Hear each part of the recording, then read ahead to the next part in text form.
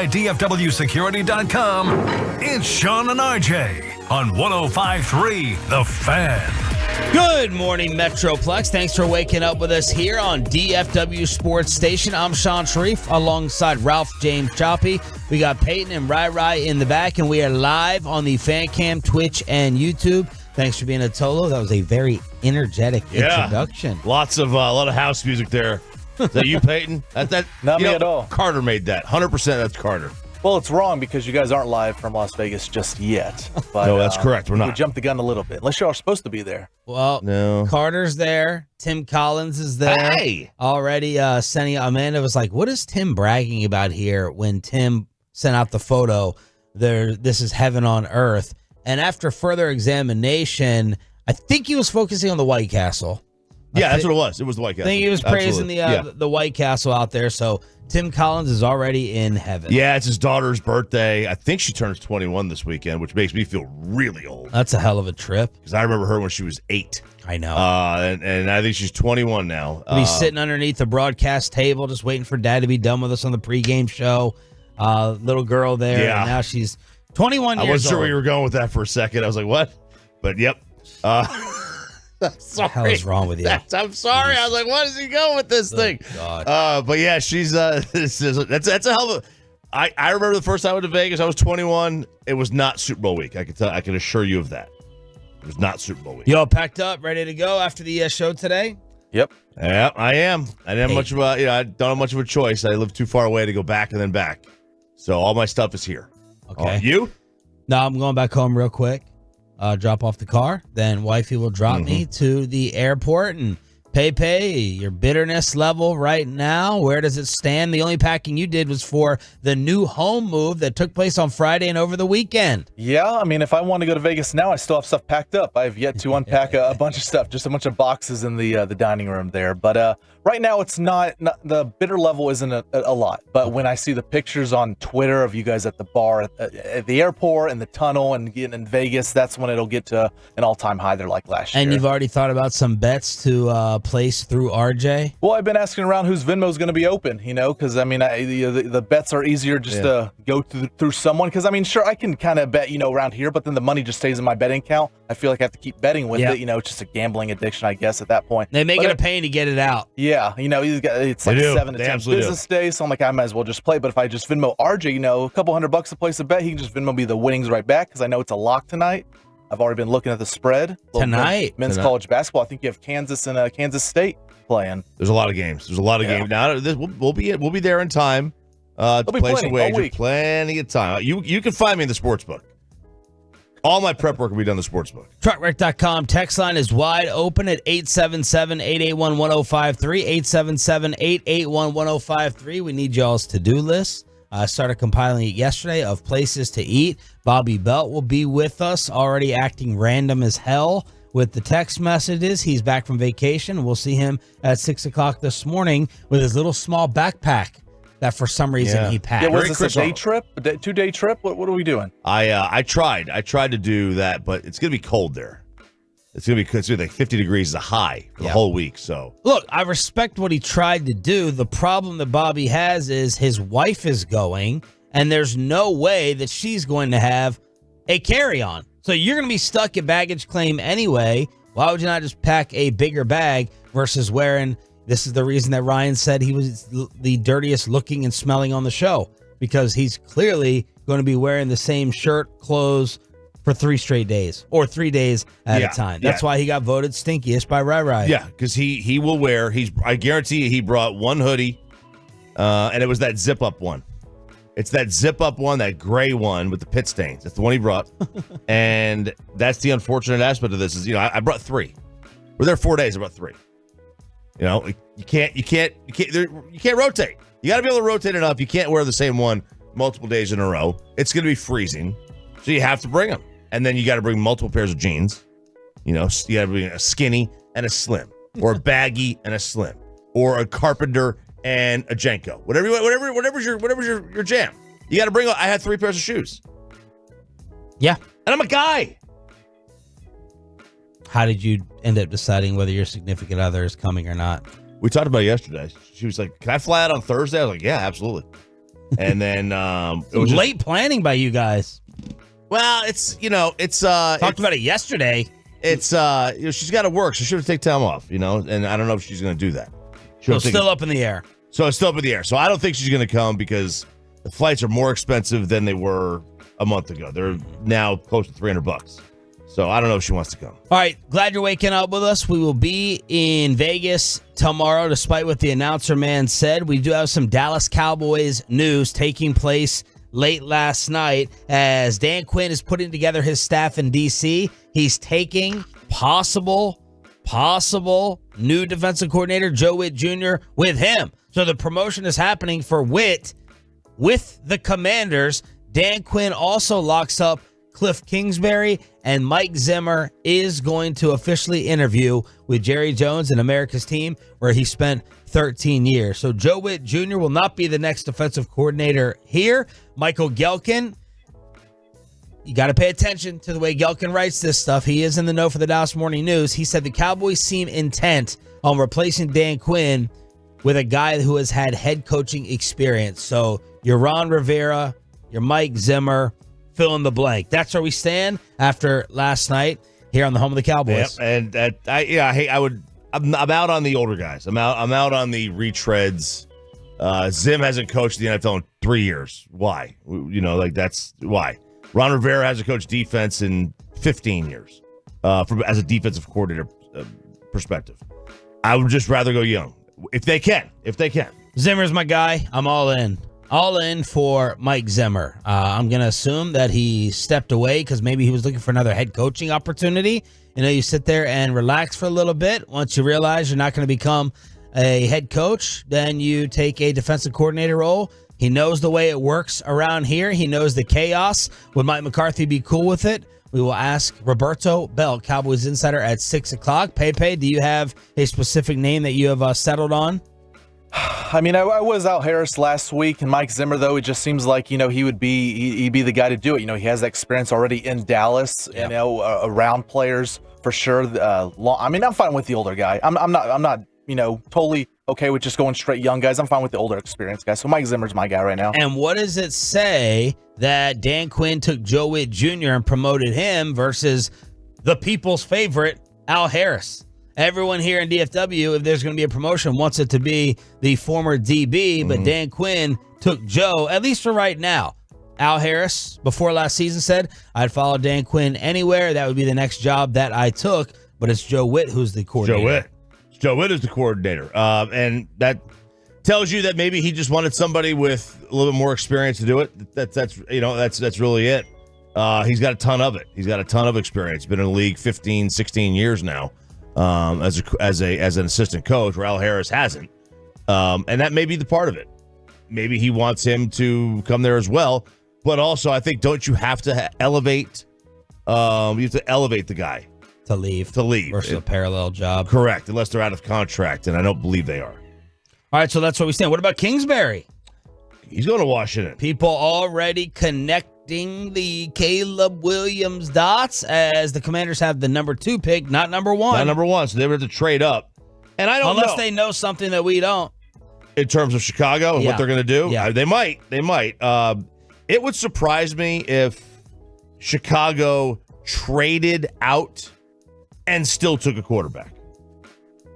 Yeah. Like if you're going to take a quarterback, just take Caleb. But we have seen enough where the next guy selected is better than the previous guy. Well, I saw yesterday, my buddy Bo sent me last year's wide receiver picks where the top wide receiver was Quentin Johnston. Remember him, TCU? Of course. All right. Chargers. So he was selected 21st. The next 8, Zay Flowers, Jordan Addison, Jaden Reed, Green Bay, Rashee Rice, Tank Dell, Josh Downs, Michael Wilson, Puka. Basically all had all had more receiving yards than him. In fact, he had 190 receiving yards this year. The next lowest was Michael Wilson with 435. And that tells us? That tells us, we're just scouts are just bad. All right? Sorry, brothers. They're just wrong. All right. Jerry Jones took another loss yesterday. Is it devastation after the World Cup announcement? They paraded Jerry up there, Dirk up there, Emmett up there, only for DFW not to get the World Cup final. Did anybody watch the Pro Bowl? And I know I watched all the Grammys last night with Jay-Z and Taylor Swift. It's the Monday edition of Sean and RJ. Glad you're waking up with us to start a crazy week right here on The Fan. Coming up in the next.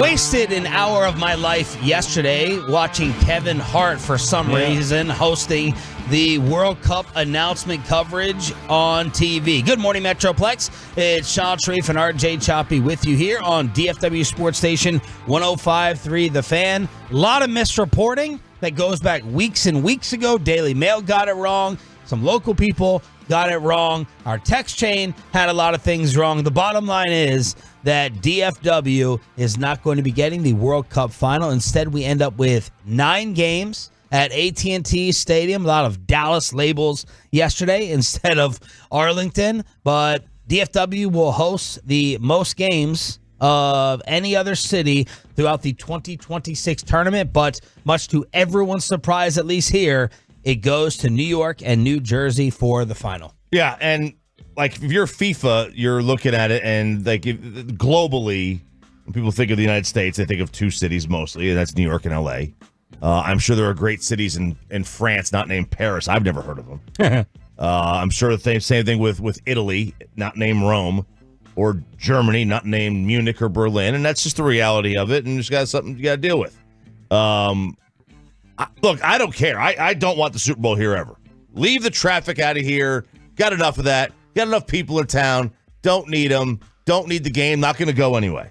But it would have been cool to see, the city on display. I wonder how much of it had to play in with the fact that they would have also most likely this game be indoors. It's going to be in July.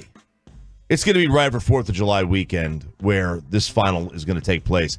I don't know if you're aware of this, Sean, but it's 178 degrees, and they're not going to open the roof. And then I don't know that FIFA wanted the game to be indoors on the final game. You could do the other games indoors. I don't know they want the final game to be indoors. That's the biggest event in the world. For whatever year it is, that is the biggest event. And I don't know that they wanted it to be indoors. When did you start thinking that we were in trouble? Because I never did. Because I foolishly listened to Pat Doney, who had tweeted that. Pat Doney. So Doney put a Twitter post out that said, after the guy who was sitting. Brian Broaddus? No. Or Kevin Hart? To the guy to the right of Kevin Hart. The guy in the middle between Kevin Hart and that other English dude on the left. Okay. All right, so the guy to the right of Kevin Hart's right, our left, he said that Dallas was going to get 9 games. All right? And then Doney put up a graphic that said, if Dallas is getting 9 games, we are now guaranteed the final spot. Oh. So that's what I was like. And then when they said New York, New Jersey, I was like, what? That's not right. Because Pat Doney just told me that we were guaranteed the final spot. So he nailed it. Pat nailed it, obviously, which is fine. It's fine. Okay. That's why they have Newey do the hard stuff over there. But that's what I never thought they were in trouble. I was like, oh, this is it. It's over. And then the LA reporting that you had relayed, that was incorrect about SoFi. It was correct from this final standpoint or whatever. Because they're not even doing the semifinals. Their issue is the field is not big enough. So it's big enough for some of the games, but not. For the finals, they're going to have more cameras, more media. They need more room on the sidelines. They would have to take seats out. Yeah. So SoFi pulled out, or FIFA told them they're out. And then they tried to make a play back in and said that we can make some adjustments. FIFA was not buying it. So they're going to get a quarterfinal game. And that's as far as they'll go. They'll get a ton of games in the because they were always going to get games. They were always going to get games. They absolutely were. And then the U.S. is based out west, which that surprised me. Like, why is the U.S. just based out west? You would think you'd spread it out, at least give it to each time zone. But the U.S. team is just based out west. L.A., Seattle, L.A. 877-881-1053 is the truckwreck.com text line. A good morning already to Jared Sandler.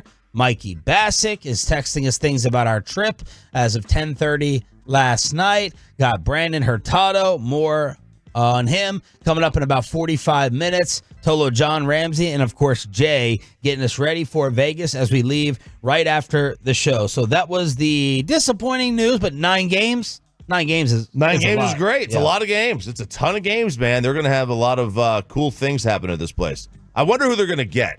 Like Mexico's team is going to play their pool games in Mexico. The U.S. team is going to play their pool games on the West Coast. And then Canada, obviously, is going to play their pool games in Canada. I don't know which teams or team is going to kind of hub out of here. Yeah. Well, I know that people are, you were writing last night in the email. It would have been nice to get USA. And yeah, that would have been nice, but it'd be pretty cool to get a legendary team. Legendary team. You get yourself not one that's going to be hyped up and eliminated early. You get a Germany, right? You get an Argentina, Brazil, Italy, Spain, England. Netherlands. Teams that have won it in the last 20 years or so. Outside of England, they never win it. But you would like to get one of those teams. Did anybody watch any semblance of this event that's all encompassing over the weekend? Looking deep, has a man, touchdown, CD Lamb. I think that's Van Pelt on the call on ESPN. It was the Pro Bowl. So instead of watching that, I was watching this FIFA announcement. And then I went to the very end as Eli got the defensive stop against Big Brother. The NFC ends up winning. CeeDee Lamb with 3 touchdowns for the flag football event. It was like golf. It was on. Yeah. It was on. We were packing. I was doing laundry, cleaning the house, getting work done. The FIFA announcement was on the computer. So it was like, it was on. I had it on probably about 3 hours. I mean, it was on, but I wasn't like, oh my God, intently watching this thing. Yeah. It's fun. I forgot because they had the kids one on before then. No idea. The youth flag football, the same field. Yeah. And it was on right before. And that was kind of cool. I'd probably watch this thing for hours all day. I like it. I think it's so much better than what it used to be. It's so much more fun. It's weird though. They go, like, I wonder if they film this thing all live or they really go flag football right into tug of war back to flag football, right? Which is how it was on the broadcast, right? You know, like they didn't do all at once. They kept going back and forth to things. Didn't watch any of the skill stuff. I saw Twitter highlights of Dan Orlovsky beating Jalen Hurts and beat everybody to a T. So Orlovsky putting it right in Bobby's face. I didn't check out the dodgeball. I saw Micah Parsons running around out there. Pepe, do you even have TV hooked up in the new spot to be able to watch any of the football? Well, I guess Wi-Fi is more difficult than just plugging in the modem to the wall and just hitting the on button. Because you got to call people, you got to take pictures of this and that and go through the whole process. So I have no Wi-Fi, so it's all just Twitter on the old LTE. Mike Bassick texting, football is over, Sharif. It is baseball time. That's right. In Texas. So there is Mikey B. He is up and he's raring to go. I did stay up, make an appointment. Wife had on the red carpet coverage for this. This is a good show. This is the only award show that I can even attempt to stick around for. It was the Grammys. I love the live performances. I love the surprises. I love the, compilations of the different artists who are going to go ahead and team up with somebody else. The big news of the night, Taylor Swift becoming the first artist ever to win 4 Album of the Year. She was previously tied with a few others. So Taylor Swift with another huge night for her. Trevor Noah hosting and Jay-Z putting the Grammy committee on blast. They gave him like the Dr. Dre Lifetime Achievement Award, and he goes up there and blasts the entire committee for his wife, Beyonce, never winning an Album of the Year, despite having the most individual Grammys of anybody all time. So I was all in, locked in. I did fall asleep a little bit early, but this was really, really entertaining. I watched a little bit of it, and then I was like, all right, so they came to the country albums, the best country albums of the year, and I was like, wait a second. The number one album across all genres was not listed. Morgan Wallen? Yeah, on the best country album. And then I went and looked, and I'm like, yeah, he didn't even get a nomination. He got one nomination. It wasn't even for him. It was for songwriters.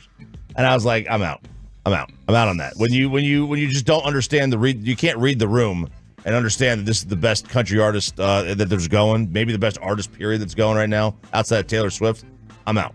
I'm out on your award show. I wonder why that would be. The voters, not a year overlap weird thing. Right? No. The voters said that they're not really country people, and it just doesn't resonate with them. But it's for country album of the year, right? But the voters are just the voters. Yeah, they vote on the same voters vote on all the genres. It's stupid. It's the dumbest thing ever. You had Bad Bunny not in the Latin Music Award. Okay, knock yourself out there, man. Great, go ahead. Jay-Z can complain all he wants. You're barking up the wrong tree. Like, Beyonce was... Morgan Wallen deserved to be nominated, period. Like, that's the egregious thing of the night. And then Bad Bunny. Miley Cyrus was looking good out there. She looked great. She was trending all over the place. Fantasia did a great rendition of Tina Turner. Yeah. It was fantastic. It was a good night. But like as soon as I saw that, I was like, all right, I'm out. What is up with Dan Quinn's replacement? He's taking more Cowboys with him. He's bringing over Cliff Kingsbury as well. Bobby Bell, back from vacation, fills us in on the home of the boys next.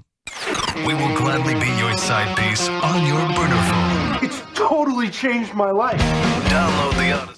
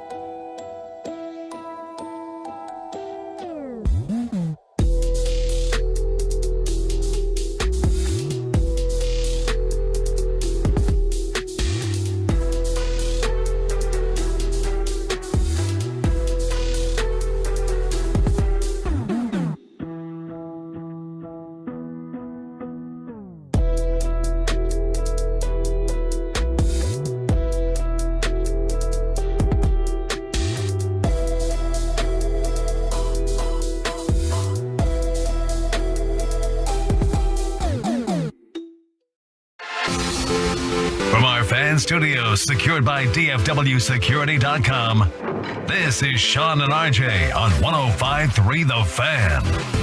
Good morning, Metroplex. Shout out to the 6 a.m. club. We are live here in DFW, flying out to Las Vegas for the Super Bowl coverage right after the show. Thanks for being a Tolo. That stands for Turn It On, Leave It On, and you will want to do that all week long here on the home of the World Series champs and the Dallas Cowboys. Sean Sharif, RJ Choppy, and the return of Bobby Belt. Welcome. Welcome back. How's it going? How was it? It was okay. It was, 12 hours in a car is not fun, but so we had to do that twice. We split up the trip the first time, but we left at like 6:30 in the morning yesterday and just went all the way back. So that was a little significant, but it's good. I got you guys presents. Oh, whoa. Yeah. 640. Buc-ee's, baby. Buc-ee's. 640. Okay. Yeah, I got them for you. All of you got presents, and they're very unique to your life experiences. Oh, wow. How thoughtful. And You're you brought in welcome. breakfast as well. Did you miss the show? You felt a little disconnected. Me and Peyton felt a little bit offended. by the lack of communication? Did you try to just unplug? I did listen to the shows, both of them, on my drive back, so I do know all the trash that Peyton was talking, and so I'm very familiar with how Peyton felt about things, and I don't care. That's why Ryan gets 4 breakfast burritos in there and Peyton gets none. Dang it. So that's the way that works. No, yeah, I mean, it's always weird, especially sending the prep email the next time you're back, where you're just trying to figure out, like, it just feels like you're missing something, or was this a quick hit that I missed, and maybe I didn't understand that, and so trying to winnow out the stuff that's too old now, but happy to be back. Happy to cover the Cowboys getting a new defensive coordinator. And then as soon as you get back, you get ready to fly out today. Yeah, I'm never going to do this again.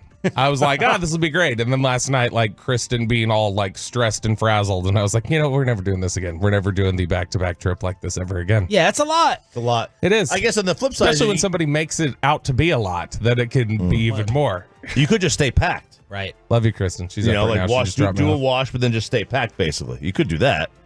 Yeah, but I didn't. Kind of an advantage. But I mean, it was a much shorter trip that we were taking, essentially. And so. Fair. All right, let's get down to business. Bobby, you were gone for Dan Quinn taking the Commander's job. Jerry Jones yesterday, while trying to spin the World Cup semifinals, said 9 a.m. today. 9 a.m. The interviews are going to start. They are not going to include Joe Witt Jr., who is the new defensive coordinator for Dan Quinn in D.C. Dan Quinn also brings over Cliff Kingsbury as his offensive coordinator. Mike Zimmer is going to officially interview. Reaction to Dan Quinn and the trickle-down effect. The youth movement. He's building a youth movement there in Washington with his coordinators and everything else, and what will ultimately be a very young roster. I think Dan Quinn's going to be a really good head coach again. I think as much as the shine had come off him here for a lot of people, and specifically just because of how things ended and also how things were in a couple of the big games over time, I think that he did things here that nobody else had been able to do here, that we'd been begging defensive coordinators to do for a long time. Agreed. And so I'm a big Dan Quinn fan. I think the team's going to miss him, and I think he'll have success in Washington. And so that's kind of where I come down on that. And then here in Dallas, I mean, Joe Witt Jr. had made the most sense to me internally as the candidate that they would elevate. I know there's a bunch of, Al Harris fans and everything else, but Witt had always been the guy that made more sense to me. Witt has essentially already designed a pass defense, and that's something Al Harris has never done. And so that's the one that made the most sense to me. Now, and with what you're left with, I think it's Zimmer. Like, Zimmer makes complete sense to me. Zimmer is the most forward-thinking, the most schematically balanced, the guy who has... I wouldn't think Mike Zimmer and forward-thinking is the... Because you're aging him. Why? You're an ageist. Why? Do you think of Belichick as forward-thinking in terms of his defensive schemes? Not anymore. Really? The defensive scheme's kind of dated. I don't think so. I think that, if you look at, what he's on the forefront of, the way that they use Micah Parsons as a pressure player is exactly the way that Zimmer has created. We also always talk about, Micah rushing up the A-gap, right? That is the staple of Mike Zimmer's defense, is a double A-gap blitz.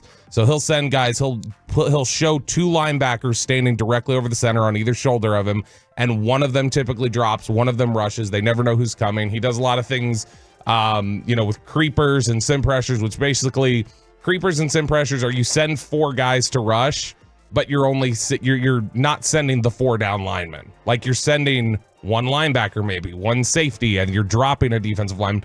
So creepers are when you send somebody from the back 7 and they're not showing blitz. The sim pressures are you're showing blitz with those guys and one of them comes. So whenever you see the Baltimore defense where it's 8 guys on the line of scrimmage and all of a sudden half of them drop back and then 4 of them rush, that's sort of the same thing. That was something basically not designed, but really brought to the forefront by Mike Zimmer into the NFL. So Mike Zimmer is still considered a very forward-thinking defensive coordinator, and he's had more success when you measure it by EPA, the per play stuff.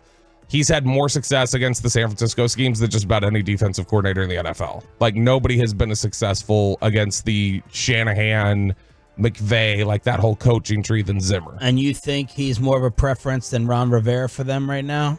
I would hope so. I would hope so. I don't know for certain that he is. I think they like both of them. But I would hope that Zimmer would be, because I do think Zimmer's more forward-thinking. Is there anybody, I don't know, under 50? Why does that have to be the case? And by the way, Al Harris, who everybody wants, Al Harris turns 50 this year.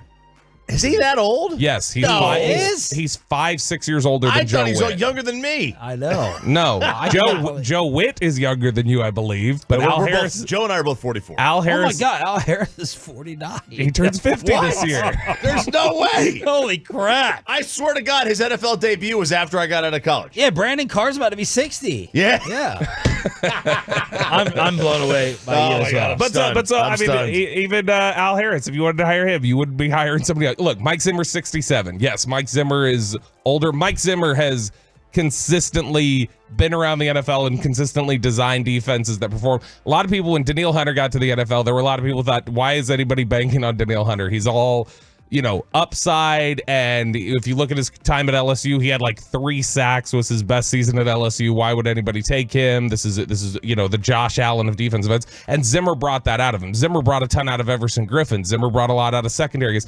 And universally, if you want somebody to come in here and be an ass kicker, somebody who's going to hold people accountable, and not necessarily, I think we all love Dan Quinn, but Dan Quinn was more the Toddler, friendly, motivational guy. The guy who's going to crack skulls will be Zimmer.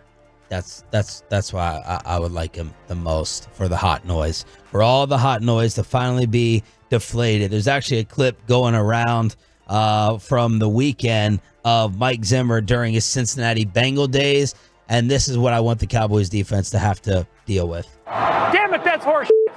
If we get a press, G, you get your fucking ass outside and get it contained, okay? I told you this fucking quarterback runs. Keep him in the fucking pocket. You got me?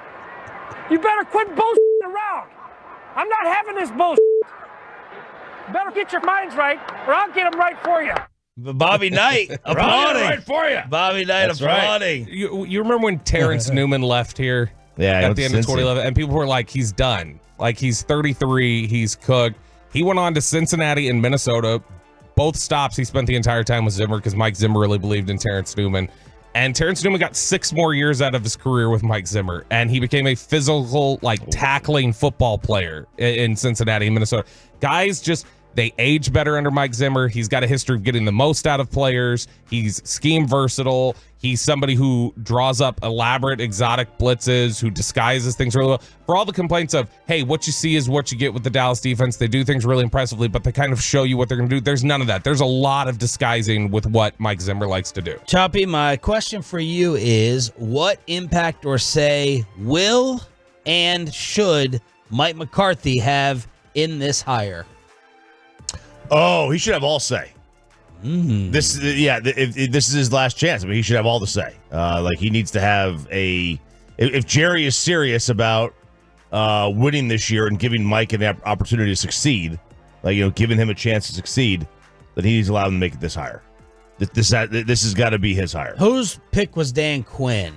Was that McCarthy? No, that was the Joneses. As much as everybody likes to say it was not McCarthy. So what McCarthy gave it a thumbs up, yes, I agree, but McCarthy did not make the hire. Well, what I would part of the reason I asked that question is, all right, so I'm the Joneses. If what Bobby is saying is true, I got you picking Mike Nolan, and we picked Dan Quinn. So we are up 1-0 on the DC scoreboard, Mike. Yeah, we're adults here. We're not keeping score. Jerry, we're not keeping score here. We're adults. I made a mistake with Mike Nolan, and I rectified the mistake by getting rid of him. You wanted me to keep Kellen. Did it work? I'm up 1-0 because I took over the offense on that side. So y'all can stick it. We're trying to win games here. We're not trying to be petty and see who's keeping score. Boy, we're not children. We're not high school kids in a relationship, their first relationship. Well, the Joneses like to hire, their own coordinators. I know they do. And look, here's what I tell them. If I was Jason Kellen. Look, then if I was Mike, I'd be like, fine, go ahead. I got 1 year left on my deal. What are you gonna do? You're gonna fire me? Whoops! You're not gonna fire me. I've got 1 year left. Yeah. You've already shown that you're not gonna fire me. Go to bat for yourself. If I'm Mike McCarthy, I'm going to bat for myself. So we're giving him credit now. Not only did we give him credit at the beginning, with the beginning of last year of he screwed up the offense for 5 weeks, but look, he admitted a mistake. Now you're going to try and give him credit for, look, he hired Mike Nolan, the worst defensive coordinator in the NFL, but he admitted his mistake. We got to give him credit for admitting his mistake. Absolutely He's made enough mistakes that he doesn't get to screw it up again and admit it afterwards. You absolutely get to, no. When you make a hire and then the mistake is not making the hire. You can only go on the information that you had. Now, I agree it was a bad hire because all the information showed Mike Nolan was an idiot. Okay, but The Saints were thrilled to get him out of their building, by the way. He was terrible. He was a terrible coach. And the Cowboys knew that, and it didn't raise any red flags to them. But making a hire is not a mistake. The mistake, even if the hires work, the mistake is keeping it and doing the sunk cost fallacy. The moment you recognize the mistake, you cut bait. Yeah, but I can blame people for making obvious dumb hires. Like if I agree, Mike Nolan's Spittle, a dumb hire. If Spittle brings in someone here out there, you could argue this with the Peyton. With Peyton, the initial lineups that we rolled out here, right? You have someone with a lot of questions around them. Other people would have told you stay far, far, far away. You make that hire, you could be blamed for, why'd you do this? It was stupid to begin with. So I'm going to think that you're even more stupid now. So that's where we stand with it. I'm in on Zimmer. Choppy, do you have someone else now under the age of 49? Al Harris out for you. No, you prefer like Brandon Staley over Mike Zimmer. No, I didn't say that. Brandon Staley can't get his own defense together either. Okay. But I mean, I just want some fresh ideas. That's what I just want young. Just give me fresh ideas. I don't even care if they're bad ideas. I just want them to be fresh. But if you watch Mike Zimmer's defenses, it's not like Mike Zimmer is just like, here's my same Rod. No, I know. Mike's great. I love Rod Marinelli. But Rod Marinelli had a scheme that he believed in and he committed to, and there wasn't a lot of evolution to it. Mike Zimmer consistently has evolved. I love Mike Zimmer. I think Mike Zimmer's a great coach. All right, and I saw him here go from a 4-3 to a 3-4 just because Coach Parcells told him to. I think Mike's a phenomenal football coach. If they hire him, I'm not gonna be mad. My preference is I just give me somebody with some fresh ideas around here. We got another familiar name around here who is staying in the NFC East. Doug Nussmeier will be the quarterback coach for Filthy. So Kellen Moore and Doug Nussmeier, Roberto, reuniting again. Look, I think that they'll both be really good for Jalen Hurts, who clearly needs it since he lost to Dan Orlovsky, which I heard, as you said when I was driving in, you said in your face, Bobby, no, I went either way here. That's coming up at 620. Like Jalen Hurts loses. That's great. This is something that I think is going to be good for Jalen Hurts' development. One of the things that Doug Nussmeier does really well is Nussmeier is a very good teacher and accountability partner, and that was the one guy here in Dallas who people felt like could get into, really tear into Dak and have Dak just go like, yep, I accept it because I respect you and I will listen and can chirp and kind of do that. Because obviously receivers have the reputations of being divas. Quarterbacks have that a little bit too at times. They all think they know the right way. It's really tough to tell a quarterback they're wrong. Nussmeier was the guy that could tell Dak he was wrong, and Dak would go, okay, all right, I'll take it. I'll listen. I respect you.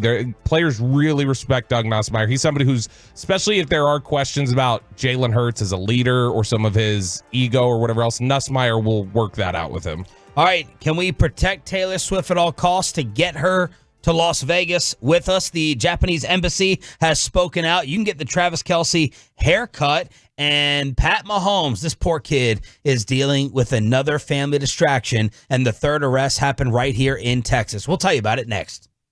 But let's get you.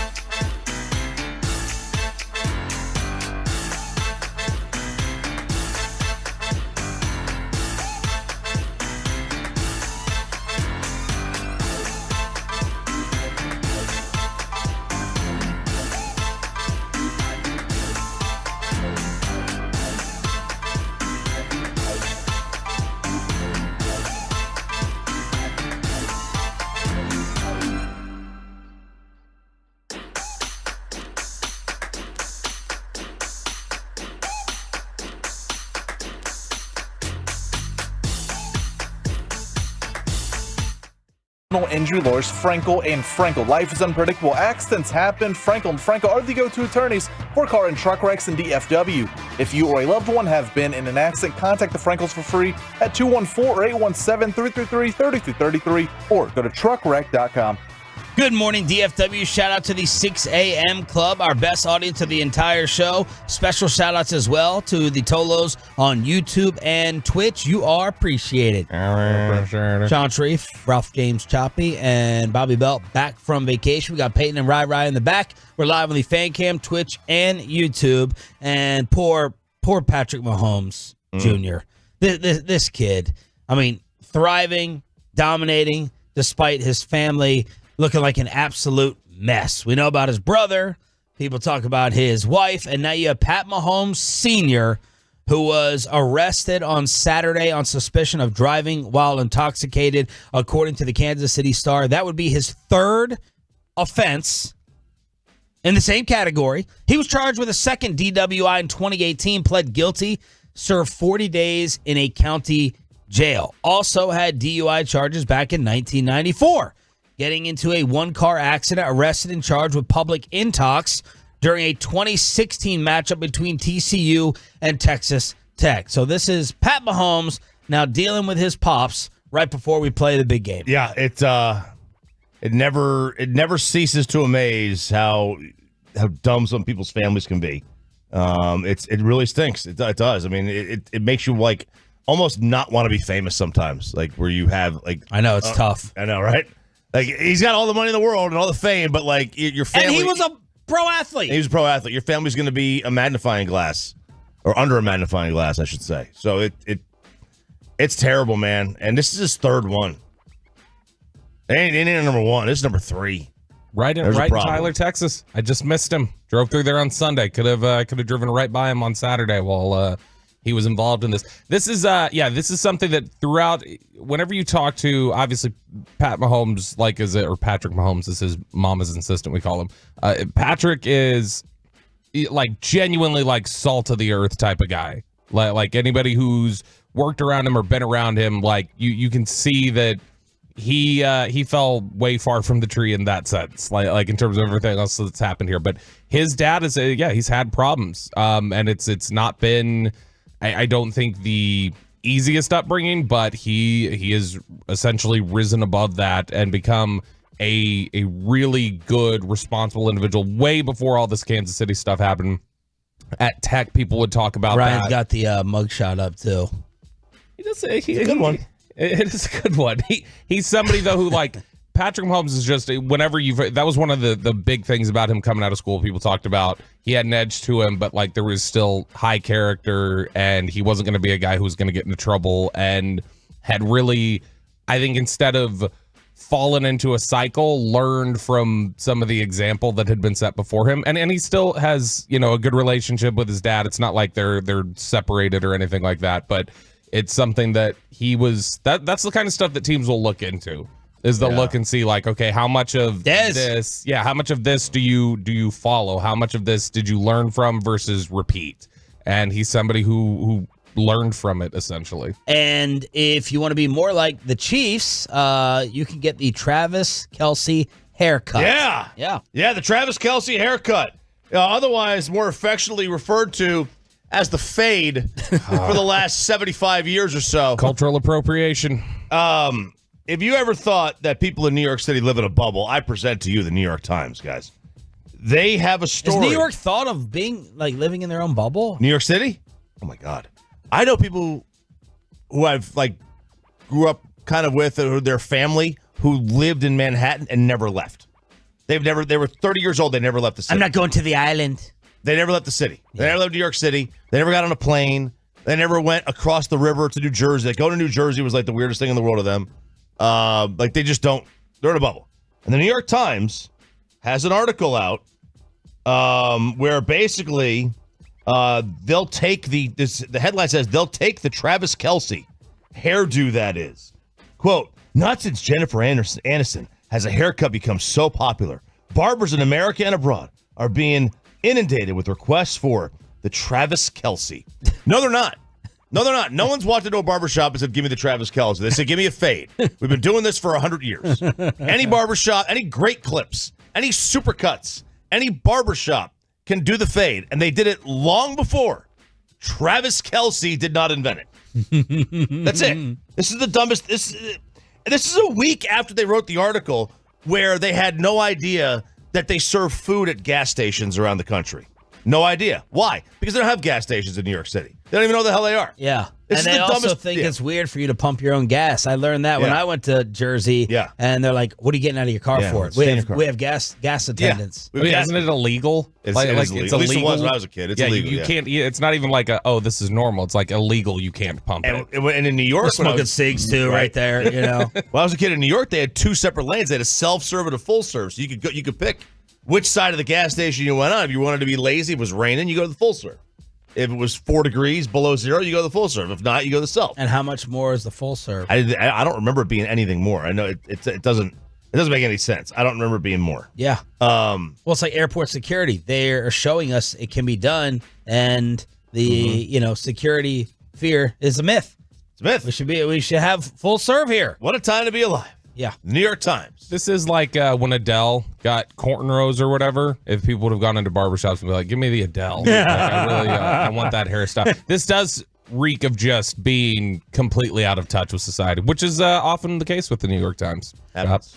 It happens. It absolutely happens. The old gray lady. She's gray lady down now. Literally everybody. Like that is the haircut to go to. You get the white boy fade, you get the old school fade, you get whatever you get. There's a million people a day that go to a barbershop and get a fade. And of course, Travis was not there in support of Taylor Swift last night at the Grammys because the teams are showing up in Vegas, getting off the team planes. But there was Taylor Swift dominating the night, walking in late. Trevor Noah had a good line saying, "Look, the economy of these tables right here are going up as Taylor is walking by." And she ends up winning her 4th album of the year, putting it right in your...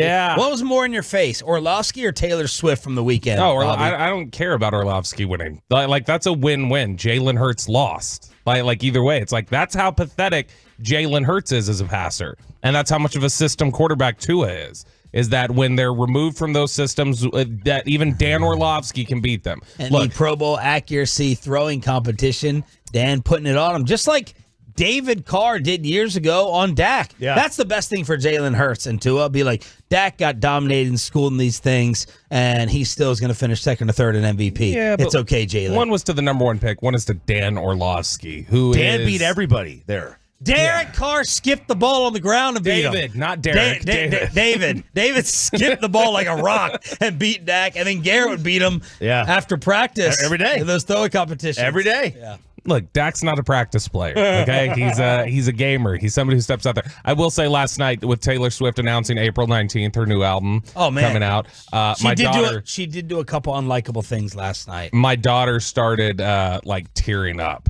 She was so excited. And so she was like, oh my gosh, new album, whatever it's called, Dead Poet Society or whatever the hell she named her dumb album that's coming out, that will probably be a bunch of vapid, vanilla, just mass-produced, prepackaged crap that everybody will tell us is Bob Dylan. So that's improved. No, it's not. It's not. It's going to be awful. That's what it is. But she did...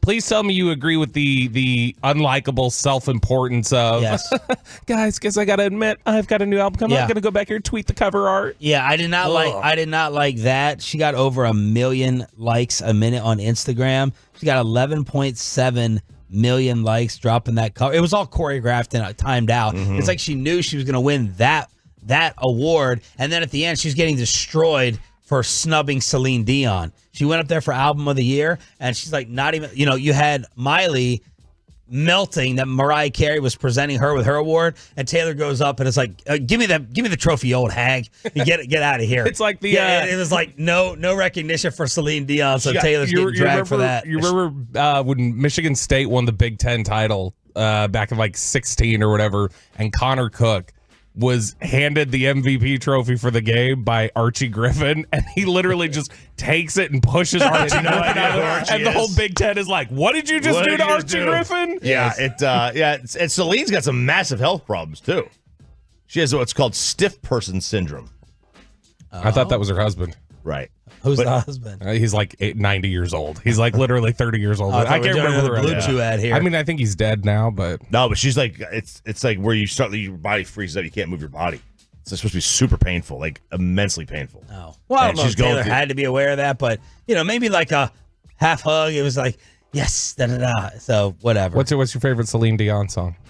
Doesn't she have, is My Heart Will Go On? Yeah. My Heart Will Go On's a great one. I was thinking more, It's All Coming Back to Me Now. I will still sing that in the car whenever it comes on.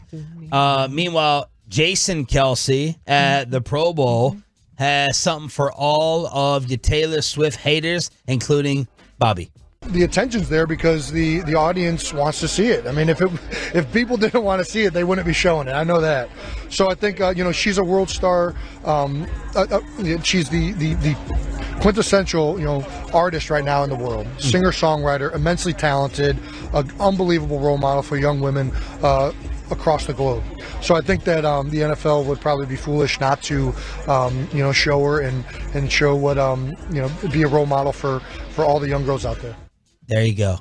Jason Kelsey laying it down. And then you have the Japanese embassy saying we're aware of the flight and transportation issues and the challenges of her making it to the Super Bowl in Vegas. If everything goes as planned, she will be there. So they're trying to protect Tay-Tay at all costs. I love seeing that. That was phenomenal. Great work by the Japanese embassy on that one. Making sure that she's going to get there. And this long. And they even used some of her lyrics.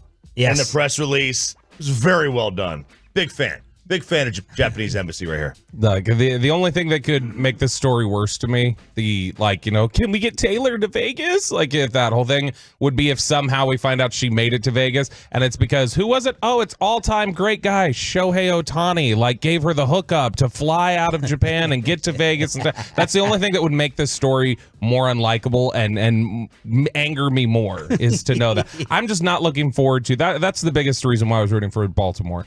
Is that I'm not looking forward to a week of Taylor Swift just out there in Vegas. And that's going to be the chatter all week. Peyton, you're not getting anything or having any fun throughout the entire week, except for the next segment. Bobby Belt says he has brought us back vacation gifts that fit all of our personalities. Maybe we can do a little guessing game on the Detroit.com text line of what type of gift should match with each of our personalities. And man, the Longhorns putting the horns down right in Fort Worth and our faces next on Sean and RJ 105.3 The Fan. But y'all, I've been waiting for this. This has been in the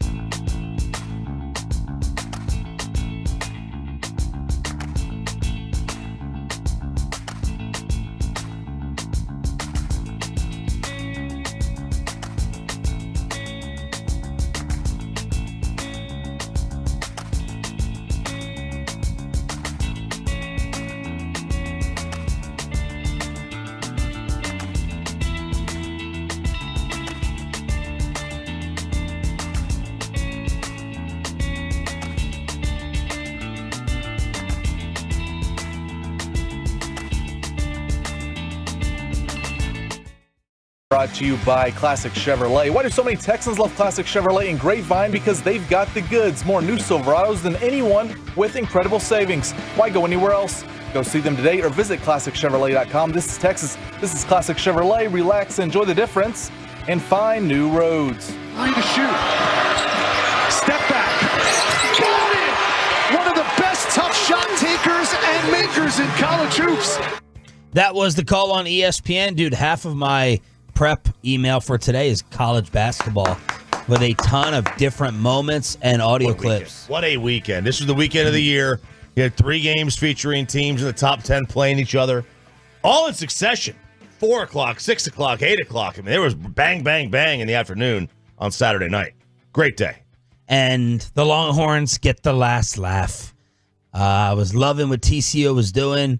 Wearing the horns down shirts after soft-ass BYU. Saying, no, we don't roll like that. We don't do that, making the students take them off. Well, they rolled deep in Fort Worth for this one. Yes, they did. It was a tremendous showing by TCU at the place formerly known as Daniel Meyer Coliseum.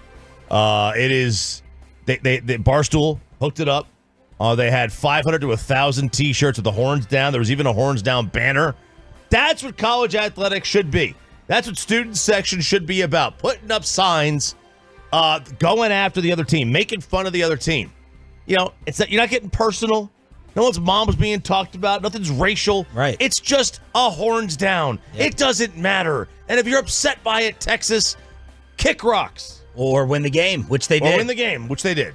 Good for you. Boy. They won the game, and now they are firmly in the tournament if it started today. No bubble right now. Pat Doney was 0 for 2 this weekend. He was. Thought that TCU would win. Thought Dallas was getting the World Cup final. Are you embarrassed? I cannot believe that Pat would kind of go out there and say, all right, the final is happening. It's locked. Yeah. That's very undoney-like. Very I get it though. Like if Pat's like, hey, if this is to be correct, then logically this is all that would be left. I understand connecting dots and tweeting that. This was just a lack of sports knowledge on Pat's part to believe that TCU would beat Texas. Look, I understand, Pat. I respect you a great deal, but just stick to college football maybe, or high school football. Sorry. And how about this Morgan Freeman story? Yeah, so Auburn was playing a game at Ole Miss. And Morgan Freeman is, I think from what I've read, he's been a pretty big donor of Ole Miss. So in terms of, he grew up in Memphis and parts of Mississippi, so he's given some money there. Lives there still. He was courtside for the game, and got a 124-acre ranch apparently. Nice, worth about $10 million in Mississippi. In Mississippi, yeah. Ooh, I just drove through Mississippi. I wouldn't want to own anything there. Was it rough? It was pretty rough. Which, by the way, I found out as we were driving through. I was like, boy, this just seems a little seems like broke state a little bit. So I looked it up. You think? Poorest state in the country. Yeah, Mississippi. How can you tell just looking at road? Like, I think that's a great way to tell is by seeing broken down roads and things where they don't have tax dollars to spend on. I used to drive there every once in a while. Far's like, yeah, let's do it. Come back from college, sometimes I would take like the southern route, go through the Alabama, Mississippi, and sometimes I would go just through Tennessee. And there was construction I knew in like Tennessee, so I decided to go south. And I went through Mississippi, and I get to a gas station, and I go into the bathroom. It was one of those like where you had to go in and get the key, and go outside. And I get the key, and the door was open because somebody was in there. I guess the door lock didn't work. And the guy, Morgan Freeman, not Morgan Freeman, but he was in the bathroom. He was underneath the easy. Well, our broadcast table for Cowboys pregame. He was in the that was a good callback.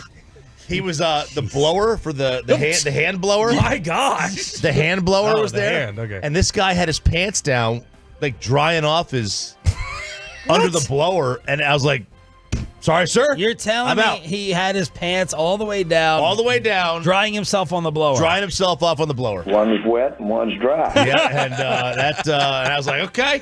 That's Mississippi. I'll wait till Louisiana to go to the bathroom again. So the Rebels were hosting Auburn on Saturday. Morgan Freeman is sitting courtside, and one of the players is on the sideline. Yeah, so he kind of goes towards the out of bounds to get a ball, and then Morgan holds his hand up, and then Morgan kind of grabs him by the shirt. Yeah, and this guy whips his hand around, slaps his hand away, and then he looks back and he sees him. He's like, oh.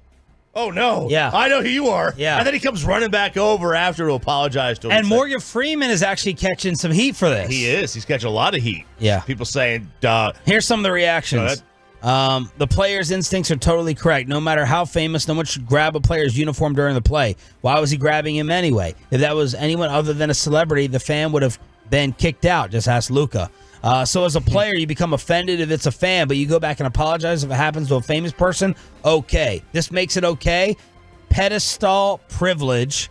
Morgan has done that before. He shouldn't be allowed to sit courtside if he can't keep his hands to himself. So, man, people freaking out over Morgan Freeman. Listen, you should not touch the players. I get it. The guy was coming into the stands a little bit. He was holding them up. He shouldn't have grabbed him. He should not have grabbed him. He should not have grabbed him. Who cares? But it's also Morgan Freeman. Good gosh, who cares? Yeah, that's my point. It's like, Kobe, if he slaps Luka, did anyone say that? When Kobe slapped Luka on the rear end and Luka turns around and dabs him up, Kobe should be thrown out of the arena? Yeah, see, that's the dumbest take of all those that you read was the one where it's like, oh, so it's not okay if a fan does it, but you go back and apologize if it's a celebrity. Yeah, that's exactly what, if it's Morgan Freeman, I do go back and go, oh, I'm so sorry, Mr. Freeman, for slapping your hand away, because it's Morgan F. There's Freeman. a pecking order. There's a pecking order of life. Morgan Freeman is higher on that than we are. Is it Johnny Broom? I don't know. It's Johnny Broom. I think it's Johnny Brown. Johnny Broom I've seen was his movies. asked about it, in the bathroom in Mississippi. Hell yeah. Which has me almost went to Lisa Ann trending right now. More on that later. But here's the player being asked about the incident. I thought it was an Ole Miss fan, like, just grabbing my jersey, like, hold on to me. And I kind of just, like, got a hand off, but I saw who it was. And, like, I'm a big movie guy. I probably watched one of these movies on the plane coming here. But I realized it was him. I'm like, oh, my gosh, I'm a big fan. I'm sorry. And he just said, just keep playing. And, I came back out there again. And I was like, I'm sorry again. He's like, you're all good. Just keep playing. Very good guy. Love him. So that was the Morgan Freeman incident that took place in college hoops. Gus Johnson on the call of Maryland, Iowa with Caitlin Clark, and he had to get dumped. And here comes Sellers. Nice look inside, great position. No call on the play as Brianna Alexander had her blocked. Her shot blocked, excuse me. Wow. Oh, Gus. I miss Gus on the NCAA tournament. Because those games are you need the energy. Those games, you get the on a November game against UCLA and San Jose State. I could do without it. It's exhausting. Yeah. Tournament time though, when it's a couple of weeks a year, I could buy into it. As Brianna Alexander had her blocked. Her shot blocked. Excuse me. Hey, you work one of those in for whoever, Northwestern Oklahoma Methodist or Grand whatever. Canyon and Arlington State. Baby. Fan of the weekend goes to Oakland College Hoops. This is Oakland versus Cleveland State. Mm-hmm. They have this little tradition while the other team's at the free throw line, they shave someone's head in the student section while wearing Speedos. While wearing Speedos. This is amazing. It's very cool. I don't know how the guy missed the second free throw. I was so happy for this kid. It was a great head of hair. Yeah. And he's getting all taken off right there as they're trying to shoot free throws. Yeah, that's the beautiful thing about being in college. You can shave your head in college and know it's going to grow back. Yeah. You shave your head at our age. I did it once. In college? Yeah. Yeah, you never know. You never know if it's going to grow back. But this kid got it shaved. If the shooter was able to not see it, but if he caught the eye of that, there's no way you don't laugh. They're all wearing underwear. They're all shirtless wearing underwear. There's no way you don't crack a smile. How about the Oakland fam? I didn't realize Oakland College Hoops did it like that. Not a whole lot to do in that part of Michigan. No, clearly. It's like that would be tough, having to look at that. Somebody in a Speedo getting their head shaved. It's like something RJ Choppy would see in a Mississippi bathroom. That's Oakland, not, what do you mean, make another, try to top my Mississippi joke? Yes. I already had a good Mississippi joke. Just leave it there. Let it rest. It was a good joke. And then you try to top it with the same content. All right, just give us our gifts. Explain this. What is this? All right. No, so I was like, as you know, in the past, whenever I've gone on vacation, I'll get a shirt or something, and I'll just toss y'all some shirts. I was like, I think I need to get gifts that are a little more personalized, gifts that are meant more for who you are as people and things like that. So everybody on the truckhawk.com fan text has been guessing I got you little gloves or little something. I would never. I would never do something like that. I wanted to get something that would actually be useful for your life, Sean, okay? So I figured that I know how much it annoys you that Gavin Dawson beat you. So I figured the younger generation can teach you some things. So this is As Cooked on TikTok. It's a book wonderful full book of TikTok recipes that maybe, Oh my God. maybe you'll be able to cook some of these up and actually beat Gavin Dawson. So here you go. Thank you so much. This is- My wife will be in love with this. Our whole house is what is this initial? Are these nachos? I don't This know looks what like they a are. terrible first dish.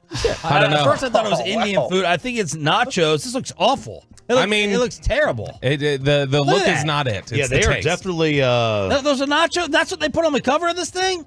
The TikTok cookbook. Those are definitely nachos. They Where's must Keith be Lee? good. They must Keith Lee. Well, I mean, he's about probably this? running out of Dallas. Blue hydrangeas that are gosh. some kind of Just king cake. just Thank cook you. that up. You'll beat Gavin Dawson. thank Don't you you, worry about Bob. that. Also, RJ Choppy, I know as one of the most common things you get around here as a gift, and by most common I mean one time, was you got a Tennessee cutting board from Twola yes. Andy Absolutely. Thetford Yes. over on the Twitch as I don't know. Can I say what his username is? I don't know because it might be considered graphic. I'm not sure. But he gave you a Tennessee cutting board. So when I saw this Alabama cutting board, I was like, gosh. this way you can continue to cut food and do the things that you need to. Only this time you can feel like a winner. There we go. So there you go. Thank you. There's your Alabama cutting board. And then Peyton, I was looking for something personalized for you, and I was like, look, Peyton doesn't need that. Peyton is moving out. So Peyton, I got you $1 in change from Alabama. And I figured that this $1 can be the savings account that you can start since you will have no money left to your name now that you're renting a house and going to be broke. So this $1 is to start your savings Give that account. dollar to RJ. RJ, Kansas money line. Kansas money line. $1 Let it ride, baby. There we go. You'll take home a dime. Well, you know, a dollar goes further in Alabama than most places. Yeah, so that's right. It's like $2. All right, I'll take it back. What about Rai? Ryan, I got you the gift of love. Well, thank you, Bob. Very, Thank you, very Bobby. thoughtful. I like this. Yeah, really, really appreciate that. But I didn't have any bits for Ryan. you didn't.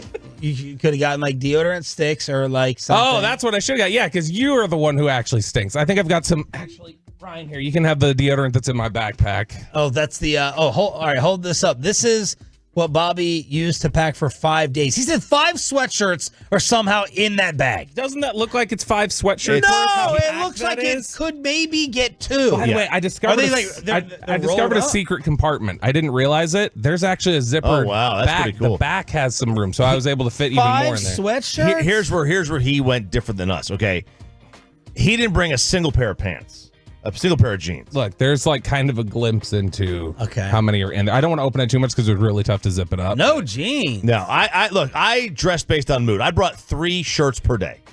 A t-shirt. What happened to you? You're such hang a on, woman. Hang on. I brought a t-shirt. I brought a long Not that there's sleeve anything shirt, wrong with and that. I brought a long sleeve flannel. So you just have options. You got to have options here. And I also brought 3 pairs of shoes.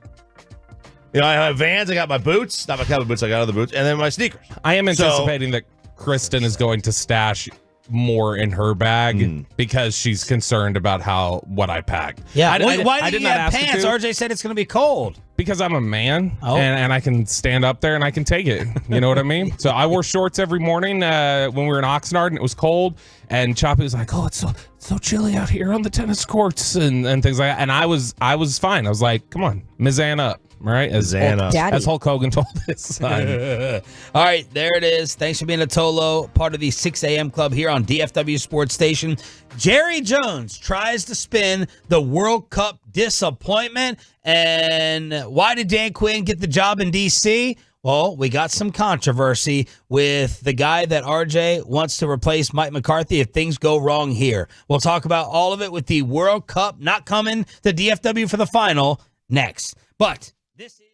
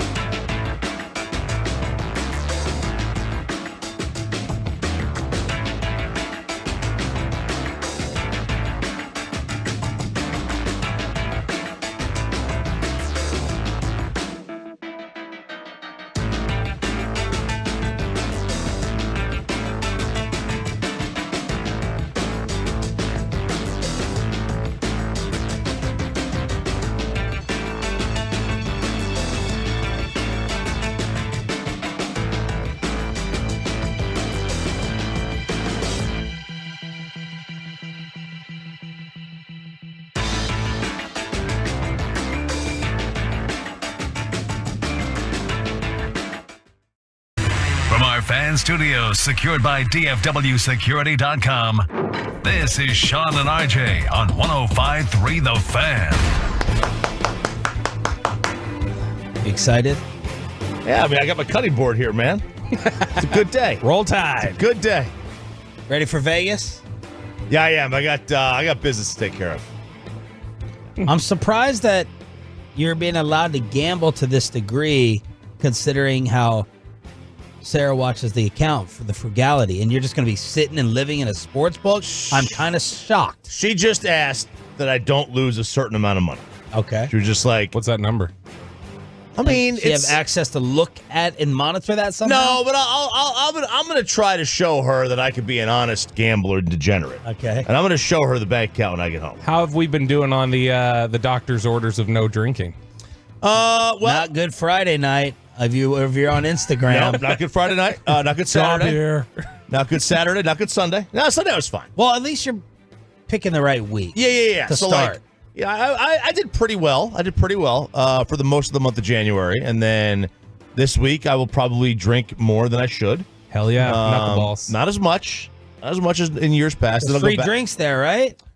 In the casino, you have your gambling. Yeah, absolutely. Then I'll go back to being a good boy again. Mm-hmm. Well, we all missed badly a gross bunch of reporting when it came to DFW getting the World Cup final, because it's going to New York and New Jersey. We're getting some semifinal action with 9 games in Arlington. Yeah, us in Atlanta get the semis, and then New York, New Jersey will get the final game. And look, it'd have been cool to have it here, but they may not have wanted the game indoors, and I get it. Like, FIFA's making this decision, right? And FIFA is not in the United States.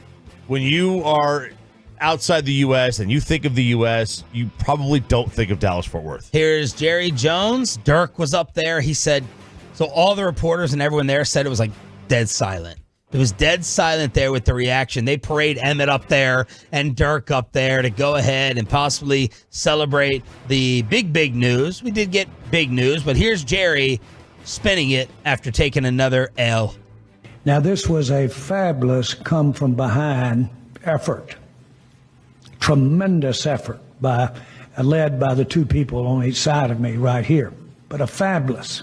See, the competition was dealing with the perception of a of a New York or a Los Angeles.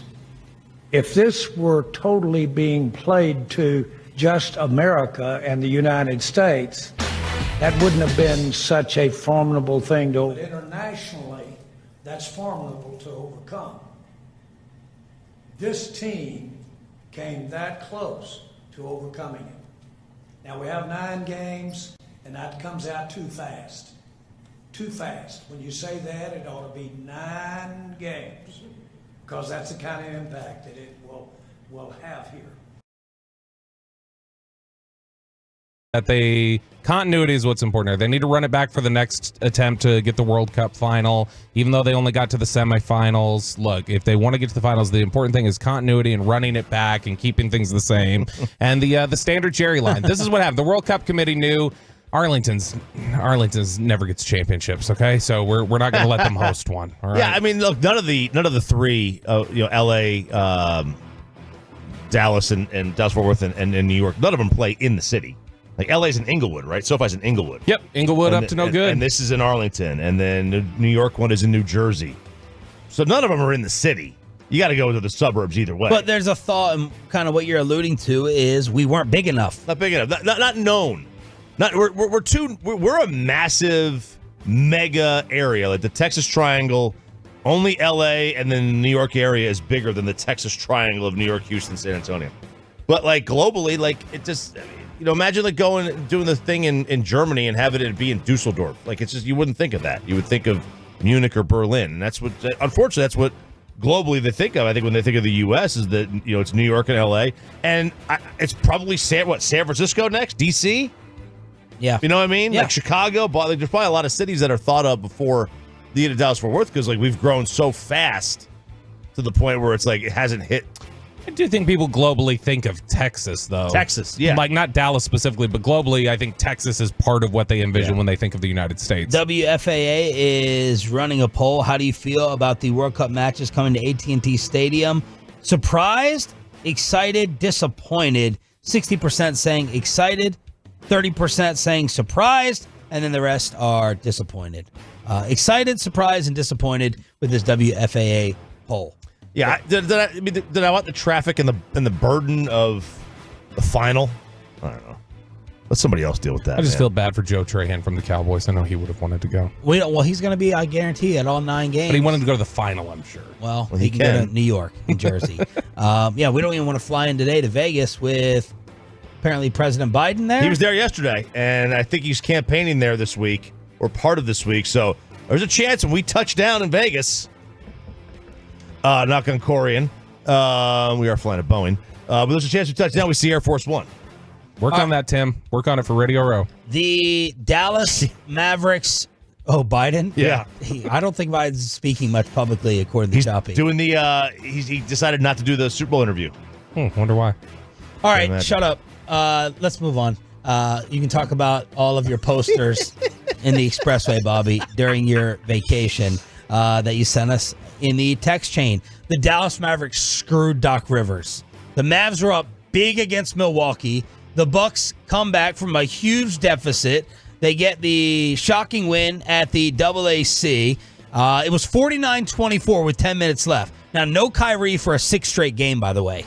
But this was 49-24. The Mavs were outscored 105-68 for the remainder of regulation. Had a 25-point lead, and they have now lost 7 of their last 10. Luka, though, first player to average a 40-point triple-double in a 7-game span in NBA history. Pretty so that badass. was the Mavs.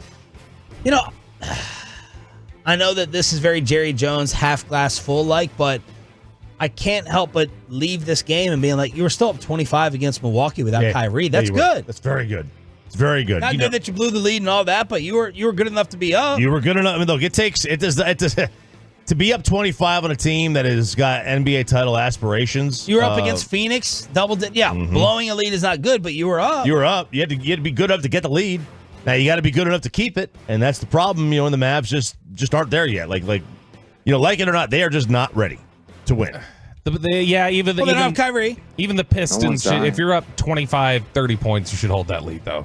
I don't care how bad a team you are. If you get up that big, I will say the glass half empty then, Sean. You'll take the glass half full, I'll take glass half empty. You need to hold a 25-point lead. You just have to. Like, just don't screw it up. That's what it comes down to. Don't blow 28-3 in the Super Bowl. Don't blow up 25 against the Bucks, especially at home. Win those games. Here's what's amazing, though. With his first win over the Mavericks as Bucks coach, Doc now has to coach the Eastern Conference All-Stars.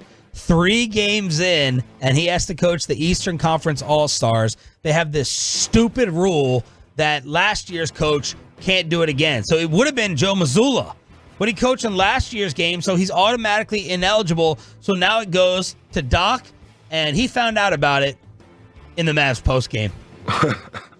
That is ridiculously bad. It really is. Well, Adrian's going to get some money, that's for sure, and a ring. It's one of these quirky things. I think there should be a rule somehow that someone else does it other than me. Maybe I'll send my staff and I'll go on vacation. I'm going to run that by Adam Silver. I think he's Adam's a good man. I think he'll understand. You get an all-star ring, apparently. Yeah. I didn't know you got a ring for the all-star game, so he was talking about that bonus in the ring going to Adrian Griffin, who got fired at 30-13. But this is embarrassing for the NBA, and it's freaking hilarious. It is. I mean, it'd be better to have Adrian coach the dang thing. Yeah. Which that would be embarrassing in its own right. But yeah, this is very, very odd. You're gonna have, first of all, how many times do you see? Because you never see it where the guy leading the way gets fired, or close to leading the way. Right. That doesn't happen, and then you don't ever see a guy like just come in the middle of the year at 3 games. And this is the 5th time it's happened. The 5th person to coach the All-Star game after taking over a team during the year. Was Ty Lue the last one? Good job. Ty Lue replaced Dave Blatt. Poor guy. 2015, 2016. Who, Dave Blatt? Yeah, he was done NBA dirty. choppy. By LeBron? Yes, he was done very dirty by LeBron. I do think this is funny. Like, Doc Rivers keeps treating like all this stuff that's like just basically laid on a golden platter for him as like misery. Oh my, the torture. I would never wish this on anyone. Why did you even come back? Coaching Giannis and Dame Lillard and having one of the best teams in the East and bonus money and rings? Are you kidding me? No, the horror. Yeah, he's coming across very whiny with it. By the way, we should let you know that it looks like the Rangers have reached a deal to stick with Bally through the 2024 season. Rangers broadcast expected to remain on Bally Sports Southwest for at least one more year. So keep that in mind before you cut your cords. I was getting ready to do it for YouTube TV, going to the new house at the end of March, but WFAA relaying the report. It'll be on Bally for at least one more season. All right, and which, I mean, for me personally, doesn't change a thing. I have Bally, but for other people, it's like, great, another year where I can't watch it. This sucks. I'm not happy about this. I want it to be done with my current provider that I kept in large part because of Bally, and then the amount of Tolos who can't sit here and watch their favorite local sports teams. It's good. really frustrating. You know, it's honestly, when there was so much about this Rangers team heading into the postseason that I felt like locally there were, people were blind to them in a lot of ways. Like, people didn't understand the makeup of this baseball team because they didn't get a chance to watch them consistently. Same thing happens with the Mavericks. I get really frustrated that there are a lot of people who haven't been able to see like how exciting Derek Lively has been or how well Luka has played over the last several weeks. That's frustrating that people in your local market can't get excited about those things. You're not able to generate the type of excitement locally that you should. What happened to Bezos? What happened to Amazon? I don't know. Baseball was like, they didn't want Amazon to take over because they were trying to skirt a way to get into the streaming without going through Major League Baseball. So that's why they didn't allow that to happen. I think it eventually will. I think eventually the way it's going to go is that baseball will go the route of who just signed with Netflix? What sports league? WWE? WWE. Yeah. I think these sports leagues will check out. They're showing all Vince's texts. Right, they are. Yeah, absolutely. I think what they'll do is they'll check out how that works on Netflix, and maybe that will be the next avenue go on with Amazon or Hulu or something. Live on the Fan Cam, Twitch, and YouTube. Thanks to all the Tolos watching and listening here on DFW Sports Station. Truckwreck.com text line is open, and we need you to hit it up for best and worst of the weekend. Peyton Russell getting his first big argument with the new girlfriend while moving into the home. Why Bobby Belt had to relive the Truman Show. RJ Choppy is even more of a man, and it's not just because of Blue Chew. Plus, despite hiring Dan Quinn, it sounds like the Commanders are still an absolute mess. The Expressway, commercial free with all of that next on The Fan. But let's get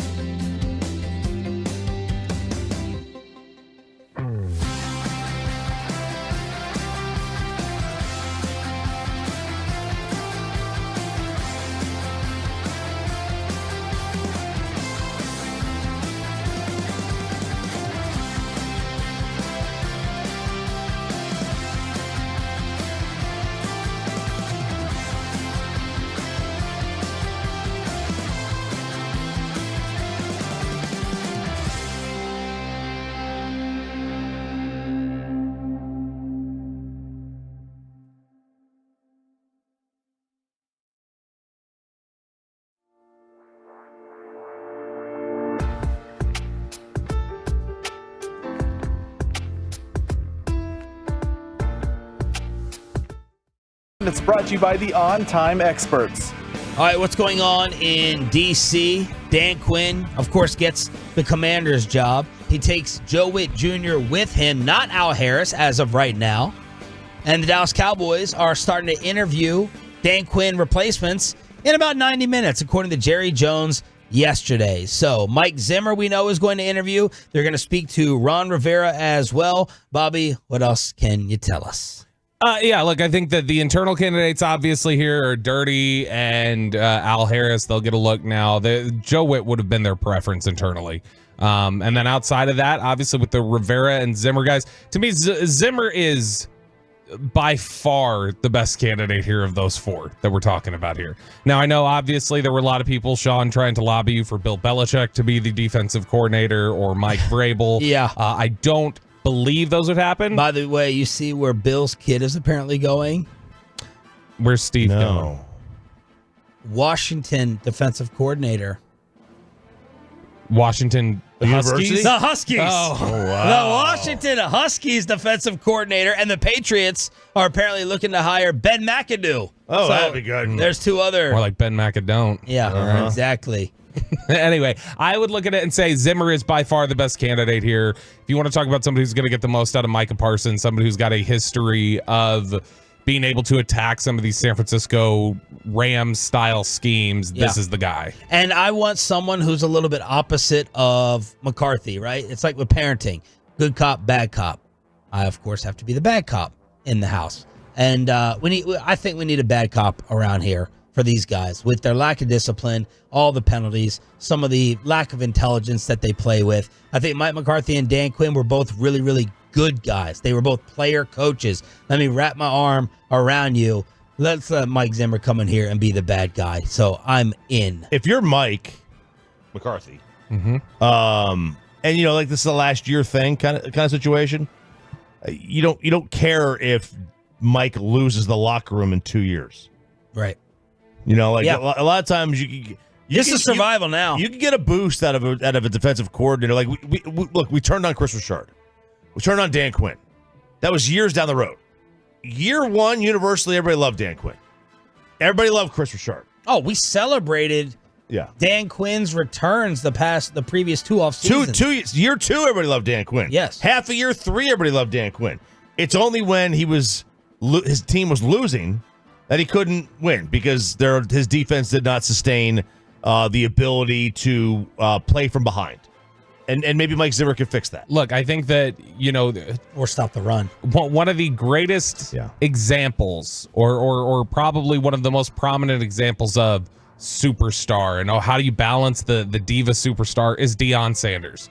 And Mike Zimmer is a hard ass, that's his reputation, who is beloved by Deion Sanders. Deion absolutely adores Mike Zimmer. And I think that speaks to, when you look at everybody out there, from the Darren Woodson types to Greg Ellis to Terrence Newman or whatever else, just guys who've been in Dallas over the years, they all have a really high level of respect for him. They all really like it. We saw how difficult the Everson Griffin experience was here in Dallas. Like it's sort of like the Mike Tomlin, Antonio Brown thing, where it's like, wow, he kept that as stable as he did for a long time. Mike Zimmer, another guy who kept it as stable as he did with Everson Griffin and has gotten the most out of guys over his career. Danielle Hunter, Harrison Smith, Anthony Barr, various guys that he has shown he can get the most out of them. So I'm a big Mike Zimmer fan. I would be, that to me is a slam dunk, easy, best candidate of the 4. Tolo's responding, Coach Farrell, Garrett was a fiery, cussing coach. See where that got us. And I said, no, not really.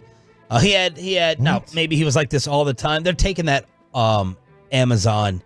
Was it all for nothing? Where he said all or nothing? All or nothing. It was all for nothing. Yeah, where he said, I had a great turkey sub. I almost threw it up. That whole thing, that wasn't his norm. He's ignoring Babe Laufenberg's enjoy every sandwich. He had a great turkey sub, but he threw it up. He didn't enjoy it. That's right. Another Tolo. Micah would be requesting a trade in 2 hours with how coddled he is. He wouldn't be able to handle Mike Zimmer. So here's what. Just some of the reaction. Get 2 firsts for him, then let's do it. Here's what I'll say. I listened. Y'all did great shows Thursday, Friday. I was listening back to those. I heard you guys talking about just in general some of the Micah noise that exists. That will stop being noise and will either just be put to bed or become a loud reality with Mike Zimmer here, because that approach will do one of 2 things. Either it will help to bring growth or it'll come to a head really quick. And so in essence, you could also say that bringing Mike Zimmer in would just give you a resolution on that front. I think this is a great point from Lalo. I want a sideline coordinator that need to be coached during the game. That's interesting, right? In terms of like yelling or correcting or making sure there's not just too much freelancing. Just the idea of being up top versus down the sideline. This is funny. Dave Campo talked about this a couple weeks ago. He told the Mike Zimmer story that Deion was not doing what Campo wanted him to, and Campo was up in the booth and he's yelling down on the headset to Zimmer, tell him this, tell him that. And Zimmer got pissed off and ripped the headset off and said, Dave, you tell him, and gave it to Deion. And then Dave got on the headset and went, now, Deion, what we need you to do this. And so it definitely is. Yeah. When you're face to face, it's a different approach. When I check in with my son on FaceTime this week, I'm wasting breath. If she's like, can you tell him to do this, or he's doing that, I can't verbally discipline him through the phone. I got to be there to hit him in person. I gotta have my Adrian Peterson jersey on in the room. Oh gosh, not over the phone. It does nothing, dude. You're lucky Olbermann's off the air. Oh, Keith Olbermann. Yeah, that was for you, Olbermann. Yeah. Our dog Pudge this morning knew something was wrong. He's like, where the hell is this guy going? He usually does not move when I get up. Today, bothering me, nipping at my heels. He sees the suitcase. He didn't know what it was. He had no idea what it was. And you could tell he was like, uh-oh, what is this dude? Where's he going? And how long is he going to be gone for? Yeah, the baby, the youngest, she was last night. She's like, can I please start in your room since you're leaving? And so she wanted to lay in between Kristen and I last night. And both parents are abandoning you, dear. Not just one, both of them. Yeah. You got grandma. That means you'll be able to eat sugar and everything else that you want for the next week. No rules or no enforcement anyway. 2 straight weeks of vacation for the Belts. which is what my kid would have gotten if I was there in person. 877-881-1053 live on the Truckwreck.com text line. But this would be such a Cowboy perfect offseason move if they get Ron Rivera. Like, Zimmer's there. It's obvious. It feels obvious. That's who I want. And then it comes out that, bam, Ron Rivera instead. How much more deflating would that be? Just add to the kick in the balls Cowboys offseason that it's been so far. That's just what it feels like. I would not be thrilled with Ron Rivera. I think that's somebody who the game in a lot of ways has passed him by. And if you look at, last year he sort of scapegoated Jack Del Rio with how bad that defense was. What about Jack Del Rio? No. No, thank you. Got fired in the middle of last year, and then Rivera takes it over. Now, look, they've always liked Jack Del Rio, former Cowboy, guy who played it here. But I think that Rivera, the one upside you could give to Rivera is when you talk about cracking skulls, Rivera will also do that. Rivera will, tear into people. And so if you're looking for the disciplinarian, the hard ass, the bad cop, Rivera will play a little bit of that. We got to save some extra time this morning for best and worst of the weekend during the commercial-free expressway. Ladies and gentlemen, the weekend. Let us know the debauchery, what was fun, what was not, and give us all the scandals. Give us all the tales. Let us live vicariously through you. To recap your weekend here on Sean RJ, we got Peyton and Rai in the back. Peyton Russell, let's start with you, sir. The big move taking place out of the parents' house on Friday. I regret it. I regret the move. I thought a few boxes and clothes in the back of my car would work, and no. I did not realize how much moving dreadful it was until you realized how much stuff you actually have. I didn't realize I had so many clothes until I had to take 3 trips. Did you not listen to Choppy moving? That gave me anxiety dealing with all his crap. It's a nightmare. And nightmare. Oh, nightmare. He said it correctly. Well done. I think I said mirror there. I think he said mirror. Mirror. Nightmare. Oh, it's terrible. So when did it hit you? Mid-trip? Because moving fights can happen, man. Moving fights can happen. I'm very worried about that. Well, my wife is 8 months pregnant. That's not going to be good at all. Well, we had all day Saturday, and so I was like, well, let's just sleep in a little bit. And she was like, no, 8 a.m. Let's start. Did you start Friday? Well, we started Friday. We brought the mattress over, a couple things. I had the fridge delivered Friday. Oh, wow. So we could get a really nice fridge. Got the compliments from her parents, too, that I did a good job because I picked it out. I did the fridge work. What type did you go with? What brand? Samsung, 28 cubic feet. 28? Yeah, that's pretty big. I have no idea the cubic feet. Oh, I know everything about it now. I know so much about fridges. Shout out Tolo Ian for giving me the education. But yeah, so I wanted to start, around 10 a.m. or so on Saturday, and she said, no, let's wake up, let's get this over with. Let's just So go where did all you day. sleep Friday night? Over there. She brought the mattress. She had the mattress at her place. Oh, you guys broke in the new house. But we did not have the bed frame yet, so we just had the whole mattress on the ground. But it was fine. It was fine. We got a mattress, so it was a queen size. And TV was hooked up? No, TV was not. All right, TVs so were dead not. silence. Dead silence. Just TikToks and YouTube videos back and forth. Okay. But we tried the local taco place as well. Went and grabbed some liquor. We had a fun night Friday and Saturday night. Rockwall, you got to get that liquor at 5 p.m. before they close. They close right. Dude. They shut it down. They do.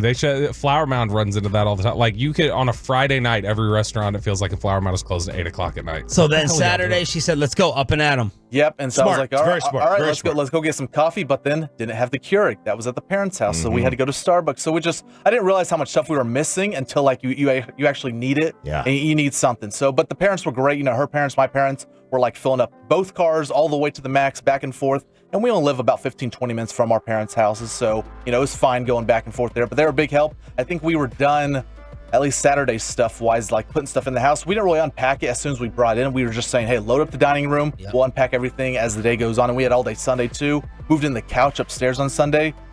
Man, that was a pain, too. It was one of those two part couches. Well. I don't know what's a bigger flex, the 2-part couch or the upstairs? Well, you got a queen bed. Yeah. You're not flexing too much. So, we had to stand up the couch and move it up the steps. So that was a pain, but we got a lot done. Yeah, we got to pivot left and right, but didn't break the walls or anything, didn't put any holes in the wall, and I think we're fine. What's the pivot?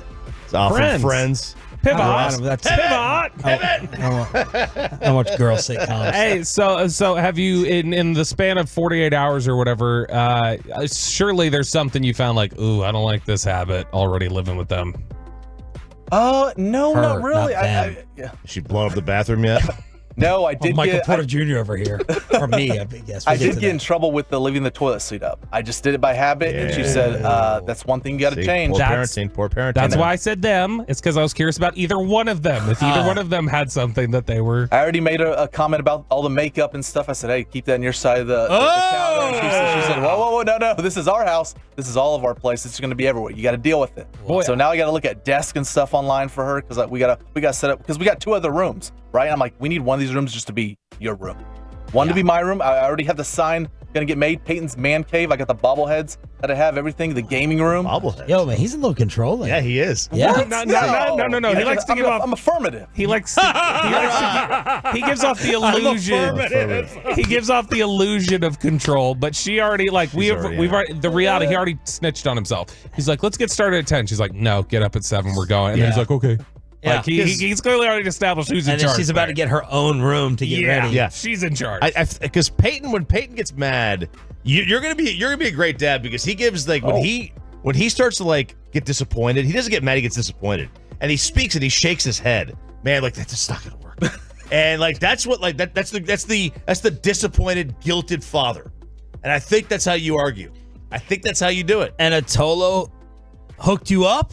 Yeah, the Tolo that hit you up on Twitter, you gave me his information. Tolo Robert, he lives 15 minutes away from me. He's like, hey, this week I got free washer and dryer. He sent me pictures over Twitter this weekend, so I'm going to go up there sometime this week with the dad's truck and load it up. Nice. And then you wrote at the end, we'll see how, this is huge. We'll see how Mackenzie likes my 3:15 a.m. alarm for the first time this morning. How did that go? So I texted her this morning because she did not. I didn't see her wake up when I woke up because when the alarm goes off, I immediately hit the alarm and I go get ready. I told her, I was like, I'll just go to the bathroom. I'll have all my clothes in there, so I don't turn the lights on, anything in the room. I think that's the way y'all do it too. Yeah. And I texted her this morning. I said, did you wake up? She said, I did. I just didn't say anything because I didn't want you to be upset. Because that would be upsetting if it was because this is an everyday thing. This is the new norm, right? It's going to be 5 days a week. My alarm's going to go off at 3:15 every morning. So it's either going to irritate her or have her have some more respect for you. Like, look at my man. 3:15. He's grinding. Holding it down. He's grinding for this backyard. Set it one day you should do. You set it at 3:00. And don't tell her.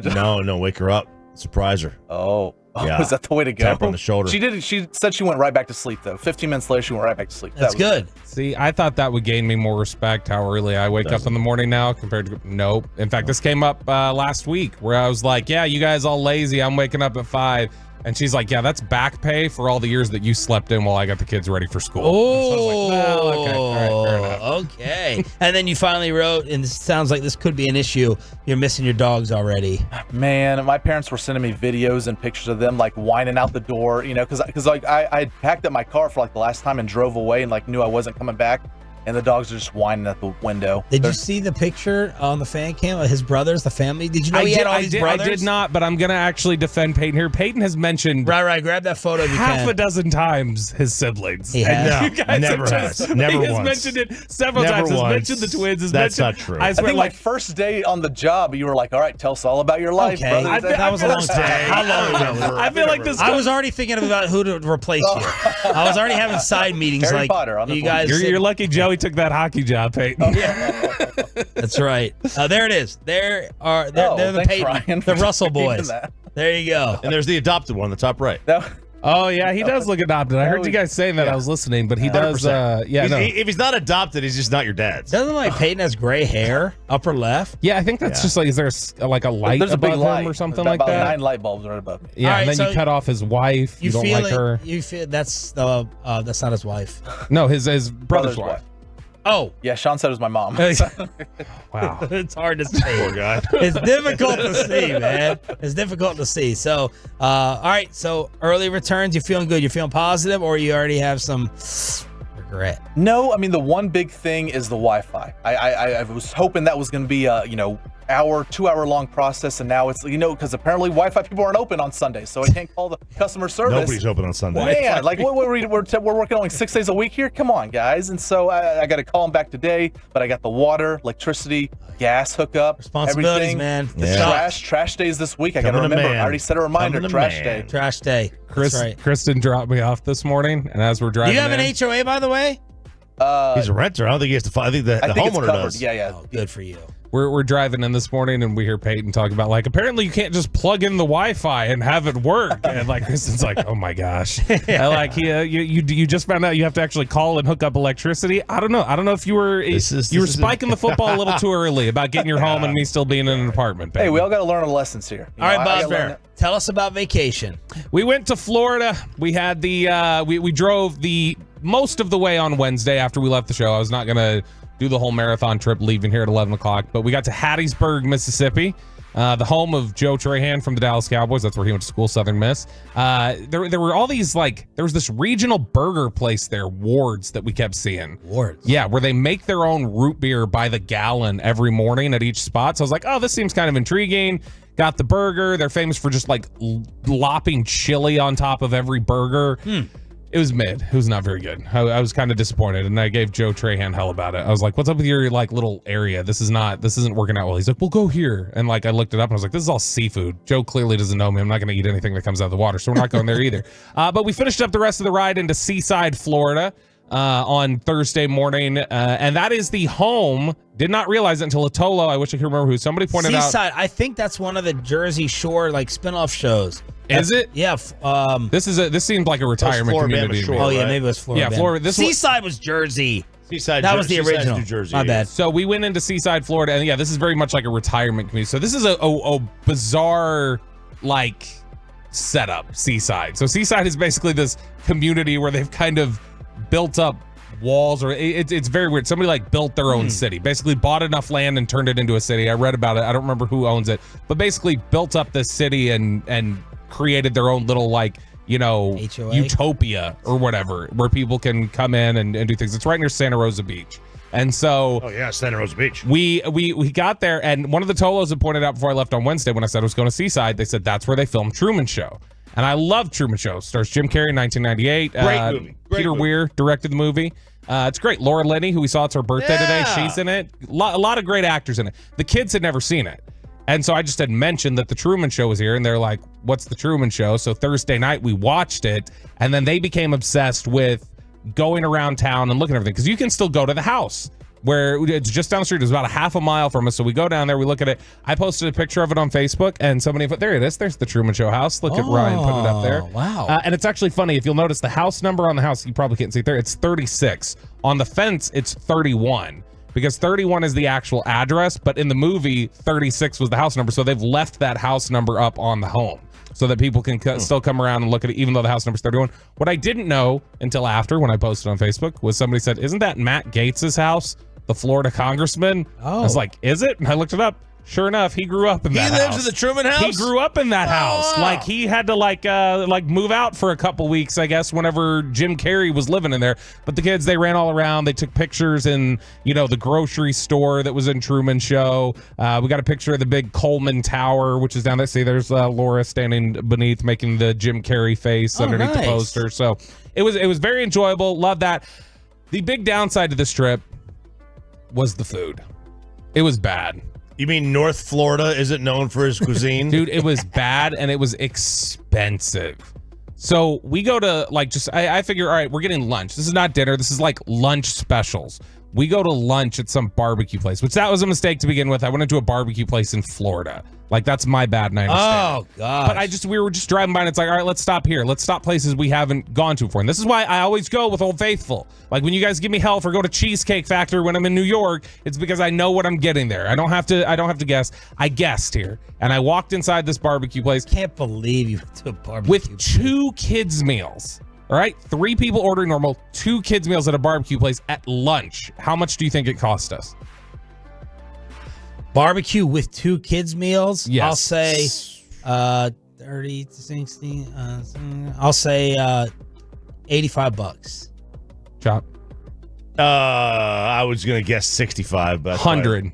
And that was with me ordering a sandwich. I ordered a brisket sandwich. And I just like ordered Not like a pound or no, it's just like a regular, and it was awful. It was terrible. It was gross. It didn't work. If you ever go to Florida, just don't go to 98 Barbecue. Your or first the hell mistake is ordering brisket outside of Texas. Yeah. Like, that's the yes. You gotta order Hurtado. Like pork. I did. Yeah, no, you gotta order I was pork longing for or Hurtado whatever. barbecue. That's what I was wanting while I was down there. I mean, just really anything that was Texas. It was The pulled pork is like like you go to the Carolinas, pulled pork is really good. Tennessee, I would not order brisket. Everything is seafood. Everything. I understand you're by the water. That doesn't awesome. mean everything has to be seafood. All of it. And that's what it is. Like, I would say 3 out of every 4 restaurants we passed were seafood. And that's irritating. And That's so awesome. No, it's because it's not very good. Can't get fresh, awesome seafood here. So we drive. That was not very good. We stopped at a Mexican place. That was not very good. Did you look them up, or you just saw it and you're like, okay? No, it was like just stopping in, like while we're running around town. And so then we stop in. So the only thing that was good was we stopped and got pizza the last night we were there that was just down the street from us. And I did not feel good about that because there were 2 pizza places. Kristen walked in and she goes, "This smells like old grease." She's like, "This isn't going to be good." Yeah, because they're frying up the pizza. That's what she said it smelled like, was old grease. So we're sitting in there and 3 different people walk in while I'm waiting for my order and they go, "Hi, I'm here to pick up for blah, blah, blah." And they go, "You're not here. We don't have your order." And then they were like, "Well, it's for this." And they're like, "Did you order here? Or did you order at Angelina's next door?" They're like, "Oh, next door, sorry." And so like this flood of people kept being told, "Oh, you ordered at the place next door." And I was like, "Did I order the wrong?" Okay, Amanda told me there's something happening that TikTok has discovered that like huge restaurants, let's just say it's a huge big wing place, they're making up like a wing place that serves burgers. They're making up a fake business to put on Uber Eats that advertises burgers. So you order like from a burger place, but it's really coming from the big wing place. And they're doing that to try funnel money. Or like funnel money, or if you order, serve different things. If you order, you can find on, I can't remember what it is. There's one of these is called like Cheesy Charlie's Pizza Place on Grubhub, and it's Chuck E. Cheese. You're just ordering Chuck E. Cheese Right. pizza, and you don't know it because it's listed something. But this was what this happened. So in case you don't like Chuck E. Cheese, you're ordering from another place, but you're still giving the money to Chuck E. Cheese. So I was concerned because I felt like these people had Googled where to get pizza. They settled on Angelina's, and then they were walking into the worst place next door. So that's what made me a little concerned, was all these people clearly ordered over there, but the pizza was great. That was fantastic pizza, much better than wherever you pushed me in Philadelphia. The bread, the crust, the cheese, the pepperoni, it was all fantastic. By the way, this is very much a Sean take. 214. Bobby's the kind of guy that would complain about all the Mediterranean food in Greece. Probably. I probably wouldn't want to eat that. But it was a solid trip. Drove back, listened to a bunch of stand-up comedy. What about listened to the beach? What about the weather? What about the scenery? It was cold. Well, you tell us about the freaking pizza places and the barbecue. Had to be cold. What about, like, That's all you should the care about. atmosphere? It had to be cold. So did you see in Orlando at the Pro Bowl they were wearing winter hats? It was the hottest, the warmest it got while we were there was like 68. So it was sun, but like we didn't really go in the water. We went and hung out at the beach a little bit, and like the girls kids love it, new experience, different place, or you never go back? No, they love it. Like, I mean, the kids were pitching fits that we weren't there more often. So because it was cold, Kristen wouldn't let Laura wear her swimsuit. She's like, "No, you're not going to go run in there."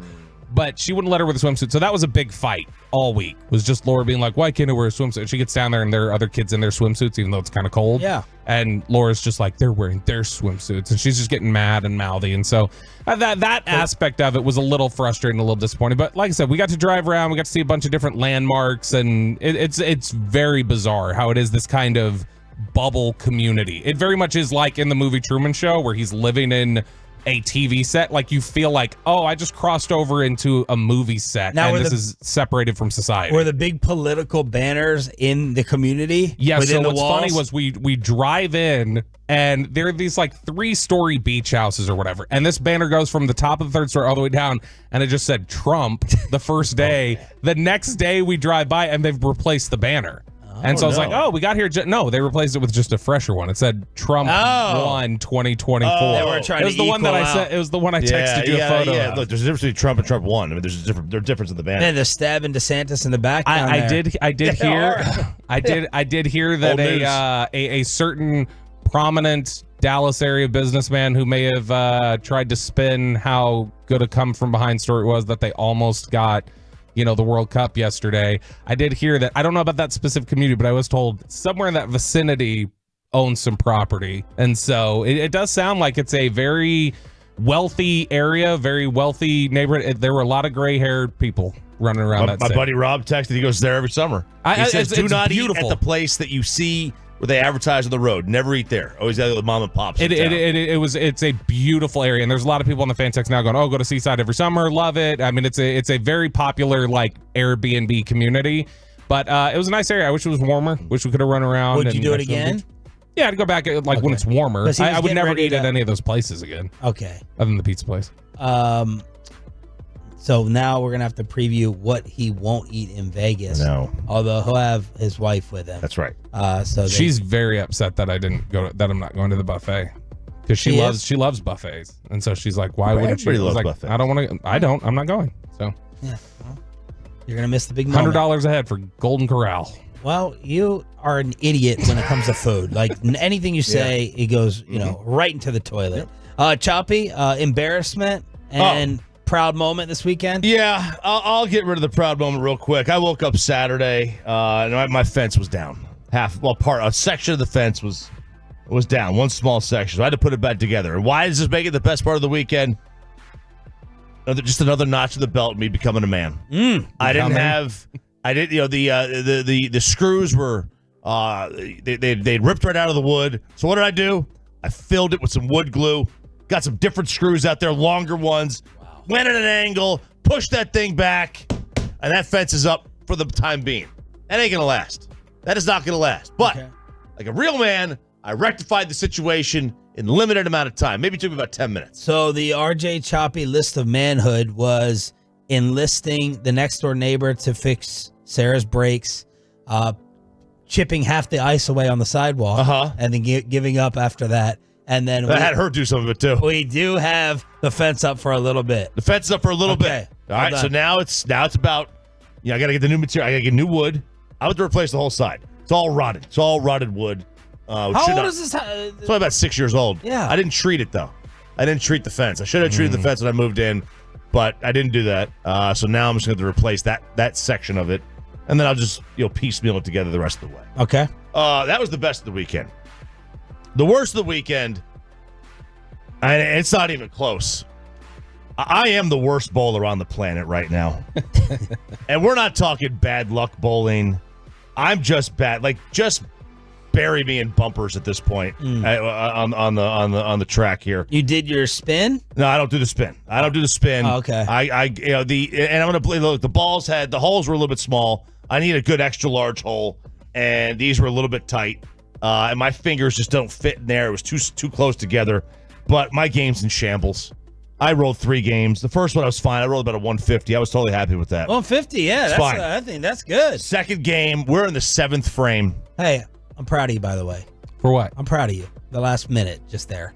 Oh, yeah. He did it. He did his stuff. He did his innuendo, and you stayed quiet. You didn't have to top it. You let it lie. Good job. Growth. I smirked. Second game, my thumb was starting to bother me a little bit. Second game, we were in the 7th frame, and I was sitting at a 34. What? 34. What? How wasted were you? Not at all. 34. I was just. I couldn't get my thumb because my thumb hurt. What? Now, luckily, I had a strike on the next 4 rolls, so I made it like a respectable 96. Wow. A nice little comeback, almost like the Jerry with the World Cup. And then I followed that with another subpar performance in round 3. I'm struggling. Okay, I'm down bad right now. My bowling game has never been worse. How many gutter balls did you have to have a 34 through Honestly, 7? I only had 1 gutter ball. I just missed. Everything was like a 5 or 6. And then I missed completely. I whiffed on the next one. So I had, every frame was open going into the 7th frame. So the first 6 frames, I was at a 34. So it's 34 into the 7th frame. Terrible. Terrible day. That's bad. That is bad. How much did it run you for these games?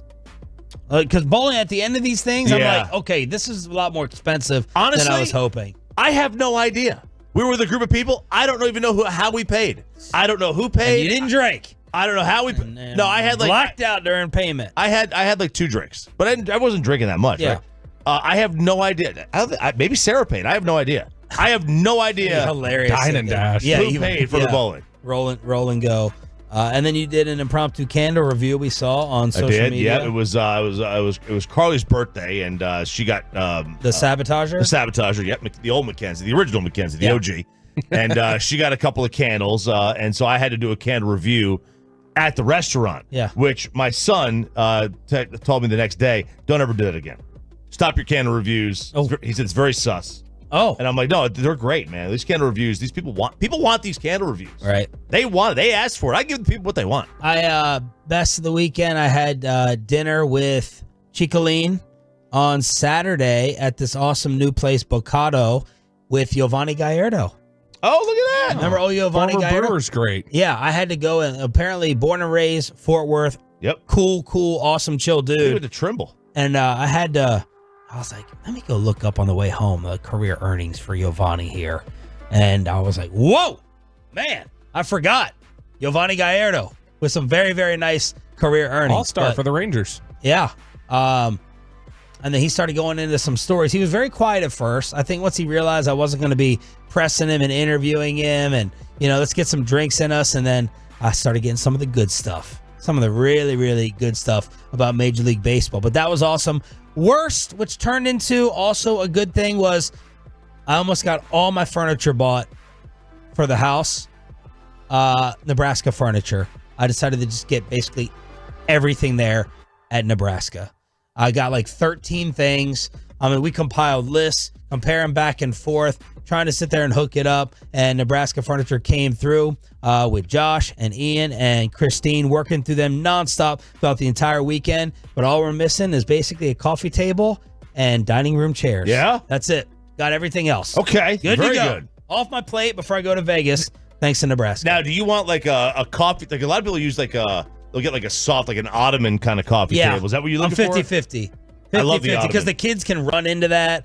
I'm changing a bunch of diapers and a bunch of crap on there. So I don't know if we're going to get like a nice hard coffee table. You want to go with a soft ottoman. Yeah, Don't know. You put your feet up on it too. Put your feet up on it. Exactly. But thanks to Nebraska, went about 13, 14 things and got everything. Nice. Thanks to them. All right, it's Sean, RJ, and Roberto here on DFW Sports Station. Thanks for being a Tolo. That stands for Turn It On, Leave It On. More drama. Choppy says nothing is different. You don't have to worry about this team in the NFC East after the stories this weekend. We'll tell you about it next. But let me go ahead.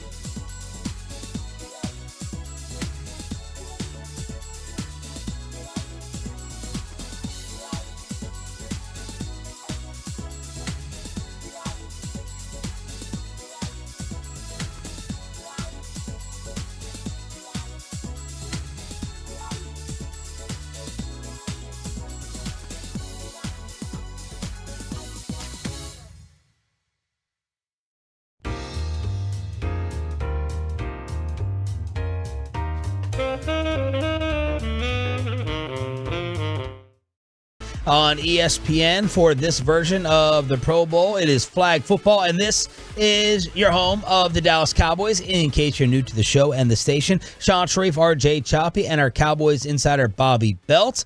As the NFC beats the AFC for a second straight year. But during this, I was waiting to see if anyone had the guts to ask CD about his mom's comments. I did not see any of it. So very disappointed in the reporters out there for this event. But CD and Jahmyr Gibbs were apparently going back and forth. Remember, you gave the article that the Detroit Lions were the new America's team? That's right. Yeah, they were the new America's team. Bob Costas talking about them being the new America's team as well. But yeah, that's everybody's all in on Detroit from that regard. Well, the reporters did take that to CD along with Jahmyr Gibbs to find out what they thought. A lot of people were saying the Lions are the new America's team. What do you have to say in response to that? I mean, they go to one playoff, have a little success, now they're America's team. It's crazy, right? It's crazy. Are y'all the new America's team? CD said y'all had one playoff run. Y'all got to do more than that. We got more playoffs wins than CD, though. Ooh, that hurts. I'm not going to lie, that hurt. So there's a little trash talk. I mean, like it is. They're both right. Like you've got one playoff run, you can't do that. And then like the Detroit can say, well, at least we have a playoff run. Right. Yes. So there's the Lions being loved by everybody. You don't get to that. That's not a name that can just be like passed around. That's not who is America's team is Dallas's nickname. You don't get. I don't care like I said, what the happens. Lions are America's crush. Sweetheart. Fine. America's mistress. That's fine. America's wife is the Dallas Cowboys. That's what they are. They are America's team. And I'm sorry that upsets people. I'm sorry that they hate the nickname. That was the nickname given to them by NFL Films 40 plus years ago. That is their nickname. Deal with it, all of you sensitive Cowboy haters. Who I'm not even saying that the Cowboys would deserve that name if it was given to them today, but the point is that is their nickname. And Choppy, you don't think we have to worry immediately about a new ownership group in D.C. who hired Dan Quinn? I do not. All is still right in the NFC because according to Ben Johnson, the reason, I should say according to reports, it's according to Ben Johnson. Which is according to Ben Johnson. Yeah. I think he was the source. The reason that he did not take the job is he was turned off, quote, turned off by Commanders ownership, saying, quote, they're basketball guys. Ooh. And felt they were a little too confident in their football opinions. That's from Jenna Lane. She tweeted that. She's a really good. She's a good reporter. Buccaneers reporter. Very, very good. She's the one who asked Todd Bowles about playing outside. Not the one that asked Todd Bowles about playing outside. That was probably somebody who's like a crime reporter who gets thrust in because it's playoff week. Now she also said that she heard that he didn't quote interview very well, which I find to be tough to take because why else would they be on a plane to go see him if he didn't interview well? No, did they already interview him? They had interviewed him via Zoom, I think, prior to that, and then they were heading on the way to interview him. Okay. So you don't really know until you interview him. Right, but how do you know that he didn't interview well? Because you interviewed him over Zoom. Like you did get a sense of how he handled himself there. Look, but if you think if he interviewed poorly, why would you give him a second interview? Right? You know what I mean?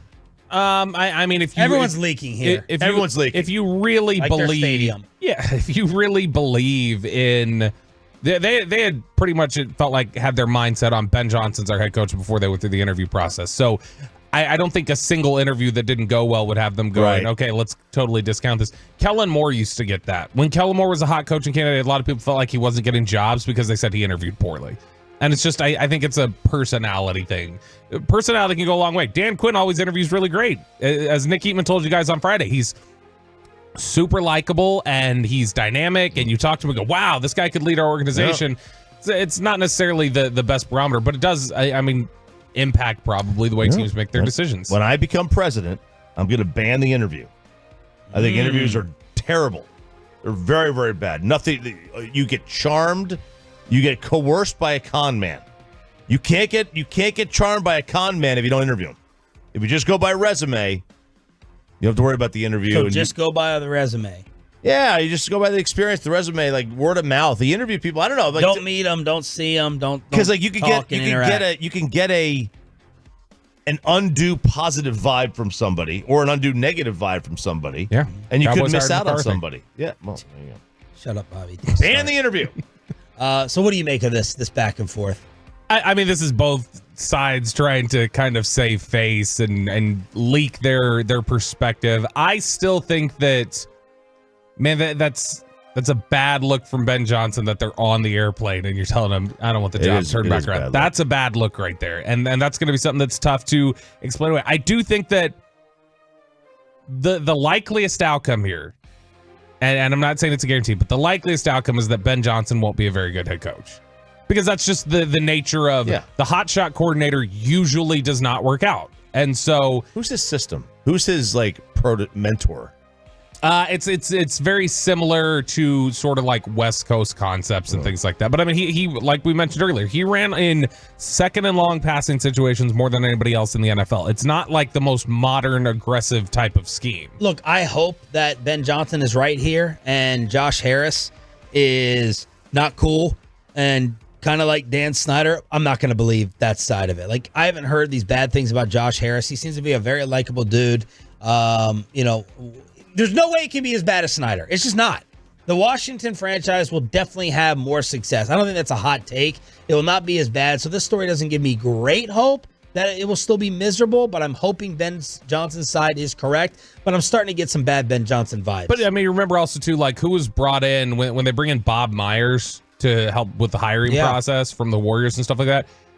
That's probably a bad gauge from Ben Johnson's side of like, these are basketball guys. Well, yeah, Bob Myers is literally a basketball guy who was brought in as just part of like a coaching search, who's like, they're talking about makeup and leadership. Yeah. That's what he's brought in to evaluate. So you can't say like, well, what has Michael Lombardi said?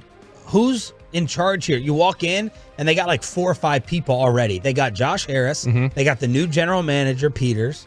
You got the new head coach. You got Bob Myers over here. Like, it's like, okay, who's in charge? Are there too many cooks in the kitchen? I mean, Lombardi brought that up as a possible concern. People felt like that with San Francisco, like when he first got in there, because they had Peters and Lynch and Shanahan and everybody that they had over there, and it didn't impact that. I think that's just convenient criticism, to steal a Mike McCarthy line. I think that's one that's just, it's easy to fall back on as just an excuse to say, well, this is an issue that they're running into here. But that's like saying, who's the head coach here, Mike or Jerry? I do think that in terms of that would, I could see, cause some tension there, though, in terms of just Ben Johnson feeling like, hey, this is off-putting. I don't want to be interviewed by this panel of people. Some of these guys aren't even football individuals, especially if he does have sort of a classical old school approach. Ben Johnson was brought into the NFL by Tony Sperano, who Tony Sperano was a Parcells guy. Like there is probably a certain, and we think about Dan Campbell coming in here, and Peyton. Yeah, that line of thinking is very old school, very rough, tough guy foot. So I could definitely see somebody, Ben Johnson, coming from that tree and going, why am I talking to a basketball executive? Of course, they did not get Bill Belichick, the Athletic, with 3 main reasons that Belichick did not get a job. 1, the mishandling of the quarterback room in New England over the last few years was a red flag. 2, Belichick wanted to have full control of football operations. That made it hard to move forward. 3, there is and was a growing concern that Belichick cannot relate to players in the modern era. And Choppy has number 4. Number 4 is the Boston Globe. Newspaper. He said goodbye, and the way he said goodbye to the Patriots tells me everything I need to know with how out of touch to the modern-day player he is, and it has rendered him damn near unhireable. He said goodbye to the New England Patriot fans in a newspaper. He took out an ad in the Boston Globe to say goodbye and to thank the Patriot fans, and this is the worst thing he could have done. He'd have been better off having the Patriots posted on their official Twitter account, for crying out loud, as opposed to a newspaper that nobody sees anymore, probably behind a paywall. You know, I would love to see what Mac Engel wrote about the World Cup yesterday. Can't do it. Not paying $1 for it. All right? Tell me you're out of touch and too old to coach without telling me. It's how you say goodbye. And he said goodbye in a newspaper. Doesn't everyone take out the back page? Right, a big I guess from a cost perspective, it's probably, what, $12? Take out the back page of the newspaper at this point. Look, I mean, the Boston Globe, that's still a regionally significant paper and everything. I get it. I get the... How about the Hartford Courant? Could have taken it out on that? Doesn't it have more power behind it, though, when you say, like, took out a full-page newspaper ad than when you say, look, he had the Patriots tweet this? Like, I mean, there's power. There's money invested. There's he wants to greet you on your doorstep, like him sneaking off from a Ring doorbell camera. That's what Bill Belichick wants to do. He wants to land on your doorstep and say goodbye to you. Meanwhile, Choppy, you're going to defend a hire that Chicolin would have been disgusted over. I will. I'm not gonna. I know nothing about this guy. I'm not going to defend him. Yeah, I'm going to defend the process. The Raiders are going to hire Bobby's boy. Not my boy. Luke Getsy. Now, I think it's a massive mistake, but I'm going to defend their situation here. Now, he was in charge of the vaunted Chicago Bears offense last year. Terrible offense. One of the worst. Which coaching tree does he come from, by the way? He comes from the Kyle Shanahan coaching tree. Matt LaFleur, right? No. He comes from the Mike McCarthy coaching tree. Well, he was with Green Bay with LaFleur. That's McCarthy and held over. Okay, fine. But anyway, they're not hiring Luke Getsy.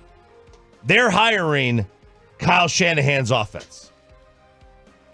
Matt LaFleur's offense. Right? That's what they're hiring. They're not hiring Luke Getsy. Now, I think smart teams hire systems and not people. We got an election this year. Some people were voting for individual people. Some people just vote for the platform. You know, they're voting. That's what you're voting for. You're not necessarily voting for two 80-year-old men. You're voting for a platform. And it may be a bad example of one of them, but he worked under LaFleur in Green Bay. They're hiring a system. I think it's the wrong guy to do it. I don't think Luke Getsy's very good. But if you're telling me that we're not hiring Luke Getsy, we're hiring Kyle Shanahan's offense or Matt LaFleur's offense, I get behind that as a team. Well, speaking of the system, I had a Tolo say, I haven't seen the numbers or done the research. Could be an awesome RJ Choppy research project. 3 hours on a plane today. Exactly. It was basically complimenting Mike Zimmer's defenses against the Shanahan type offense. Sure. And it's like, that has way more success than the Dan Quinn defense, because that's our biggest fear right now, right? That's our kryptonite. Mm-hmm. The LaFleur, the motion, the Shanahan, the McDaniel, all these different things. And this Tolo at least was saying Mike Zimmer's defenses stack up better against that, but we'll have to do a little more digging. Hey, go check out my Twitter at BobbyBeltTX. I retweeted a bunch of videos today of people had tweeted, different football individuals have tweeted videos over the years of Zimmer's scheme and some of the stuff. Check it out. You'll see you can see in a video how elaborate some of the stuff Zimmer does is and how it would combat that. Whose article did you want to read about the World Cup behind the paywall? Who did you want? Oh, Mac Engels. Paywall. So we're just going to get Mac on next to talk about the World Cup disappointment yesterday for Jerry Jones and DFW, the Mac attack, and how the Longhorns took horns down and shoved it right up the morning show's rear end. The Mac attack, our good buddy from the 4-Star Telegram, joins us next.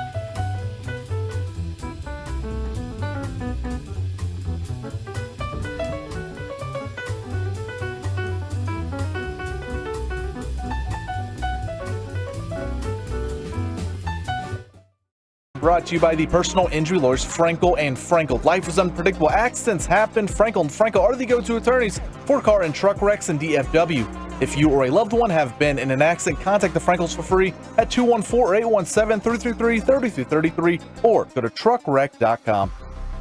The World Cup final is not coming to the Metroplex. We're getting the semifinals. We are getting 9 games. Jerry says we need to say it slowly to let it sink in. 9 games. But the final is going to New York and New Jersey. And I saw Mac Engel there covering it yesterday for the Fort Worth Star-Telegram. And our good buddy, the Mac Attack, is joining us on Sean and RJ via the D&M Leasing Hotline. Good morning, sir. How are you? I'm great. Thank you very much for having me on. It's nice to be back in the treehouse for 10 minutes. Good to hear your voices. How are you guys? Oh, 15 if you're entertaining. 15. Yeah, right. We're flexible. Was that a big letdown yesterday? Like, did you get fooled like we all did? What was that like? Set the scene. So they had, obviously, and I think I was following you on Twitter.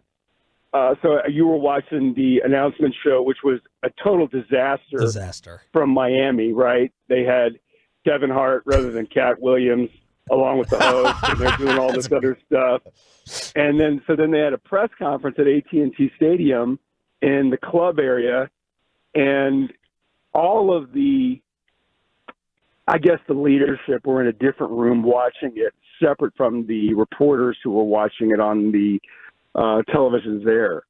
So then they made the announcement that the final was going to be New Jersey, and the air went out of the room because all of us bought it. And then they brought in the sports dignitaries, Marty Turco, Dirk Nowitzki, Emmitt Smith, and then a player from FC Dallas. I'm sorry, his name escapes me right now, but they brought him out, and you could just feel it in the room because we all believed it. We all believed the reports that had been coming out for the better part of, 18 months, that Arlington was going to get the final.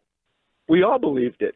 And Jerry believed it. Then they brought him out, along with Monica Paul and the mayors of Frisco and Dallas and Arlington. All that, we all believed it. So to sit there and say that there wasn't a giant letdown would be inaccurate. There was, because all of us believed those reports that we were going to get the final, and we didn't. Why do you think it happened that way? Why do you think it went to New York and Jersey? Because it's New York, and Jerry Jones said it afterwards. He there was a scrum of reporters after the press conference, and he said, "I just think the perception that of New York, through in Los Angeles too, was too great for FIFA to overlook." And I know, a lot of us, and RJ and I were texting back and forth about public transportation. I don't think public transportation had anything to do with it. I think it's a convenient excuse. I mean, Los Angeles got matches. There's no public transportation out to SoFi Stadium. You got to take a bus. And if we want to, and I think when people have an idea of public transportation, it's a train. Yeah. It's an L. It's a subway. And most cities in the United States don't have that. We just, a few do, but most of us don't. Most in Europe do, but we don't. And certainly New York City has a phenomenal train system, but, and RJ was just sending me these messages. As far as I know, MetLife out in the Meadowlands, you got to take a bus. That's their idea of public transportation. And I think most people will tell you, yeah, bus sucks. Yeah. Like, that's not public transportation. They want to be on a train. And getting out to the Meadowlands is just as hard, if not harder, than it is to get from downtown Dallas to AT&T Stadium. This is about New York. I love where we live. I love our city. I love our town. I think our venue's fantastic, but we ain't New York. And if you're FIFA, I get it. The fact that we got 9 matches in the semifinal is a massive win. Jerry's right. We got 9 Super Bowls coming here, and that's a big, big deal. Would it have been nice to get the final? Yeah, but we got 9, and that deserves to be celebrated. Mac Engel joins us here, 105 through the Fan. All right, so like the West Coast, like SoFi is going to get 2 of the U.S. matches.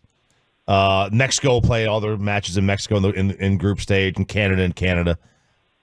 Do we know who we're getting here? Like, is there going to be a team that might hub out of here? No, and I'm glad you asked that. Dan Hunt from FC Dallas talked about that. There are some particulars left with this that have yet to be determined in terms of who's going to be the hub here. The officials could be stationed here. The broadcast center, that's the big one. That's the one you really want. The broadcast center could be anchored out of DFW. And one of the attractions that we have is that we're centrally located, and it's one of the draws of living here. You can be on a plane and be anywhere in 2.5, 3 hours.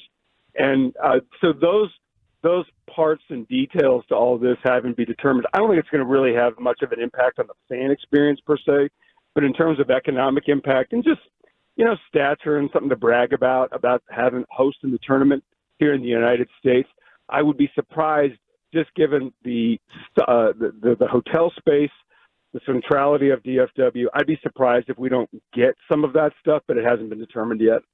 Talk with Mac Engel from the Fort Worth Star-Telegram. Mac, is this part of a larger DFW problem, though, that needs to be fixed in terms of not securing the final? And then you look at the fact that people are like, why is it that other cities are getting multiple Super Bowls before Dallas gets another one? Why is it that the 2012 Olympic bid failed and the image problems that existed from that? Is this just another loss that should wake up the Metroplex as to like, hey, you've got some things here that if you want to host these sorts of events, you've got to respond in the right in the right kind of way?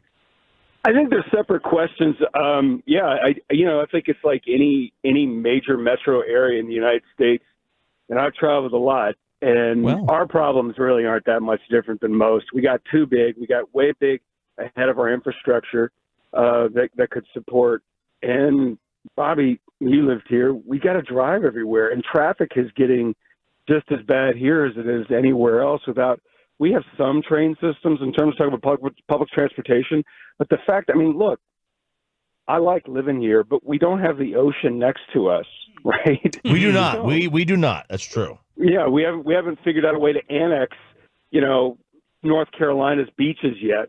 Maybe that's on the docket. We got White Rock Lake, though. Fact that, the Super Bowl thing, for the longest time, Jerry did not want to give up a home game in the international series, and that was a problem with the NFL. They're like, okay, we're not going to give you a Super Bowl until you give us the Cowboys in London or in Germany. Well, it sounds like that's taken off the table. Well, Bobby, when we did host the Super Bowl, it was a disaster. It was the worst one, and it wasn't anybody's fault per se. Now, the ticket seating thing was our fault, but the weather? Well, who could have possibly seen that coming? I do think people have forgot. It's kind of like having a second kid. You have to forget how hard the first one is before you say, let's have another one. So I think for the Super Bowl, they can sit there and say, well, okay, we forgot what a disaster that was, so we're going to get another one eventually, probably, I would imagine, in 29 or 30. But, we're not going to be a part of the rotation. And that is what I think Jerry envisioned, is that we were going to be part of the rotation along with Miami and Phoenix and New Orleans. Well, we're not, because Los Angeles and Vegas now have facilities. And I'm sorry, those cities are better tourist draws than we are. And there is the root of the problem. We're not really necessarily a tourist mecca the way some of those other areas are, and we probably never will be. I know Mark Cuban has talked about being competitive with gaming and gambling whenever that passes, and that'll pass once Dan Patrick leaves office as lieutenant governor. But even then, those cities are going to have that too. So I think we're doing the best we can with what we have. And in terms of public transportation, that's a 20-year commitment, and there is no sign that this area is ready to make that kind of commitment yet. Mac, I want to know about the field. They're going to bring in grass, which, they never do. Well, here. they love the MetLife field. All the Giants and Jets love that. They're going to bring in grass for that one, too. So all these teams got to bring in grass.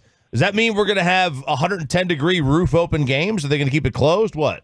Oh, no, did that play into it, by the way? Did the dome play into it? They haven't addressed that, and Jerry was asked about that yesterday. They haven't addressed the roof thing. There's no way. RJ, do you think there's any way in July they're going to open that roof? I can't imagine. Neither can I. Now, maybe they open it for the sunlight benefit in the morning, in the evening. Maybe, I guess. Curtains. But they're going to bring in grass. They have to widen the field. Now, they're not going to have to go into the actual structure and go into the cement or anything like that, but they're going to have to widen the field somewhat for FIFA regulations. And the bottom line is this: they'll do it as long as it financially benefits them. But the minute it's over, it'll go into some recycling bin someplace, and they will roll out the plastic sport turf. And they're going to do that until the NFLPA and the league collectively bargains that they need to put in real grass rather than sport turf. And I know sport turf is better than, carpet, the old school AstroTurf. We all know that. Anybody who has any memory from those games played in the 80s and 90s at Texas Stadium. Those was how horrible those things were. But God-made grass is better than man-made synthetic turf, and that's why FIFA is going to insist that every venue in this tournament is played on the real thing, and it will be at AT&T Stadium. Mac Attack, Mac Angle, covering everything for the 4-Star Telegram here on Sean, RJ, and Bobby. And you also are covering the Cowboys. McCarthy off season, he's coming back. Dan Quinn leaving, taking Joe Witt with him. Mike Zimmer interviews. Give us your Cowboys capsule of the offseason and where things stand. Run it back, boys. Are you excited about talking about another 12-5 season? And I mean this sincerely, because I do it a little bit, not to the way you guys do it. I mean, it's going to happen again, right? We can see what's coming. Yes. And it's not. Here's the problem. It's not bad. That's the thing that breaks my heart. It's not really bad.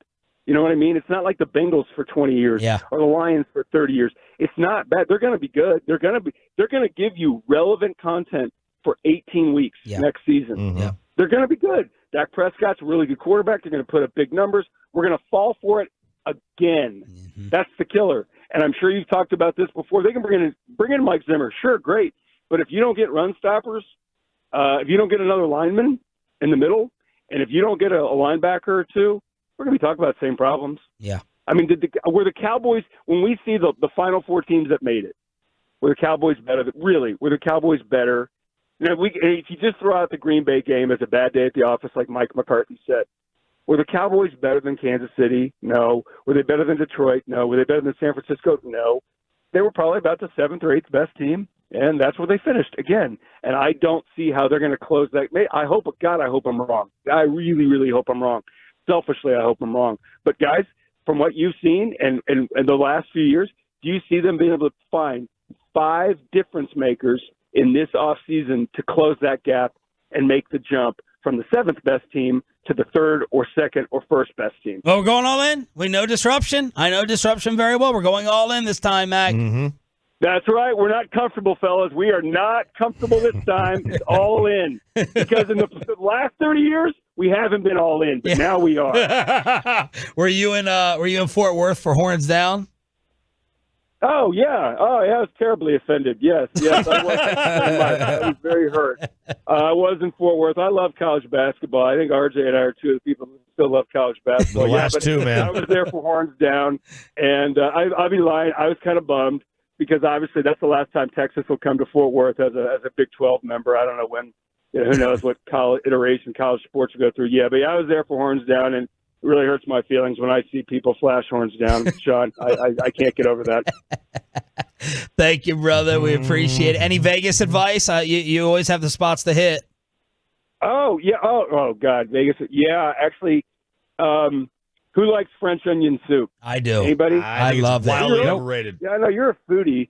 So the hotel, are you guys going to Vegas for the Super Bowl? Yeah. Yep. Oh, that's great. So go to No, Paris. I'm just asking for Vegas for the hell of it so we can look online, Okay, yeah. Well, I never know these days. It's cutbacks. You never know. Yeah. So we're not the morning news. Soup at Paris, but I'm telling you, the very best pool scene that you have ever seen is at the Cosmopolitan, because that's where all the local strippers come and hang out.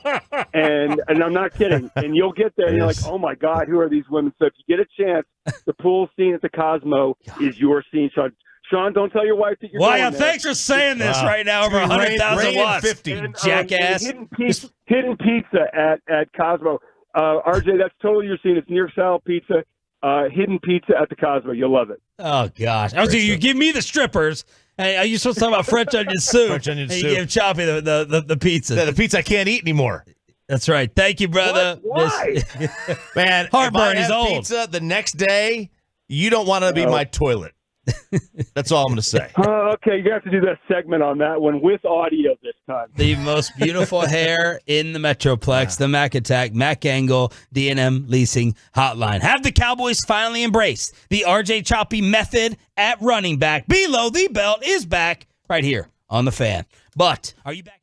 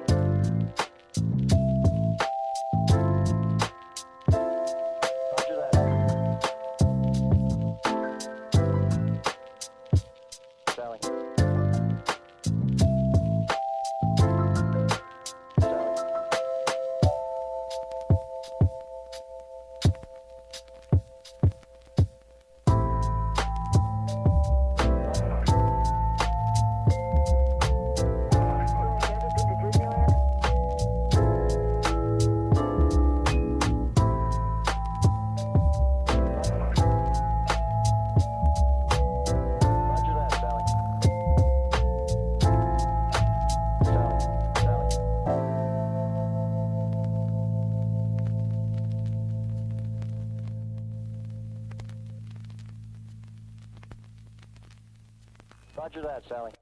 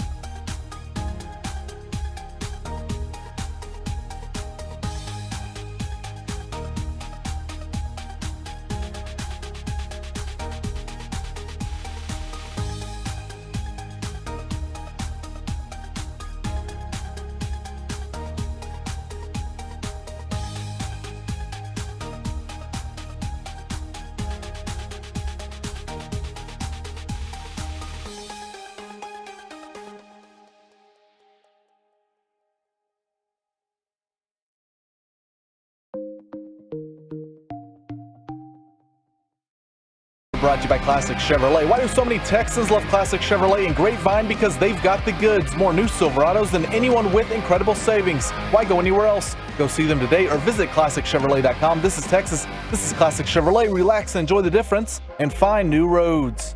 The great Bobby Belt. You ruined the morning show. Don't make me take off my belt. Don't make me take off my belt. We're not. What if Cliff Kingsbury's hire in Washington is not about Caleb Williams, but it's about Marvin Harrison Jr.? More on that in just a second. First, Below the Belt is brought to you by Johnson Fitness and Wellness, home fitness equipment stores. So I was looking at the Cliff Kingsbury hire, and I think it's natural for everybody to make the connection of, okay, this is about Caleb Williams. Like they want to try and have an opportunity, or maybe they think they know something about Chicago, and you want to bring in the mind to help foster that. Well, here's the interesting thing about Cliff Kingsbury is that I know, just from talking to people around the league, Cliff Kingsbury is a massive fan of Michael Penix. Oh. He thinks really highly of Michael Penix. Washington is picking at the top of the second round. Like, I think they're the fourth pick in the second round. So, like, pick 36 or something like that. What if this isn't about trying to get Caleb Williams fostered and feel like we're putting Caleb Williams in the best positions to succeed, but it's about getting weapons and putting in place the best possible system for Michael Penix? Well, do you hire a coordinator for possibilities? I think you hire a coordinator. I think if you're hiring, I think there's a much better chance that you feel like you are going to know what's like that Michael Penix will be available to you at the beginning of the second round than guessing what Chicago's going to do. Guessing that Chicago might trade out, let somebody get Caleb Williams, guessing that they'll take Drake May, whatever else. But which is the scarier proposition to you? If I say they're getting Caleb Williams at the second pick, let's say Chicago takes Drake May, or they trade out, or they do something else.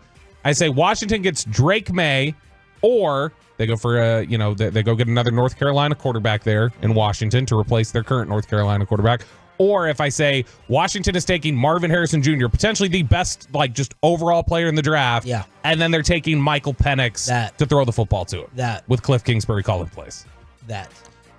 I think that's pretty terrifying. It's pretty terrifying. I like Penix. I do too. I like Penix a lot. I think Drake May is going to be a good player too. I like Penix a little bit more. Even after he skipped the Senior Bowl? That threw me for a loop. I could not get down with that. I'd much rather you skip your bowl game than the Senior Bowl. That is a job interview in front of every scout, general manager, head coach. I mean, they're all there. You get an audience. You get a built-in audience with all those guys. Now, he was there anyway, right? He just didn't play in the game. Yeah.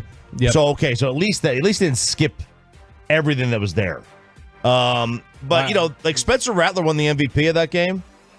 That's he probably boosted himself a little bit. Yeah, that's your Jets scout's favorite quarterback in the history of football, right? That's right. Your guy First round Dan mock. Kelly or whatever. Yeah, that's his the fake name. Nobody's name is Dan Kelly. The praised Jets scout who says Spencer Rattler's going to be Joe Montana or whatever his hot take. He's got Spencer as his top quarterback on the board. Do these people care that if Michael Penix skipped the game?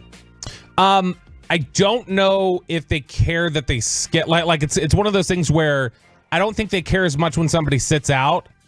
I think they care when somebody perform. Like if that makes sense. Like I think it's a boost if you play. Like Baker Mayfield boosted himself a couple years ago when he played. Not because of how he played, but people did say, "Hey, you had nothing to gain by this, and you still came out here and competed, and we respect that." And so scouts liked that. They felt like, oh, this is competitive fire and things like that. Whereas if somebody sits out, they go, we don't necessarily judge you for it. Maybe you're banged up. Michael Penix, a guy who's got a lengthy medical history. Yes, very lengthy. Maybe they just feel like, okay, he felt like he also played in through the national title game. Feels like I put enough stuff on tape. Yep. I don't want to wear myself out. There are a lot of different things on here that they could probably justify. But I do think playing would have been a boost for him. So I don't think he loses anything by not playing. But I think people would have been like, oh, okay, he's got some competitive toughness here because he didn't need this and he still played. Bassick said Penix went to the Senior Bowl 3 years ago. He did. Kind of did. I mean, he's 25 years old almost. Yeah, I mean, he's about to go into senior living, not just the Senior Bowl. Yeah. So him and my dad will be living next to each other. Exactly. No, but Washington is the team now. If you ask me, I know every year everybody's always like, oh my gosh, Philadelphia, Howie did it again, even though we're finding that over time Howie's brilliant takes aren't that great. Like they don't play out that amazing over time. Philadelphia's trying to get rid of Jordan Davis, who they think is a bust now. Yeah. And they're like, oh, you've got old Jalen Carter hitting the rookie wall, and this didn't work out, and that didn't work out. So the Howie Roseman genius label that sticks every draft weekend is not, passing the test of time in a lot of instances. But I will say that Washington is the team that concerns me in the NFC East this year in terms of draft weekend because they've got high capital at the top. They do have a tested front office group now that has been through the ringer and has done draft weekends and had a lot of success. Yeah, they draft Steph and Draymond and Clay. Right. Yeah. Very successful. Yeah, they do really well. I mean, look, they grab those guys. Though that's impressive. They got Kuminga late. Yeah. They did. They've done a good job. Wiseman. But the 49ers have had a strong track record of drafting, and these guys in that front office now have been a part of that. Dan Quinn, we all know that he's got a history of getting the most out of guys that he puts on his defense. So whoever they throw at him, whoever he helps contribute, work with, and pick players. And by the way, Dan Quinn is not going to be behind at all. Dan Quinn is a guy who has worked with the scouting staff in Dallas for several years, more than most coaches tend to. So he's got a good awareness. He gets his hands dirty. He puts in that work, and he has an understanding of it. And so I am concerned about what Washington could build pretty quickly. I think they have, I like what they're putting together there. I think it's easy to laugh at Washington over the years or laugh at this hire or that hire that people make in the NFC East. But did you have the same feeling or fear what the Giants did when they went and got Shane from Buffalo and Dayball? Try not to use last year Dayball. But this new group coming in, learning from Buffalo, youth movement. I did like what they were putting in place there, but their moves after that were concerning. And like I said, this doesn't necessarily equal up to there's going to be success here. I like the initial moves they made. I feel like I understand the thought process coming into the front office for Washington more so than what walked into the Giants. There's still the heavy Mara influence there. And there's a lot of the old head thought, and they were still trying to do things like pay Saquon Barkley. And so there were some things there that gave me reservations. But I did, absolutely. I did think that they were building something good. And that's something that has turned now. That doesn't look as positive as it once did. But either way, I think I think Washington's putting the right parameters into place. And they're getting guys like Joe Witt, who is familiar with Dan Quinn, can help communicate those things. Quinn is the perfect, rah-rah leadership type of head coach to get those guys to rally. I think Washington's going to be in a good position moving forward. Speaking of paying running backs, that's something that apparently the Cowboys are no longer going to do, RJ Choppy. Yes, sir! Michael Gelkin wrote about this at the Dallas Morning News recently, and I think we were all kind of perplexed at the idea of working out a long-term deal with Tony Pollard, which is something they said they were trying to do last year when they franchise tagged him. It didn't work out. He ultimately just played on that $10 million. But Michael Gelkin writes that Deuce Vaughn, Malik Davis, Snoop Connor, and fullback Hunter Lipke are the only Cowboys running backs under contract in 2024. Vaughn and Lipke combined to rush for 59 yards last year. That's okay. They combined to make $0. It's like an entire playoff game from Zeke. Connor and Davis have not touched a football in a game since the August preseason. To most, the group may not look like much. From the Cowboys' vantage, it's beautiful. You hear that, Chop? It's beautiful because their financial reset at the position is almost complete. It only took a decade. He says any study into why the Cowboys failed to make the Super Bowl run upon reaching the playoffs the past 3 seasons can and should cover several bases. One not to be skipped is how little the franchise has returned on aggressive investments at the running back position, the ramifications of which have hamstrung the team. And he mentions there, he says that Dallas could be amenable for a reunion with Tony Pollard under the right circumstances. It has to be the right price. Rico Dowdle is out of contract. Dowdle would have to be the right price. Says this is clearly a new day for the future of the running back position, one in which, at least for the next few years, high-priced contracts are reserved for other positions on the roster. So Michael Gelkin does not write these things just as hey, here's my opinion piece. Yeah. Michael's writing things based off of a position of knowledge, which means the thinking in the Cowboys front office and their personnel department is, right now, Chop, they're not going to pay running backs anymore, at least not for the near future. So what is a Pollard price? The price is how much of a plane ticket out of here. That's the price. If they bring Tony Pollard back, they've got that. Bringing him back at any price. At any price is as bad as paying him. He can't run. He can't play. He KP. But he can run outside. He can be your secondary back outside. Draft somebody in the 3rd or 4th round and go. How much is too much for him though? If they say, hey, we brought him back on a 3-year, $1 million deal? Are you literally no bit? What are you literally okay with? 3 year. I'd have to look at the number. Like David Montgomery got 3 for 18, I think. So what if it's 3 for 12? He's making $4 million a year. Fine. You're okay with that? Yeah, I'm fine with that. Because I think that may very well be his market after the way he played last year. Are we writing that off to injury recovery? I mean, we wrote it off to. There are people still trying to write that off to Michael Gallup.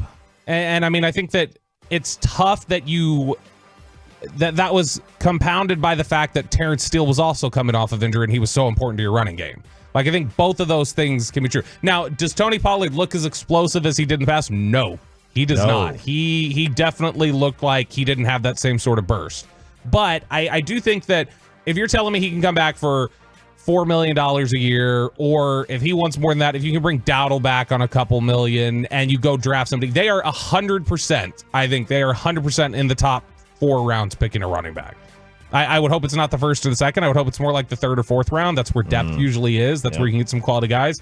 But, I mean, I know that they are already kind of hunting running backs in the draft, and they're kind of assessing things. Running back is one of those positions like linebacker where it feels like they're always trying to just reset things a little bit. And they're always trying to have just, hey, let's bring somebody else new in here to just add for depth. Let's draft Deuce Vaughn. Let's get Malik Davis. They do it as safety? Yeah. Running back?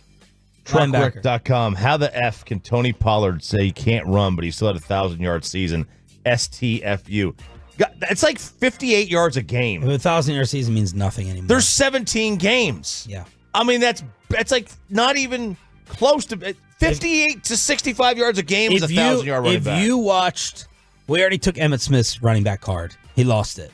He can go talk about the other football, like yesterday at the World Cup announcement. If you watched Tony Pollard last year and thought that he looked anything similar or close to what he was before, you lose your football card. Yeah, Stop. I'm sorry that there's somebody on the TruckCrack.com fan text who thinks that 1,000-yard season is impressive in this day and age. Like, honestly, think about that. That's like averaging 30 in the NBA. It's fewer than 60 yards rushing it. Like, we just were laughing at Deuce Vaughn and Hunter Lipke having 59 yards combined rushing last year. Okay, if Pollard gets that every game, 59 yards, which we would all complain about, that is 1,000-yard season. That's what it is now. So, there we go. Peyton, below the belt, back, improvement, letdown? Like a 4 out of 10. But that's all right. You know what? Maybe tomorrow we can do the drunk drawer. How about that, Peyton? Like you called it on Friday. The drunk drawer, that's right. Oh, by the way, real quick. We'll be doing that Thursday, I bet. One second. Friday. 1 10-second note since it is Super Bowl week. You mentioned a couple weeks ago, I mentioned this off the air to y'all, scoregami, how you love that. Yes. This research note was on Reddit. 3 times scoregami has happened in a Super Bowl. All 3 times are Broncos losses. So totally irrelevant for this game. Yeah, it has nothing to do with this game. Thank you. Still hilarious. Awesome. What a great final ending. Although San Francisco was involved in one of them. There you go. Thank you, RJ. In your face, Sean. There you go. All right, speaking of Vegas, Choppy has a preview. Odds for the fan host. Oh, yeah! Most likely, superlatives. Superlatives, yes. Vegas superlatives, most likely Vegas odds for the fan staff for our trip later on today. Next on Sean and RJ.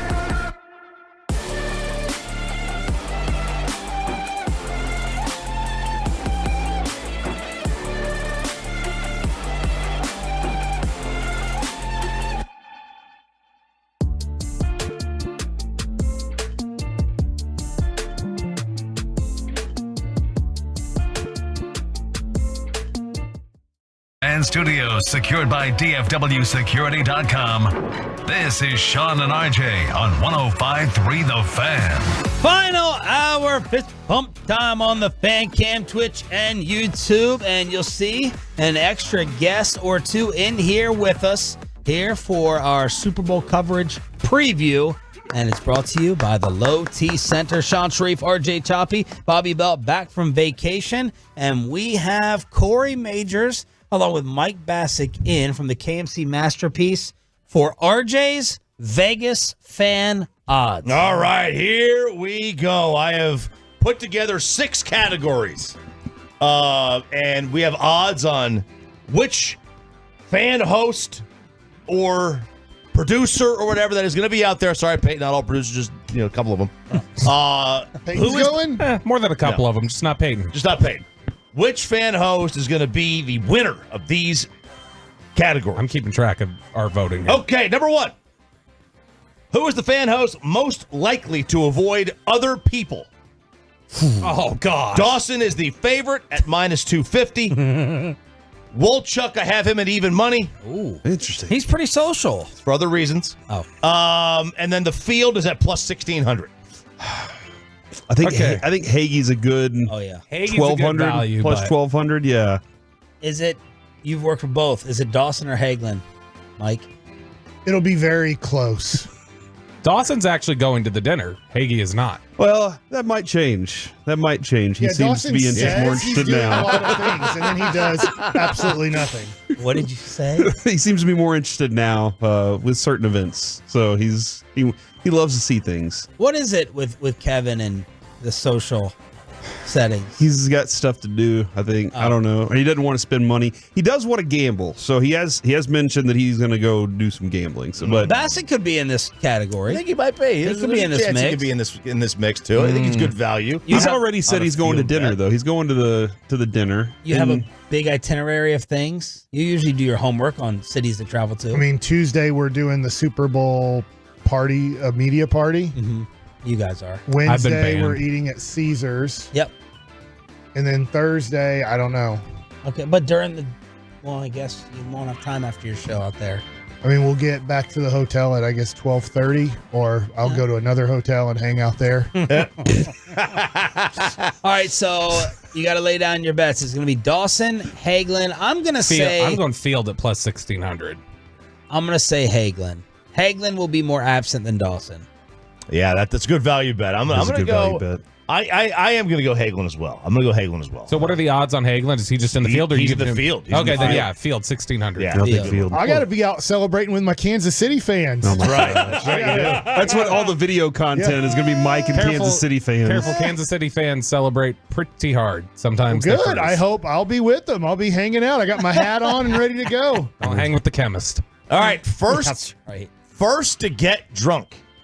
Now this one's a little bit skewed because this is a loaded bet because we're gonna land first. Yeah. Right. And none of these odds start until you touch down. Okay. Okay, so airplane doesn't count. Airplane does not count. So Bobby is the favorite at minus 375. Okay. I got Wolchuk as even. I think he can party. And then I'll put myself there because I do plan on I'm gonna hang out with Bobby at some point. And although your wife is here, that's the problem. Yeah. And I know I've never met her before. You've never met her. Kristen's minus 500. So I don't know how much Bobby's going to curtail or adjust with his wife there. Zero? No, because just like on the road and at home, I run things. And what's with your airplane habit? I drink before I get on an airplane. Knuckleballs. Because of being nervous? Yeah. Yeah, I don't like to fly that much, and Mike's experienced it. Yeah. I've tempered it since then. I've tempered it a lot since the first time. Will you do it tonight? I'm probably going straight to bed as soon as I get off the plane tonight, man, and that way I can rest up. No, before flying today, yeah, I'm probably going to drink. Airport? Yeah, go have some whiskeys, and then on the plane. Yeah. Get whatever they'll allow and a lot. You know how you guys... Is it two free or is it two purchase? How does that work? What? For drinks? Yeah. On an airplane? It ain't too free. Are you in first class? I always seem to free. It's Southwest. There's no first class. I always seem to get a couple of free drinks. Is that the stewardess or? I think sometimes when the flight attendant. Flight attendant is that they like drinks, not alcohol. You can get like a Pepsi or something. I think sometimes if there's a bad delay, like it's usually 50-50 for me getting charged or not. I have these old drink tickets that expired during COVID that like Southwest like agreed to like extend, and I don't know if like they still work. Like we're 4 years past it here. There we go. Bobby is the leader in the clubhouse absolutely. here. It's not even close. We're first one to be drunk. Let me give you a hot betting tip. Just like how you guys had the inside track on the person singing the national anthem and you missed your bet, don't miss this bet. Lay it all down on me at minus 375. What's your plan? Are you planning today? My plan is to get drunk tonight, Sean. Tonight? Okay. Airport? No, Beforehand? because I still got to write my prep email. You don't want a drunk email. No, you don't. We don't. But after the email's sent, all bets are off. Okay. Do you do all caps on drunk emails, like the way you talk when you're drunk? No. Super loud. No, I do all lowercase like Jared Sandler. All right, next one. All lowercase. Is that a height joke? No, he writes everything in lowercase. Yeah, he's Gen Z. He's listening. First to have to hit the ATM after the initial funds run out. Ooh. It's a tough one because you got to figure out who's going to gamble the most, but also going to lose the most. Shopping minus 150. I'm probably the favorite of this one. I put minus 150. I screwed up and left my cash at home. It's in my box you at have home. 4 hours before our flight. Right here, after man. The show's I don't know if I right can. here. That's why I put you as Our flight next leaves at at minus 6 110. 6 p.m. Corey, you are next at minus 110. Sean's at even money. I'll lose it What about fast. Eric and Zach? Like, they don't make any money, so they don't really have much money in their pocket. Yeah, they can't withdraw EBT. Wow. God, Bobby. Just kidding. Jeez. It's you, no doubt about it. I'm trying to think who would gamble the second most on this. I By used the way, to be right. ATM fees I've heard out there are like $11 to $15 now. No. So I need to get money here. So you don't have an ATM card? Well, why don't or debit card? Yeah, I do have a debit card. I'm just going to have to go somewhere around here. Why don't you before pay I for head out. card for all of your eating, and so you have cash for your gambling? Oh, I am. Okay. I mean, I just use the credit. I need to hit. See, because we didn't book on America, I need to hit my number for my to get gold status. So I may just go and just get a marker with my credit card. Here you go. But who else on the staff do you think will bet? Who will gamble? Oh, Carter. Carter wants to hit the sports book a lot. Carter wants to hang around in the sports book. So Carter, Chop, Walchuk, those are the ones that I would think I'm betting would be. my kids' tuition on all the overs the Mavs play. There you go. That's a good one. That's a real good one. Whoever the Mavs play, I'm betting. Well, they're getting 130 plus. I Do know you that. care to bet at all? I'll probably bet a few like sports games. Sports book. Just to Let's do it, baby. Just hang out at You and I. You'll know where the good sports books are, just to like hang out. I will. So I'll hang out with you and watch. That's where we're in. We're I in, guess man. Let's do college this. basketball and sports book. Can I get odds on Mike then? Yeah. Sure, What are you going to give me on Mike? Let's see. Sean's we get Mike at plus 175. I'm going to do a lot of horse racing. Yeah. Oh, look at Big Bucks Hey, over holy there. He's crap, looking at the ATM. Wow. Look at The Benjamins and the what are those? Andrew Johnsons? He already Jackson, He whatever. already took the money out. Look at that. Look at Corey. That's just- $1,000 So I have right there. $500 in cash on me, pretty much. Yeah, that's the plan. Take All right. 500. To play with? Yeah. Oh, wow. Lose it all. Give me the value on Mikey. Yeah, plus 175. He's not going to Okay. go back to the ATM. Yeah, he No, will. this is it. This is my He has discipline. my gambling money is $500 for the trip. That's what I think. That's what Sarah ideally wants me to be comfortable losing, and I told her to expect a comma in there. Oh. And I'm comfortable losing that. Okay. She goes, "How much do you expect to lose?" I go, "I don't expect to lose a dime. Right. I expect to. I'm comfortable losing, and I expect to win. If I could bet on Kyrie not playing a basketball There game, you I'd go. bet a lot. I'd get a lot All of right. money back. This one just comes with great controversy. I'm getting texts that this odd is off the board. First to complain about the accommodations. Oh, yeah, that's off Mike the board. Bassett Mike's is already done it. listed 10:30 last at night. minus 1,000. We were all asleep, and we all got 10:30. I'm just happy that Mike didn't look up any information on anything before last night I because know. I would have heard about it for the last month Just had think, that been the case. If you were homeless in Las Vegas and you panhandled and you got $22, you could stay at our hotel. That is amazing. I've heard the board. Give me other odds. I've heard good things. Yeah, Mike's off the board. I've heard good things and great things about the area. I'm being truthful. I am too. I watched several YouTube videos. I think this is going to be a good hotel. Listen, experience. it's a very small. I've been there. It's a very small place. The rooms look like they call it like a hostel, right? It looks like it's very very big. As long as we have our own room, I don't care. I'm fine. Yeah, That's I'm all good I with care. that. I'm happy to have my own room. Does anyone have to double up? Anyone have to double up this trip? Maybe like Carter or something. Yeah, maybe Carter. Brought us usually, Mr. Good Soldier. I'll come out at 2 a.m. Yeah, give me up at 2 a.m. I'll sleep on the floor. I'll do the whole. I'll do all the Radio Row. I'll do every show. What's the problem? And then I'll do 5 podcasts right after that. All right, next up, most likely to get yelled at by a pit boss. I have Bobby as the favorite. He's going to break some rule. He's going to walk where he shouldn't. He's going to put his hands where he shouldn't. Is this an NFL employee pit boss? Because that's the only one who would yell at me for being in there. No, the guy or girl running the table. No, I'm not going to get in trouble for that. I won't be near the tables. But you can be near the table. I can. I just won't. Okay. Oh, you're not going to gamble. No, I don't think so. And next up, I got Chiafalo minus 120. I think he. Oh man, I'm so sorry. He'll diffuse it quickly. Dude, I was just reaching over. I thought there was a trash can there. I think that's Chiafalo. No, Eric absolutely would get in trouble for that because Eric's also the one who in spring training was like walking over the logo or whatever in the clubhouse, and then he sat on the couch. Pictures. He's just oblivious. Yeah. So this would be Eric. I think Bassett could be undercover there because you could just be having a bad day and just call him a fart knocker or something like that. I know all the rules at the casino. I had one of my teammates though when we were playing I believe Omaha maybe. There's a casino there, and he just walked behind the roulette wheel where the guy works because he couldn't see from where everybody else was, and the pit boss had to come and what are you doing? And he was like, I'm trying to see what's going on here. Yeah. It's like you can't stand behind. Can't stand there. The first time I went to Vegas, we had bachelor party, and we were at the table just hammered, and 2 guys show up on either end of the table, and they're friends. And my buddy, he was like, hit me. Didn't need to get a hit. He didn't need it. And it was an ace, and it was this guy that got ticked off, and these guys on the end start getting really pissed. And then all of a sudden, the pit boss comes over, and he picks them up and says, y'all got to go. And we were like, oh, wow, we're hammered. We thought it was going to be us. And he was like, y'all are losing too much money on this table for us to make you leave. Hagee trying to card count with his math brain. He's a value here as well. Yeah, I think that's a good one.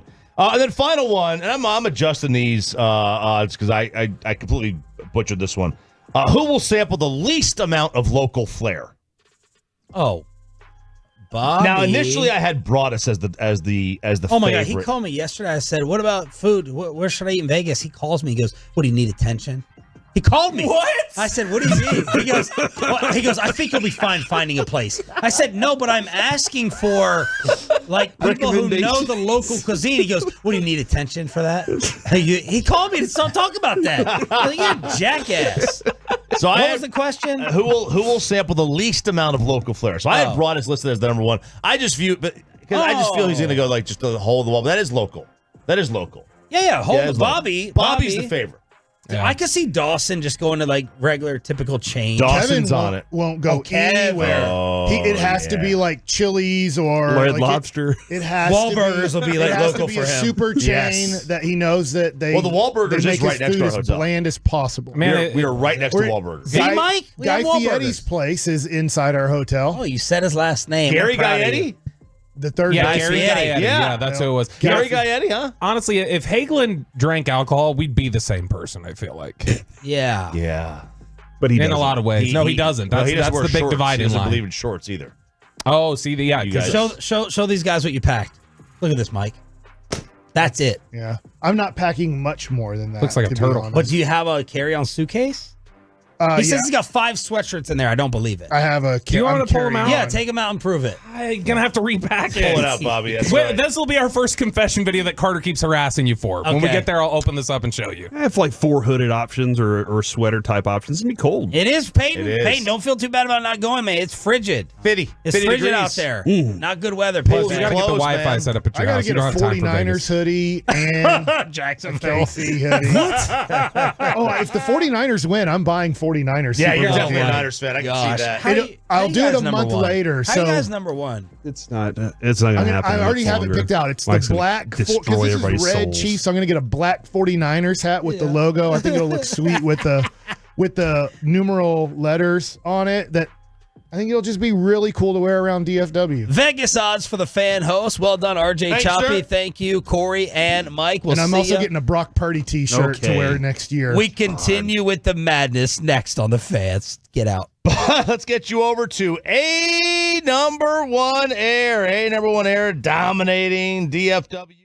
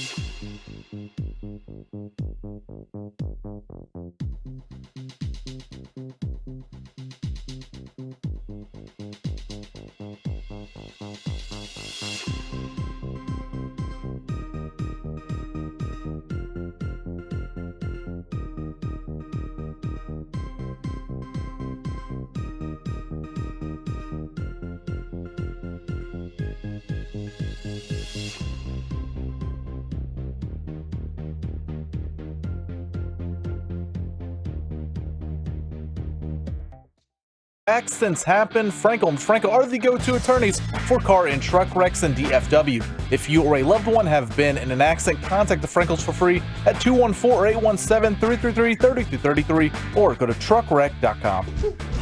Man, Bad Bassick. He is on one. He's in rare form. He's in rare form, man. He's trying to troll Bobby throughout the. Trying to troll us with the hotel. Didn't fall for it. He's trying to troll Bobby with Dak stuff. And good job, Bobby. Not falling for it so far, but he is ready for Vegas. Boy, this episode of the commercial break, just the Mike Bassick drop-in guest episodes of the commercial break are always intense. Get your expectations. We're not staying at the Encore here. When are we going to do that, Okay, Sean? it's a fine hotel. When are we going to put boundary mics in here and just record everything we say during the break and then edit it? You can trust me. Whenever we feel like being out of work, whenever you want to do that. There was a myth here that the bosses could tap in and listen to us in the commercial breaks. No, that's Remember just that? Peyton. Yep.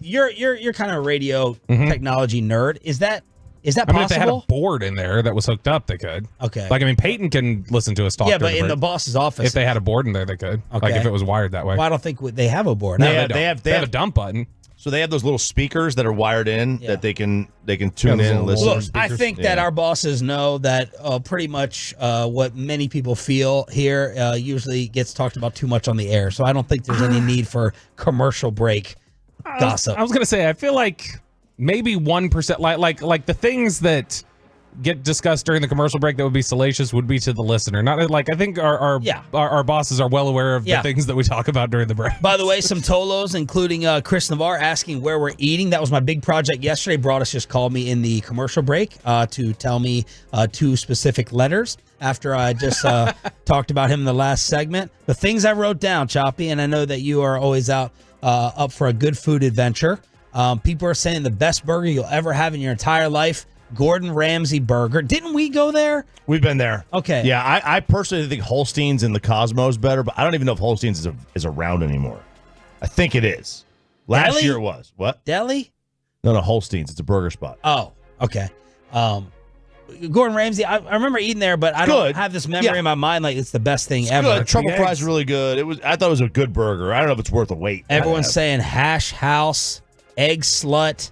Jeez. Cleaver came up. Cleaver's great. Now that's OJ's restaurant. OJ goes there all the time. Aptly named Cleaver. It's off the strip. Little cab ride. This is more serrated, but yeah, it's off a little cab ride, but fantastic. Great prime rib, Bobby, which you think is on a steak. Tacos El Gordo. Everyone kept saying Golden Steer. Golden Steer is a classic steakhouse. I think it's the oldest one in town. It's supposed to be phenomenal. They have a place out there. I can't remember what it's called. I just posted about it. They've got $1,000 steak. Yeah, one of those stupid gimmicks like this crook. Over Nurse here. Nurse it. Yeah, with the salt. Yeah, it's like a golden suitcase. It's not even cooked. It just shows it to you. Yeah. Boy, you want to get Broadus going? Just get him going on Salt Bay. Why? He doesn't like him. I don't know. He will start like. Has he been there? I don't know. Every other word is an expletive when Salt Bay comes Really? up around Broadus. Yeah, it's a weirdly like. And he's got friends in that country. I think it's China Poblano's Choppy's place. That's my place. It's in the Cosmo. It's great. It's Asian Mexican fusion. Okay, it's fantastic. Catch. My wife has been talking about that place. Peppermill is supposed to be some old school place. Tim Collins, White Castle. Hey. And then Landry Locker texted me to say he has multiple reservations already at a place called Herbs and Rye. It's like a half-off steak place in phenomenal drinks and cocktails. Oh, wow. So these are all the different things that people are suggesting to go eat. The right by our hotel, that's too far, but 2 hotels down. Pinstack pizza. These pizzas are about this big. The slices are like. I already looked up Portnoy's Ooh. pizza reviews. It's not looking like a great. It's not a great pizza. It's not a great pizza town. It's not. I did not realize Heart Attack Grill is also out there. Mhm. You ever been It there? is, yep. They you know their story. They like do all their burgers in lard and like it's literally like 3 of their spokesmen have died of heart attack. They have a Really? scale outside. You step on the scale when you go in, then you step on when you leave. If you weigh like 500 pounds, you eat for free or something. Oh, that's Choppy's old dating system. Just step on there and let's see. Or the test. I did the thumb out, the pinky out to see. Yeah, don't say the media member's name. All right, crosstalk with the. Do you even remember? I don't. Oh, yes, I do. Now I do. Redhead. Yeah. Crosstalk with the. And don't do it on camera either. I'm going to hold it. Crosstalk with the KMC masterpiece is, and she failed it. Crosstalk coming up at 9:40. So, Dan. Choppy's in such a good mood. Do you feel his Vegas mood? Turn on your mic, dumbass. Listen, he's so excited. Sorry, I was trying to make sure he didn't I have get picked 5 up. Fridays this week. This is amazing. He is so happy, and Bobby's happy as well. Peyton is. Are you going to join Choppy and I for drinks tonight? We're gonna. I mean, I'll do it this afternoon. Yeah. I'm not doing anything at any night. I'm going to the hockey game. That's it. I'm not. There is no night at 2:40 wake up. We're gonna be dealing with Dad all week, Chop. We're gonna have Dad. If you see me, 4 hours at night, 4 hours during the day. What 4 hours at You night? sit 4 hours at night, and you try to find 4 hours at some point during the day. Okay, so Dan Quinn in DC has taken Joe Witt Jr. for his new coordinator. Cliff Kingsbury, offensive coordinator. Mike Zimmer, Ron Rivera going to be talking to the Cowboys. Jerry said yesterday, while losing out on the World Cup bid, that defensive coordinator interviews started about 30 minutes ago. 30 minutes ago, Bobby and I want Mike Zimmer. When he was head coach of the Vikings, he was asked about the impact that Jerry has made on his career. Well, I was there 13 years, so I got to know him very well. I've been down to his hunting ranches several times. He impacted me a lot with just the way that he can communicate to people, the way that he can sell my shirt off of my back to me. He's just one of those guys, and he's very energetic, really a great person. So that's Mike Zimmer loving himself some Jerry Jones. Now, did you cover Zimmer here? Yes, sir. What was that like?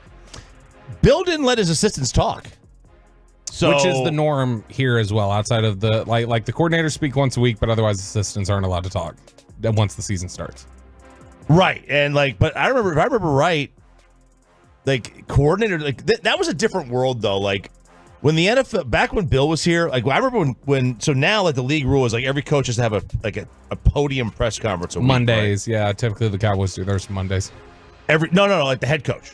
Yeah, but the head coach every day. The coordinators too. Yeah. But back then, when Campa was here, he would just talk coming off the practice field, and there'd be 3 or 4 cameras around. It was totally different. And then Bill got here. He did a sit down in Valley Ranch in the middle room, it was the kind of the kitchen. While he chewed on ice. Yeah, and so it was still very, very different. We didn't talk to many of. I'd never remember talking to Zimmer at all. And then the clip going around this weekend that really that really makes me want to get Mike Zimmer his old defensive coordinator days for the Cincinnati Bengals, cracking heads on the sidelines. Damn it, that's horse. If we get a press G, you get your ass outside and get it contained. Okay? I told you this quarterback runs. Keep him in the pocket. You got me? You better quit bullshitting around. I'm not having this bullshit. Better get your minds right, or I'll get them right for you. Look, I don't know how that works in today's sports world, but I do know it can work more as a coordinator than a head coach, right? When Mike Zimmer was probably doing a lot of that with Kirk Cousins in Minnesota. This team needs that, in my opinion, desperately. And in addition from having a fantastic football resume, you need a yin and a yang. You need some oil and water in your organizations, in your families, in your friend groups, everything. Mike McCarthy and Dan Quinn were players coaches, are players coaches, right? Everyone can't be the nice guy. Get Mike Zimmer in here, and Mike can put his arm around you, good cop, and Mike Zimmer can be the bad cop and try to instill a little bit more toughness, discipline, and intelligence on this defense. Sign me up. do not screw this up and get Ron Rivera or someone else. Yeah, I don't know off the top of my head right now who they have that really kind of lays down the law. Now look, in some instances, that's what's best for a group is to have the players coach and have the wrap your arm around you guy. And I think in a lot of ways that's good. I think Al Harris will get into some guys. Doug Nussmeier used to be that at quarterbacks coach. But overall, since McCarthy got here, it has been a arm around the shoulder approach, which is, like I say, sometimes you can go too far in the other direction. The Chris Richard tactic, the Chris Richard method is something that grated on a lot of people. I think you do want the sort of middle of the road Rod Marinelli, the guy who's going to rip into you, but also kind of still be the figure you need when you need that arm around your shoulder. How about the brilliant Chargers with Jim Harbaugh getting Greg Roman to be offensive coordinator, someone who was laughed out of Baltimore. And now here's Jim Harbaugh, possibly, it's not done yet, bringing in Greg Roman and Kellen Moore, reuniting with Doug Nussmeier. The quarterback's coach here will be doing the same thing for Filthy. Is Roman a fit with Herbert?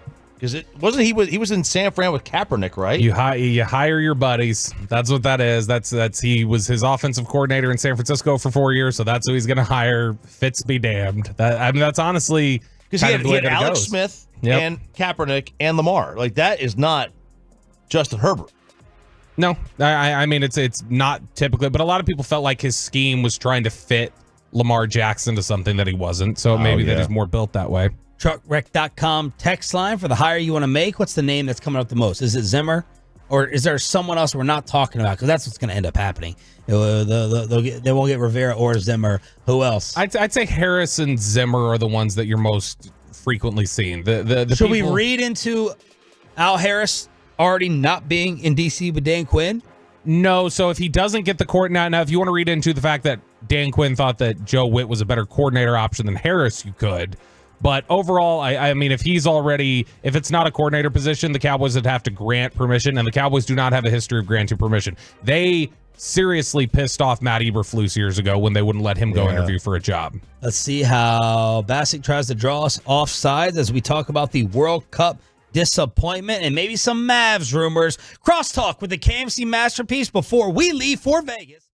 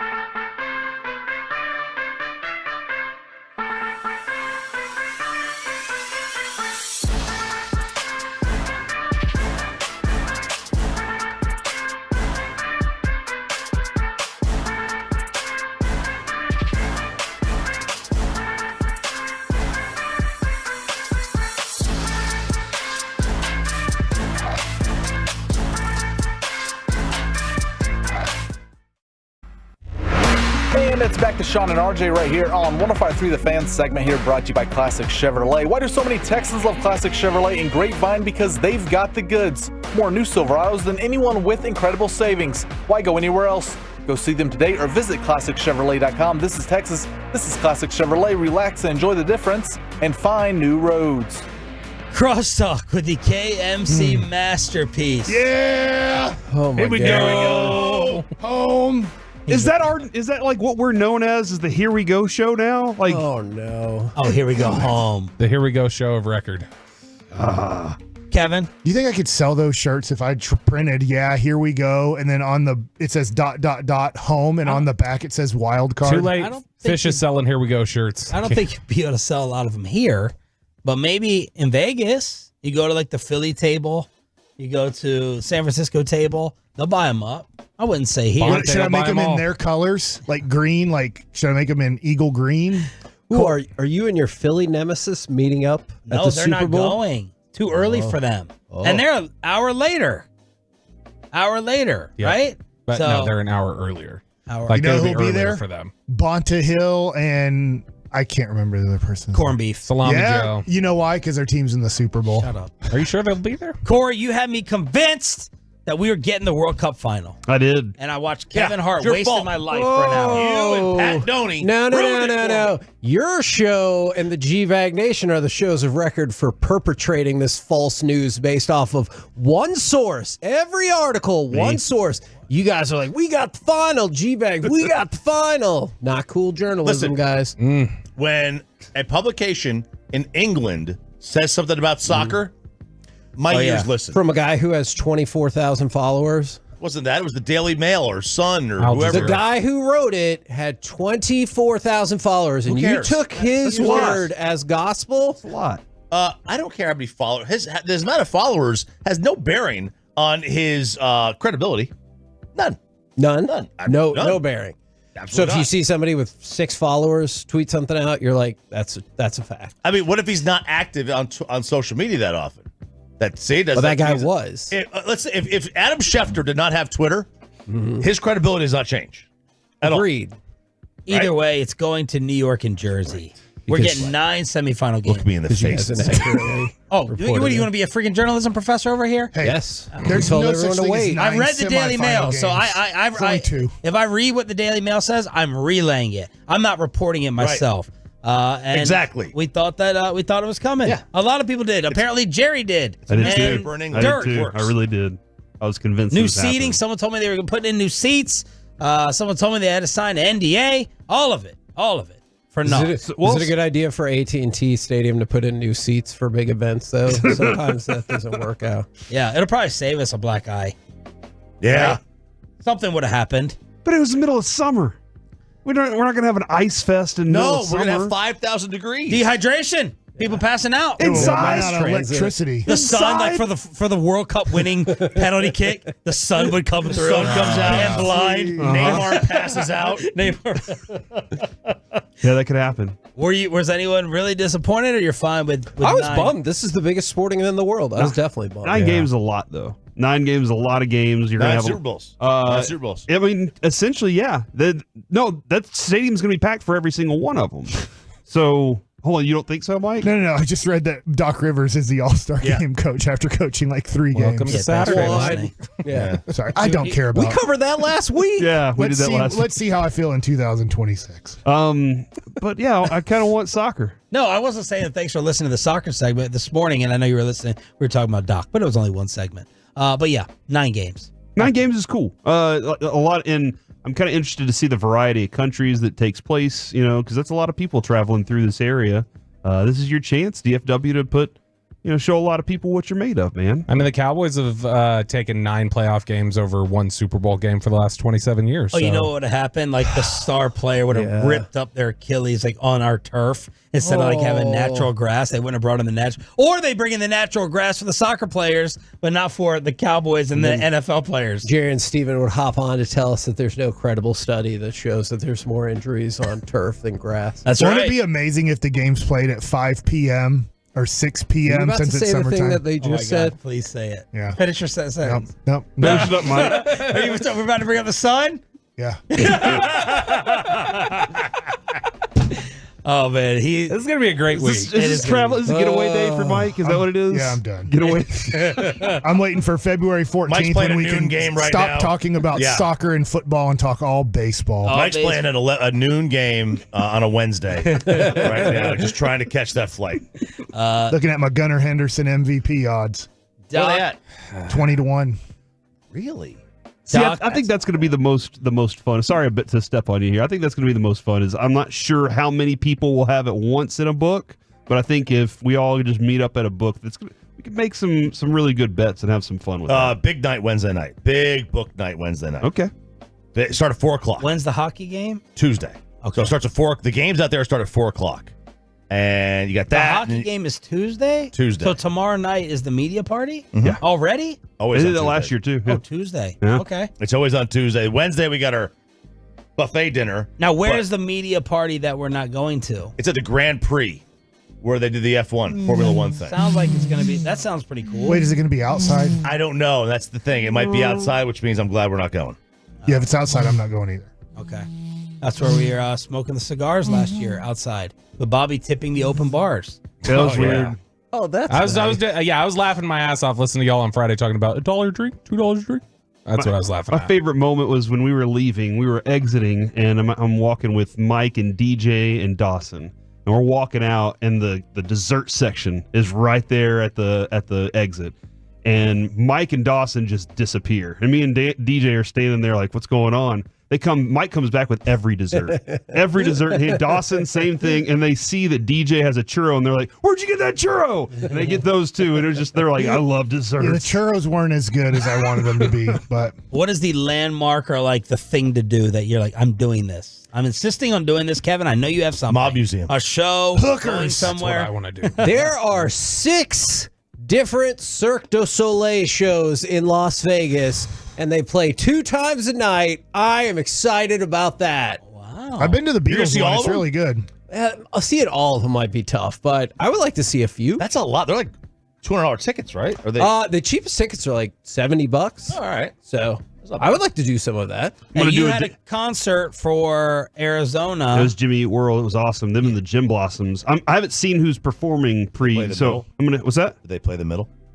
Yes, they did. They played all their hits. Did Man, the it was Gym Blossoms great. play Follow You Down? Yes, absolutely they did. No, I'm gonna try and find out what's going on there. But I want to ride that Ferris wheel. I do want to do that. I'm Yeah? gonna do that once. Yeah, I think Can you drink on that? Yeah. I think it's like all you can drink if while I- it's going. They have a bar. They have a bar. There's a Ferris wheel ride. There's a car or a cabin, whatever, with a bar on it. What? On that Ferris wheel. I yeah. am going to go to the Mafia Museum. Chop and I are going to do that.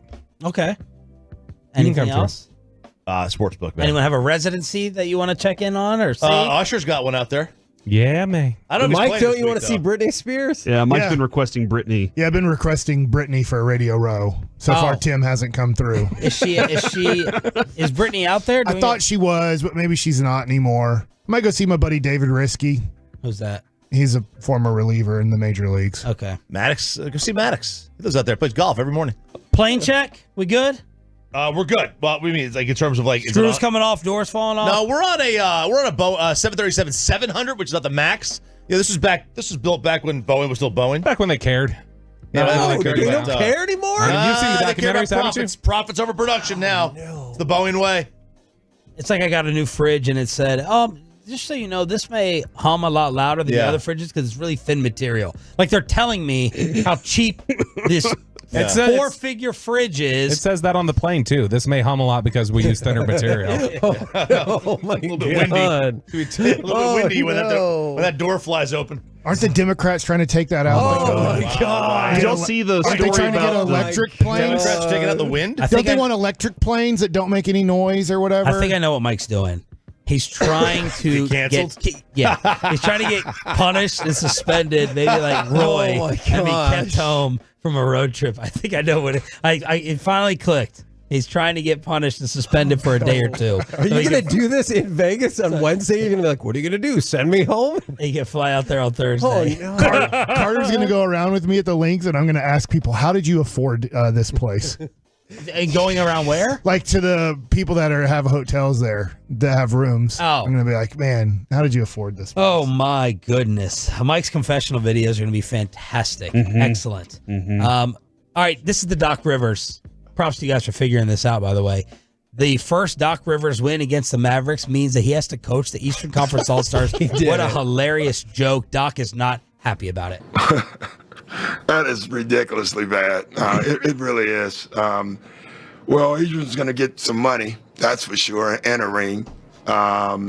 It's one of these quirky things. I think there should be a rule somehow that someone else does it other than me.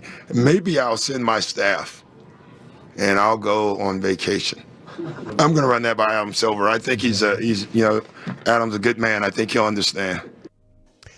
Do you think the follow-up question should have been, what's more ridiculous, this situation or your record when leading 3-1 in a playoff series? Oh, man. The Bucks did. They just ensured themselves they're going to get a 3-1 lead in a series and lose it. But what a dumb rule that I agree. A different coach can't, like the same coach can't do it as last year. Whoever has the first half record, that's the best. You coach it. I think it's stupid. I think So they've Joe Mazzulla- overestimated how much people care about who the coach is of the All-Star game for the NBA. Or give it to the third place guy then, if Doc's only been there 3 games. But maybe people do normally care because if there's a bonus involved, people may get mad if it's like, I get no shot at this. It's just the same person over and over again getting the bonus. How about money. we do coach better? How about we do a minimum amount of games you have to coach? Like you have to play a minimum for postseason awards. Joel Embiid eliminated for the postseason awards. Kyrie couldn't coach the All-Star game. He's been eliminated from contention. Furious. Mike, what'd you think of that comeback? By who? Minnesota.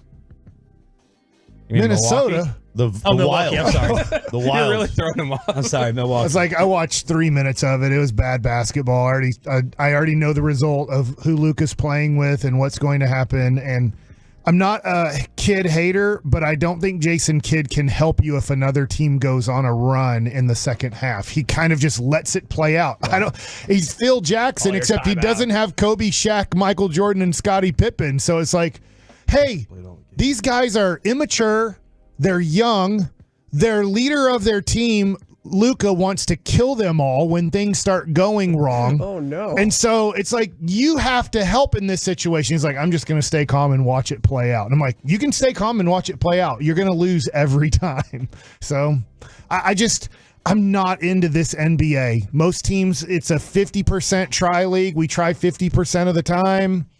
And I don't know. It's a 20 out of the 30 teams make the playoffs. So in a weird way, teams like Mark Cuban's cool with like, hey, if we're the 10th seed, we made it and we have a chance to win. I'm like, you have no chance to win, but they're playing it out this way. So it's a weird league. Stars in college hoops, baby. There you go. You can join up with Choppy. Corey, I'm just enjoy waiting for baseball to start. Enjoy the drinks, Corey. Yes. And we will see you guys tomorrow morning. Yeah. All right, see you at the link. Have a safe flight. We're not going to Philadelphia. It's the KFC Masterpiece next on The Fan. There's no reason to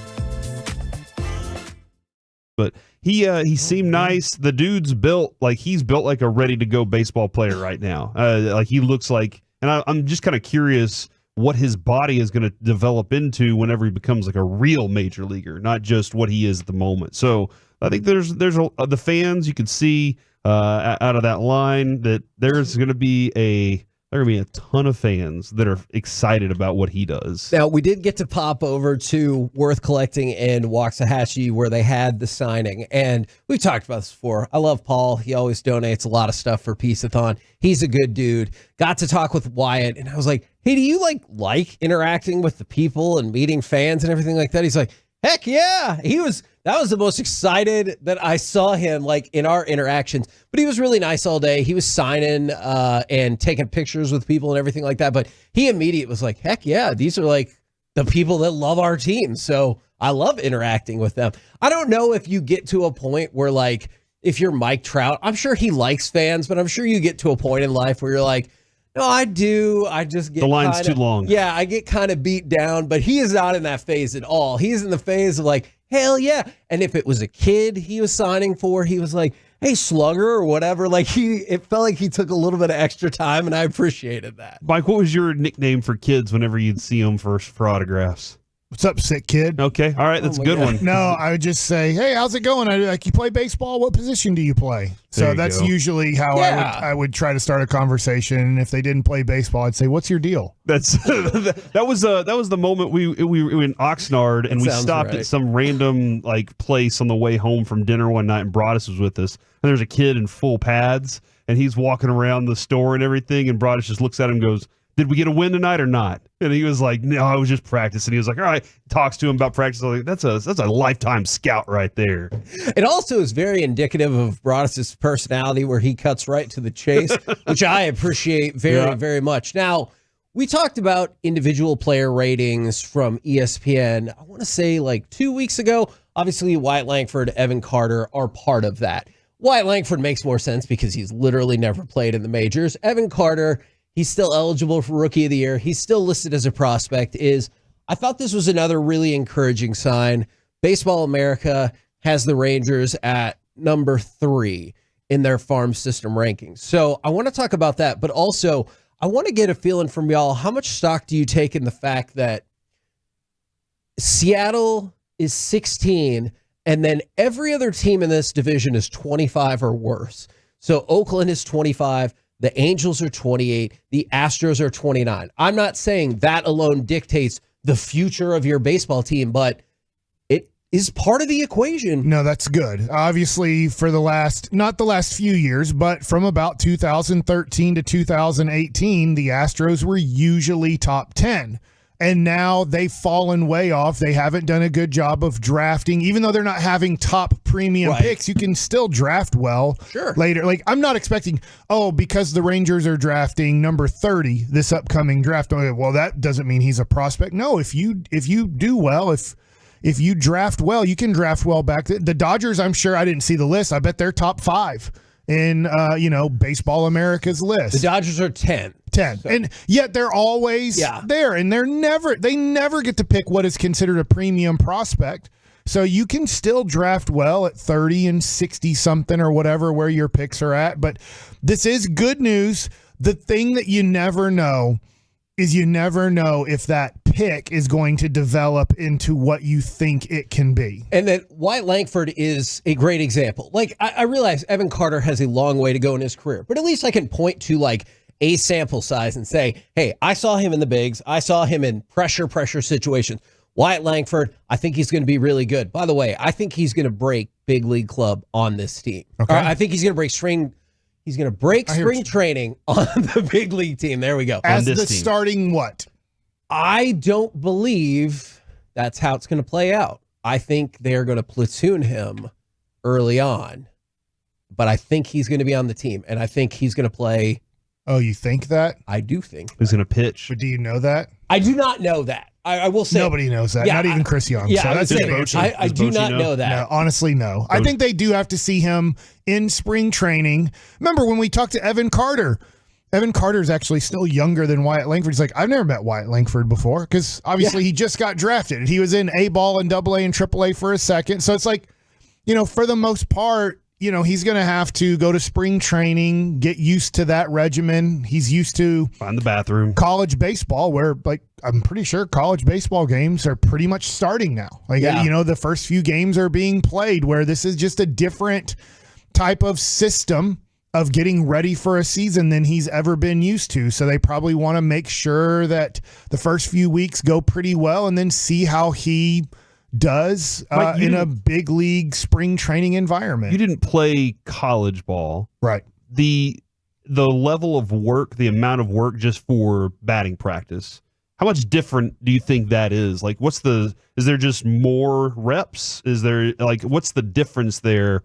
The workload that he's going to have to get used to right out of the gate. Well, you have only a certain amount of time you can practice NCAA rules. You can't just have unlimited amount of practice. Obviously, you're still going to class, usually. Just like you can't have unlimited pasta. Same Thank you. deal. Yeah, I appreciate breadsticks. But I just think that what he has to do is he has to get used to playing every day. Remember a college baseball season, and he did do it for, I don't know, was it 44 games he played last year? That is correct. He played Tuesday, Friday, Saturday, Sunday. Sunday, nothing against these guys. They're trying to develop into good college pitchers. Sunday pitchers usually will never pitch one pitch in their life in professional baseball. They're considered our bullpen guys. Tuesday, usually Friday and Saturday in the SEC, you're facing a Friday or Saturday starter. They will most likely be drafted and get to pitch at least in the minor leagues. And then obviously guys like Paul Skeens and stuff like that go to the majors. But now he's going to have to face, for the most part, especially if you're trying to push him to the major leagues, these are all going to be major league invite guys. It doesn't mean he's going to be facing all major leaguers, but he will be facing major league invite guys. So just kind of see how he took that momentum of having a great junior year, a great College World Series, and that momentum just kept happening. Now that you've had an off season, can he just pick up where he left off? And I'm very encouraged by that, but I think Wyatt Langford is the perfect example of a player where he's part of the reason you're ranked number 3. Right. But he might not pan out at all. You might see him and be like, for whatever reason, it doesn't click. He turns out to be maybe a 4A player, whatever the case might be. I don't think that's going to happen, but that he's a good indication of why these rankings can be very telling or very deceptive. I think, and here's the positive. The Rangers are great at developing position players. They have done a very good job. Yes, there's Profars who don't, way overrated. So Profar, in a way, didn't work out. But he was just way overrated. Leody Taveras. The Rangers have done a great job in developing Leody Taveras. Jonah Heim was given up in Oakland and just said, he's just not going to be the guy. We got Sean Murphy. We got...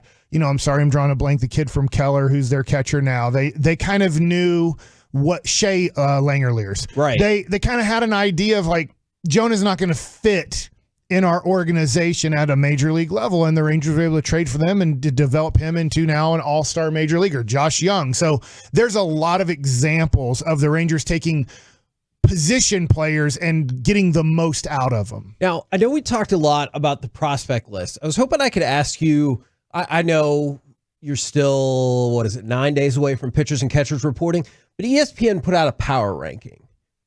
Can I ask you about that, or do you have that for later? I don't have that pulled up, no. Would you put Baltimore second, third? Would you put Baltimore as number 1 in the AL? I guess that's my question. Yes. All right. That is not the way ESPN has it. And so I wanted to see what y'all thought about this. Who would be in your top 5? They don't have to be in order. LA, Atlanta, Baltimore, for sure. Okay. Those are the 3 that off the top of my head, that's easy. Those 3 teams are easy. All 3 of those are in the top 5. So good job. The other ones. Are the Astros in there? I feel like they're a good team. They added some. And they're always in the ALCS, right? They are in the top 5. Yeah, so that makes sense because they're always in the ALCS. Last team. Do the right thing, guys. Oh, Texas. Texas Rangers. So the Dodgers are 1, the Braves are 2, the Astros are 3, the Rangers are 4, and the Orioles are 5. Now, there's an interesting nugget in here that baseball nugget. Yes, which is about 30 minutes away. Is a reunion with Jordan Montgomery inevitable? ? Don't bet against it, as Agent Scott Boras is in a good position with Rangers brass. And so that's true. We've talked about the ebbs and flows of this. At the beginning, I was like, no chance. And then there was a time where I was like, oh, I definitely think it's going to happen. And then the pendulum swung back to, it's not looking good. Now I wonder if you're finding yourself in a position as more time goes along that you're like, maybe. I realize all the financial reasons it would not happen. Seems like it would become, the longer this goes, Mike, just in my opinion, the shorter the deal, the higher the money for a short deal gets. The tough thing is Boras controls the market because he has Snell and Montgomery. Yeah. So here's what I don't know. Does he want to sign Snell first? He's going to get more money. Snell is going to get more money. I don't know about more years, but he will get more money per year.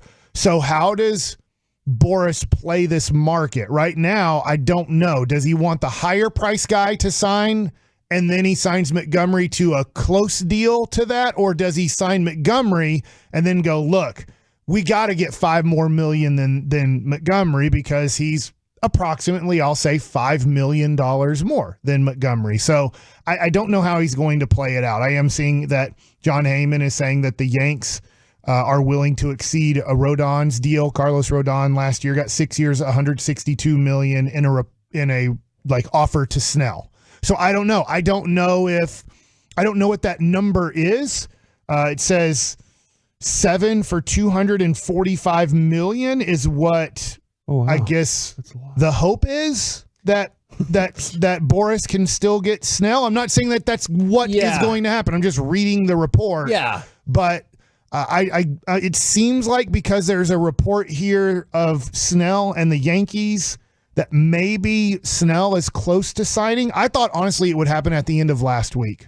Yeah, but it didn't. Snell and Montgomery are still out there as, you know, I guess it's just not that big of a deal to have your guy signed. Like I would feel a little bit weird. I know I'm getting a whole bunch of money, but if I'm sitting at home with my wife and she's like trying to plan on where we're going to live this upcoming season. And you don't know. You're like, literally, I don't know. But I guess if you get $200 million, you'll be just fine. And who would you think is the worst team in all of baseball in the power rankings? Angels.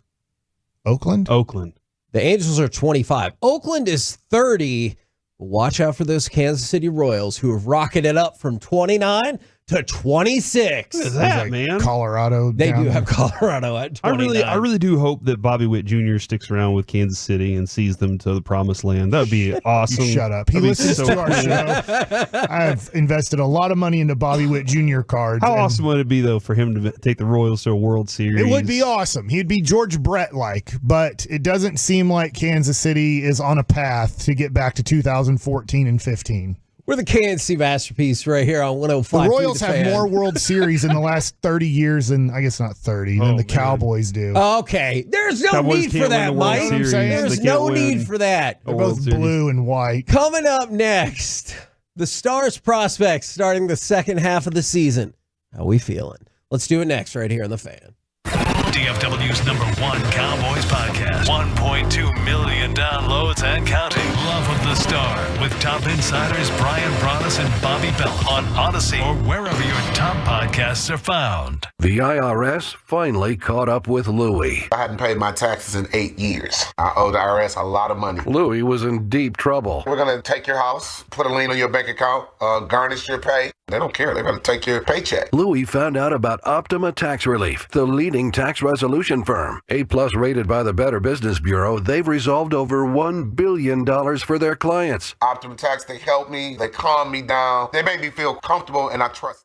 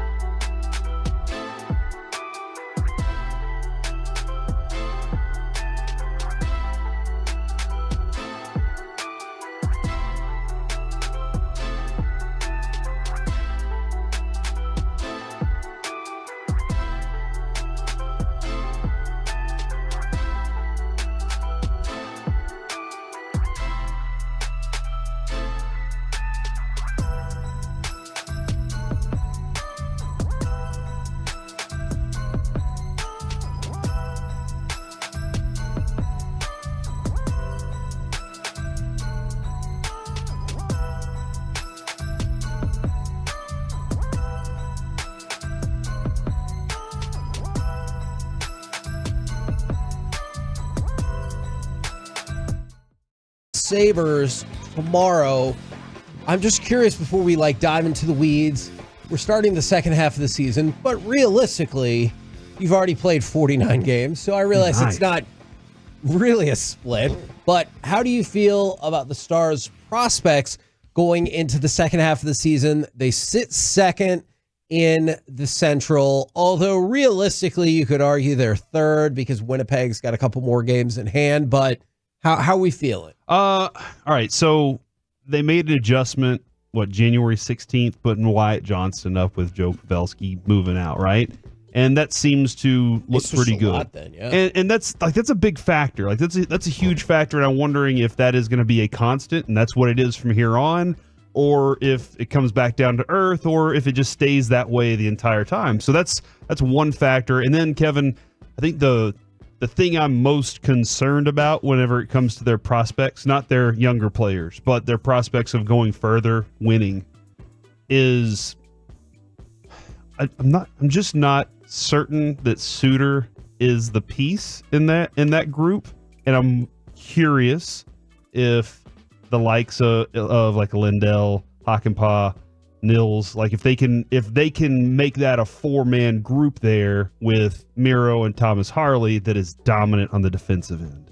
Because if you're trying to get a championship, that's something that you really want to keep an eye on. You're good on everything else. Can you be that other dimension that is a stopper that sets up Ottinger for his best games? Let me ask you this question, Kevin. What do the Stars have to do this playoff run that you'll be satisfied with and say that was a good season? I mean, obviously I agree with that. I would think Western Conference Finals. Okay, so would probably be it, and without a doubt, Colorado's better than Dallas, right? If we had to play Colorado in the playoff, because that'd be a semifinal matchup, right? You'd play your whoever, Winnipeg Jets. I don't think it'd be them, but you play them. Let's just say you beat them, and then you're playing Colorado. Colorado most likely would have home ice advantage. As it stands now. And I would assume Colorado would beat you if you're looking at the two teams on paper today. And then watching them play this year, I'm just going back. They lost 6-3.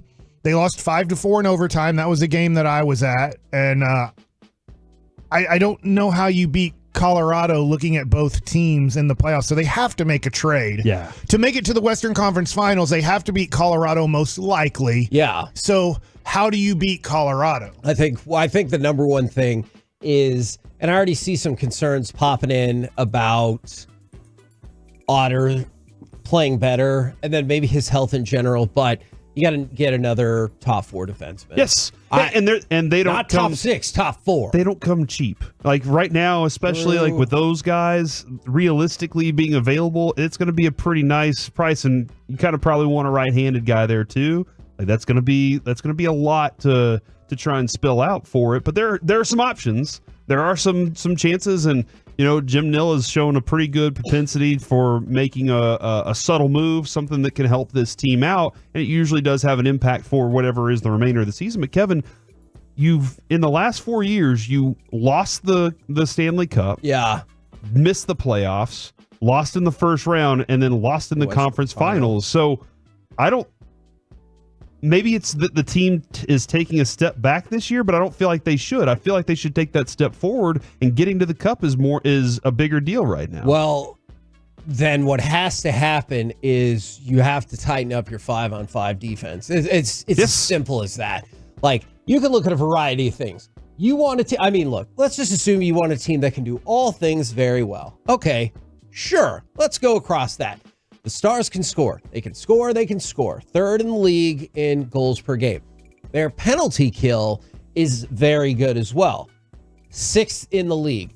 5-on-5, however, it is a weakness. Wedgwood's been a great story as a backup. Yes. But both he and Ottinger have bad numbers in terms of goals given up per game. They're way down in the league, in the 40s, I'm pretty sure, in goals against. Which again, was Dobby a better story than this at the time than Wedgwood is right now? Yeah. Okay, because he went nuts on in the playoffs too. Look, and if Wedgwood needed to step in and went on a playoff run, I think he would be elevated to legendary star status as well. But that's the thing. Is like, if you look at what you got him to do, you're paying him $1 million to be the backup. Him being able to step up and win you some games, hell of a job. But then it starts to turn. The more Ottinger was out and the more Wedgwood was there every single day, you're like, no, that was really great as a fill-in, but now that you're there all the time, this is not working. And so that's the number one thing, Mike. Like, if you're going to go against Colorado, or if you're looking ahead and you're thinking, you know, whether it's Vegas, Vancouver, like whoever you see at the end of the line. Connor McDavid. Yes. They can't lose anymore. Yeah, that's true. I'm wondering this, not following hockey, like for a long time. I'm following it this year. Obviously, I know that Edmonton's on a 16-game winning streak. Does this at all help me out here? Remember when the Seattle Mariners were out of it and then it felt like they won 19 of 20 games this year, and then all of a sudden you're like, oh crap, the Rangers might not make the playoffs because in August, Seattle got super hot while you were struggling a little bit. Too soon. Is Edmonton, is that a thing in hockey that they could be somewhat peaking right now when you need to be playing better hockey in April? The only reason I don't necessarily know if I think that's the case is because it feels like in playoff hockey, as opposed to other sports, you can have your goalie just take over. And what I mean is the one individual player. Like Corey Seager was awesome in the playoffs, but I don't think you look at those series and say, only Corey Seager took over and won you this series. I do think Edmonton, if they started struggling again offensively, they can look at their goalie and be like, hey, you can get us through. But their winning streak is amazing. Also, I believe they have a bunch more games to go relative to the rest of the teams in their division. I believe they've played several fewer games than the rest of their teams in their division, but their winning streak has obviously been amazing and one of the talks of the hockey season. I am kind of curious, like, Pavelski was missing for early on in the playoffs last year, obviously due to the concussion injury. What I do wonder which one of these young stars is going to be at that next phase whenever playoff time comes. Like we talked about Robo, and what we saw from him in the playoffs, he just disappeared kind of for a little bit. And then he kind of, he's doing his thing and making sure that he's setting people up. He does so many other good things, but will he say, you know what, it's time to be superstar status? Kevin, every series it felt like you were saying, hey, it's time for you to show this now. And I think he kind of left us all like, okay, well, we're not let down, but we're a little disappointed. Okay. And so, like, that's what I'm hoping is that by the time we get to that, not that they need to develop more or get any better, but that they're ready to say, okay, playoffs have started. We've hit another gear. And it's really interesting because I saw this text, and I think this is a little bit of a misnomer, is that the Stars were the favorite to win the Cup. That is not this year. That was not the case. I don't remember that. I know what we did talk about. They were a contender, I feel like, going into the year. That's why I was so excited about them. Absolutely. And I believe they're a contender now. Don't get it twisted. I think we're nitpicking a little bit right now, too. You're right. I would not pick them at this moment to beat Colorado in a playoff series. But that doesn't mean it can't happen. But I wanted to dispel the notion that they were the favorite. Now, on NHL.com and maybe ESPN, there were multiple people who picked the Stars to win the Cup. But if you just let's just go off the betting odds.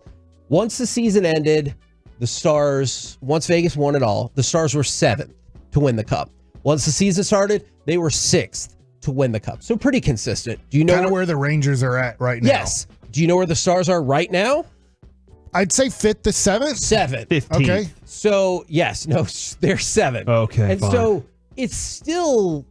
it's very similar to where they were before. And so I don't actually think they've changed that much. Smarter bet, because we're going to Vegas tonight. Smarter bet, putting, let's say, $20 on the Stars to win the Stanley Cup or the Rangers to win the World Series. I'm going to say the Rangers. I'm not trying to tick off hockey fans or anything like that. It's a good question. I'm not betting on the Mavericks. We know that season's over. I agree with that. Is it slight edge? Or do you think it's that much separate? No. I do think it's close because most places you'll see the Rangers are about 5th, 6th, and the Stars are 7th. And the Stars are behind Colorado, Edmonton, Boston, Florida, Carolina, New York, and then you hit the Stars. And so I think they're in similar positions. I would just take the Rangers just because, like, I literally saw the road it takes for them to get there. For the Stars, I know they know how to get in position to win the Cup, but not win the Cup. And here's the weird thing about comparing them both.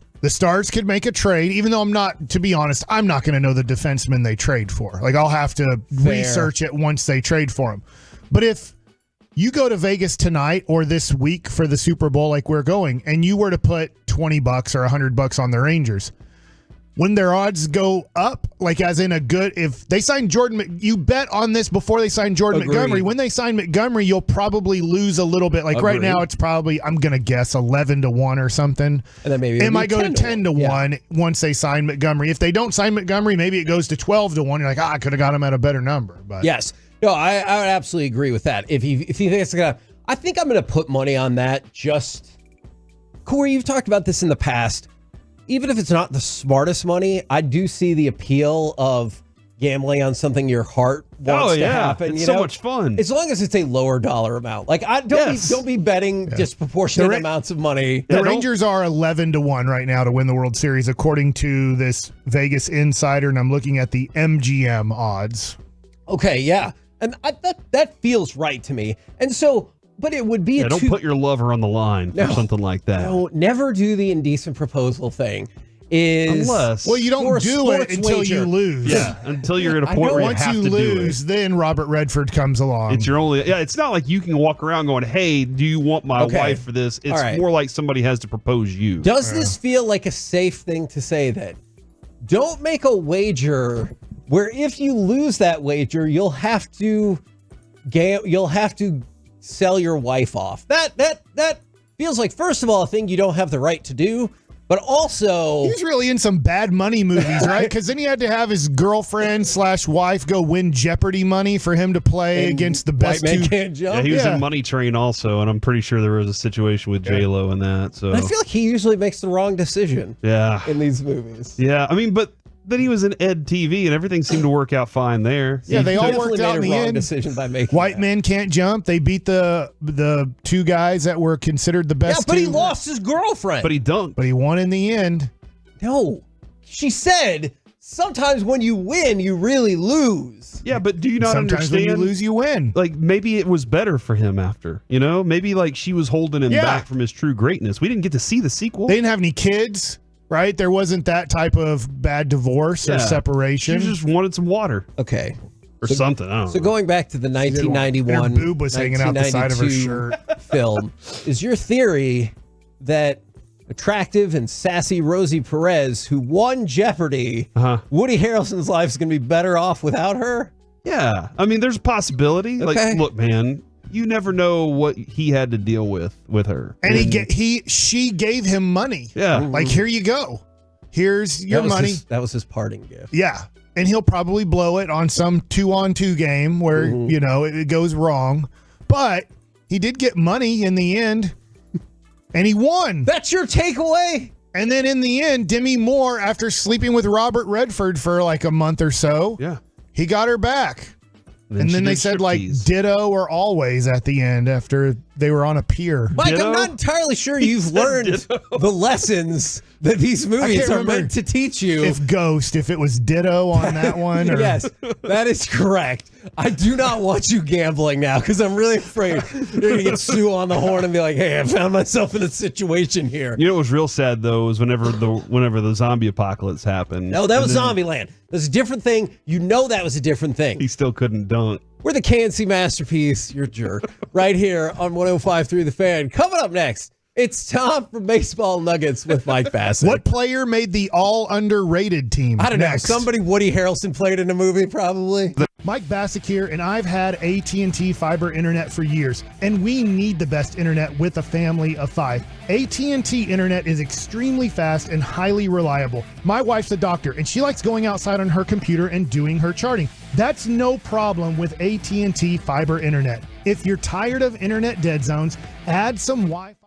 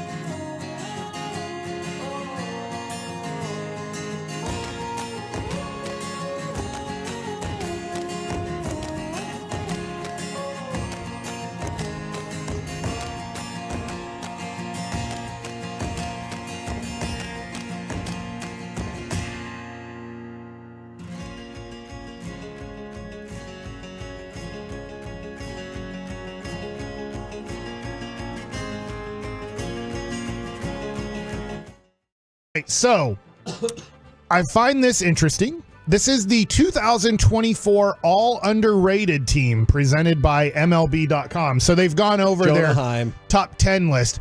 Well, he can't make this list because to make this list, you can have never made an All-Star game. Okay. You also cannot have won an award like an MVP, Cy Young, or Rookie of the Year. Oh, wow. No Silver Slugger, no Gold Glove. No All-MLB team honors. Austin Hedges. So MLB... He hasn't won any of that stuff. No inclusion. Now, this could have been Jonah Heim, but unfortunately, like, he's an all-star and a Gold Glove winner. You can see why I might say a World Series champion. You cannot be on MLB Network's current top 10 right now list. He's not. As a player at your position. He's not. Who's that? Jonah Heim. But right, he hit the other but he has a Gold Glove and an All-Star appearance, so he can't. He's not in the top 10. No 9-figure contracts. So if you've signed a contract worth $100 million or more, you can't be considered underrated because somebody has given you $100 million to play this game. And then you have to have at least 2 years in the major leagues. So they don't want to put somebody like Evan Carter because they're like, look. Obviously, he's rated very high on a list, but they want somebody who's played in the major leagues for a while. No awards. Who would you think would be a Ranger who could be on this? There is a Ranger on this list. That's 2 options. Oh. That don't have any awards in their career, have 2 years in the major leagues. We have a guess. We have a consensus agreement. Leody. Taveras. You are correct. In center field, the most underrated center fielder, according to MLB.com, is Leody Taveras. It says considered a Gold Glove first prospect. The 25-year-old Taveras has turned out to be a serviceable bat with a lot more in the tank, perhaps. Taveras paired his plus glove in a premier position with a 95 OPS plus over the past 2 seasons, or just below league average. So about 100 is your OPS plus. So what they're saying is he's really close to league average offensively the last 2 years. Notably, Which though, I feel like is all we were asking, right? Like going into last year, like when we had him on, I know he has higher aspirations, but I feel like that's what we're like, if he can be average at the plate. Yes. And really it's just getting to first base. Just get to first. Fair. Your speed. Now, look, we know this. Bruce Bochy does not like stealing bases. Like, in a weird way, he's been a National League manager his whole career with no designated hitter in the National League when he was managing.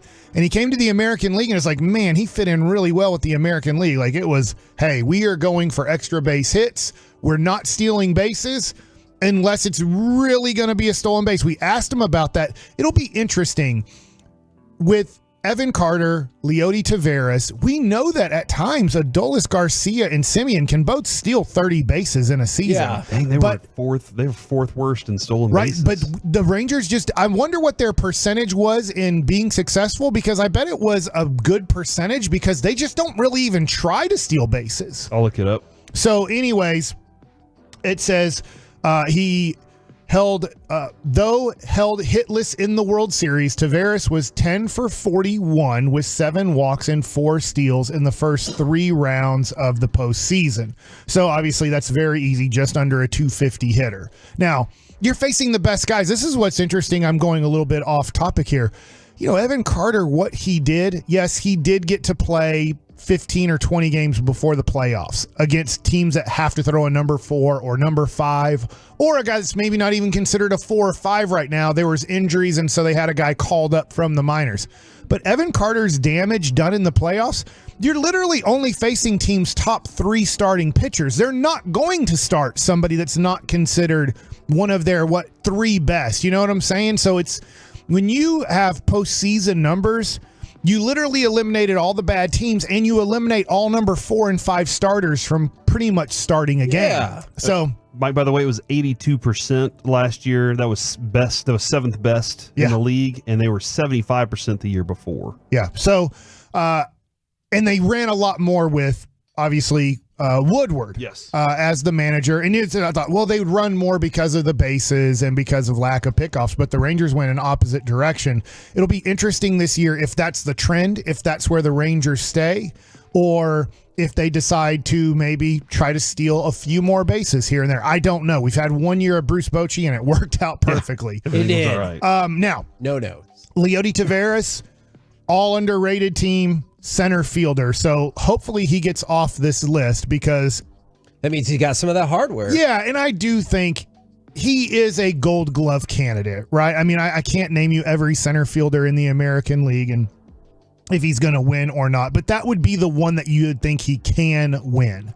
All right, now I want to go to another list, and the Rangers do not have a player on this list. MLB.com also did over the weekend the most improved players for 2024 will be. And the reason that there's not a Ranger on this list, think about the Rangers last year. Who in the world can really improve on what they did?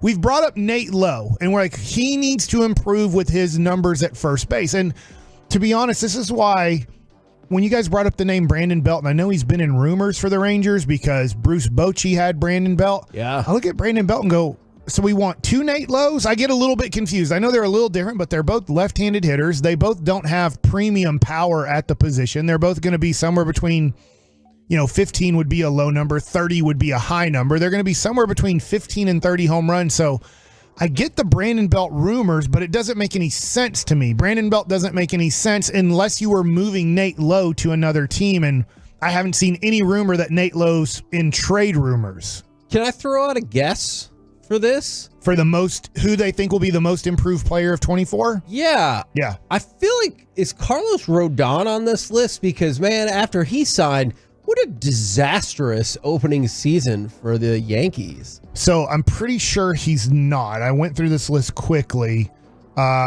Maybe because he was so injured, they don't want to put him on this list because it really is going off of WAR and how much you can improve on your His WAR. WAR was a negative 0.8. I know, but he didn't pitch much. So what I'm wondering is like, are they looking at, they were pretty healthy last year. Number one on the list, who they think will be the most improved player of 2024 will be Vladimir Guerrero Jr. Oh.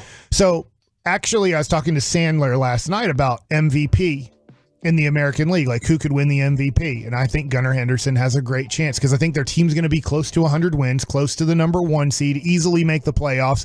And I think that he'll be the offensive guy on their team, their best offensive weapon. Adley Rutschman will be really good. I'm sure Jackson Holiday has a great chance to win Rookie of the Year. I don't think Jackson Holiday is going to win Rookie of the Year and MVP. Right. I mean, Ichiro did it, but he was 27 years old when he did it.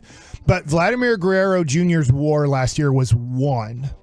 And so they project that he will have a WAR of 3.7. So they think that he will improve his WAR by 2.7. So they just think that he had a really down year and could really improve his WAR. Number 2 is Carlos Correa of the Minnesota Twins. So that's a guy last year who weird off season when he signed with the Giants and then didn't sign with the Giants and then ended up going to the Twins. And so he had a 1.1 WAR last year, and they project his WAR to be 3.6. And I'll give you number 3, Luis Severino, starting pitcher with the Mets. He had a negative 0.6 WAR, and they project his WAR will be a 1.6, improving by 2.2.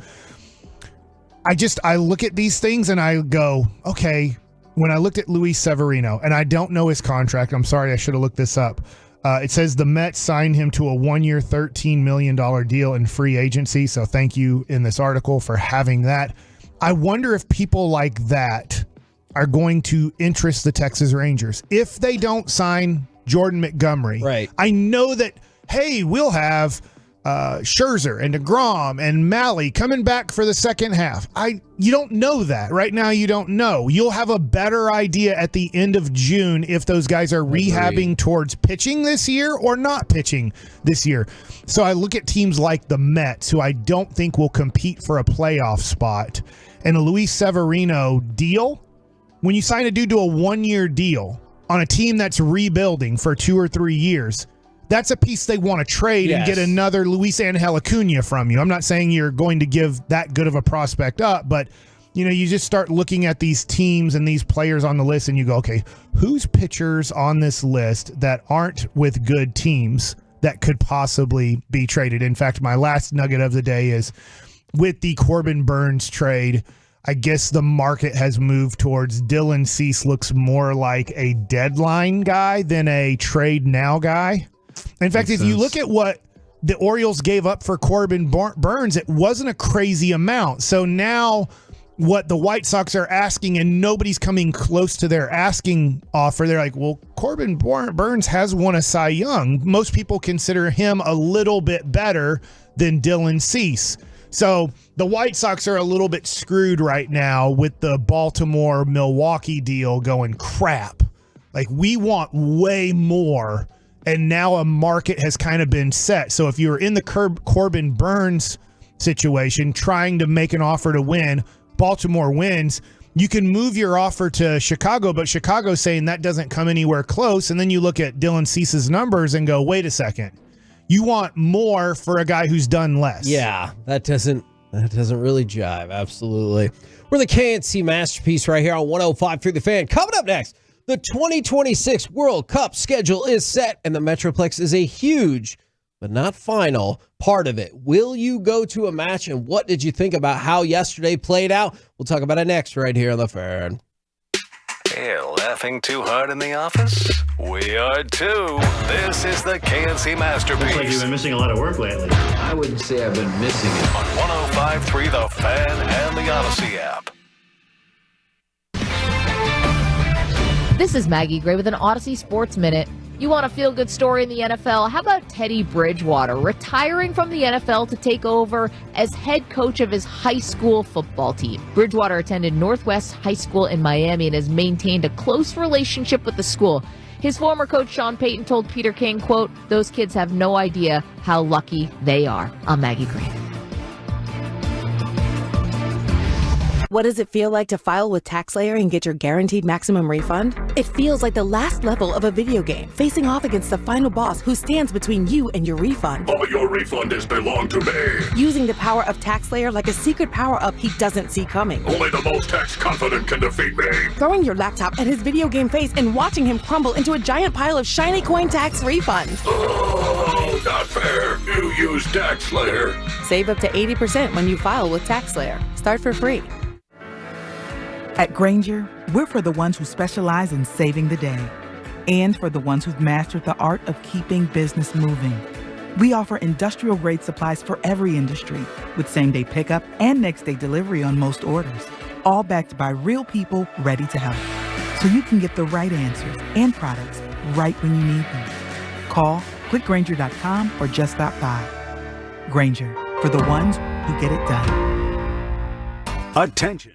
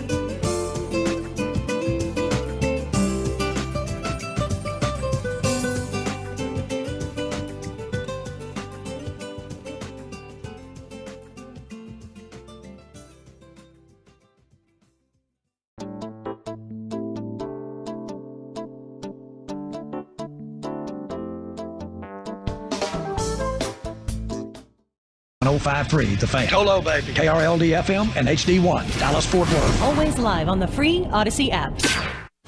From our fan studio, secured by DFWsecurity.com, it's the KNC Masterpiece on 105.3 The Fan.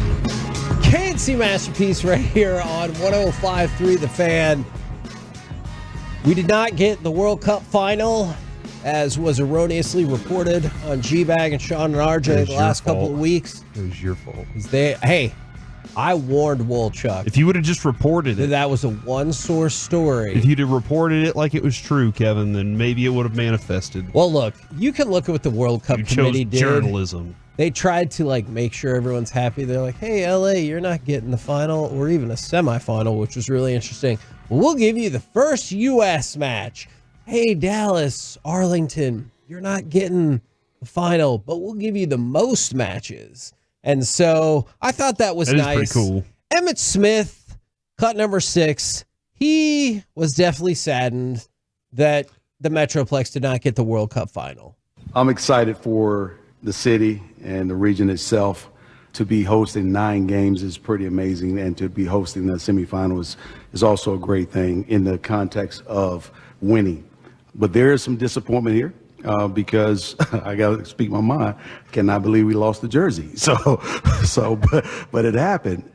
They lost to Jersey. Did you see the picture of him and Dirk and Marty up there? And they're just they look so sad. They all look just so sad throughout that. And I felt bad for them. But yeah, he's right, man. Come on. We can't lose to Jersey. And that's why I did think yesterday's announcement was Stars did in the Stanley Cup Finals one year. Yeah, see, I'm surprised that's the direction that you went, Mike, because across social media yesterday, the reaction was once again, Jerry can't close the deal. I thought for sure that was going to be the direction that you would go in for this. So bravo to you for not going in that direction.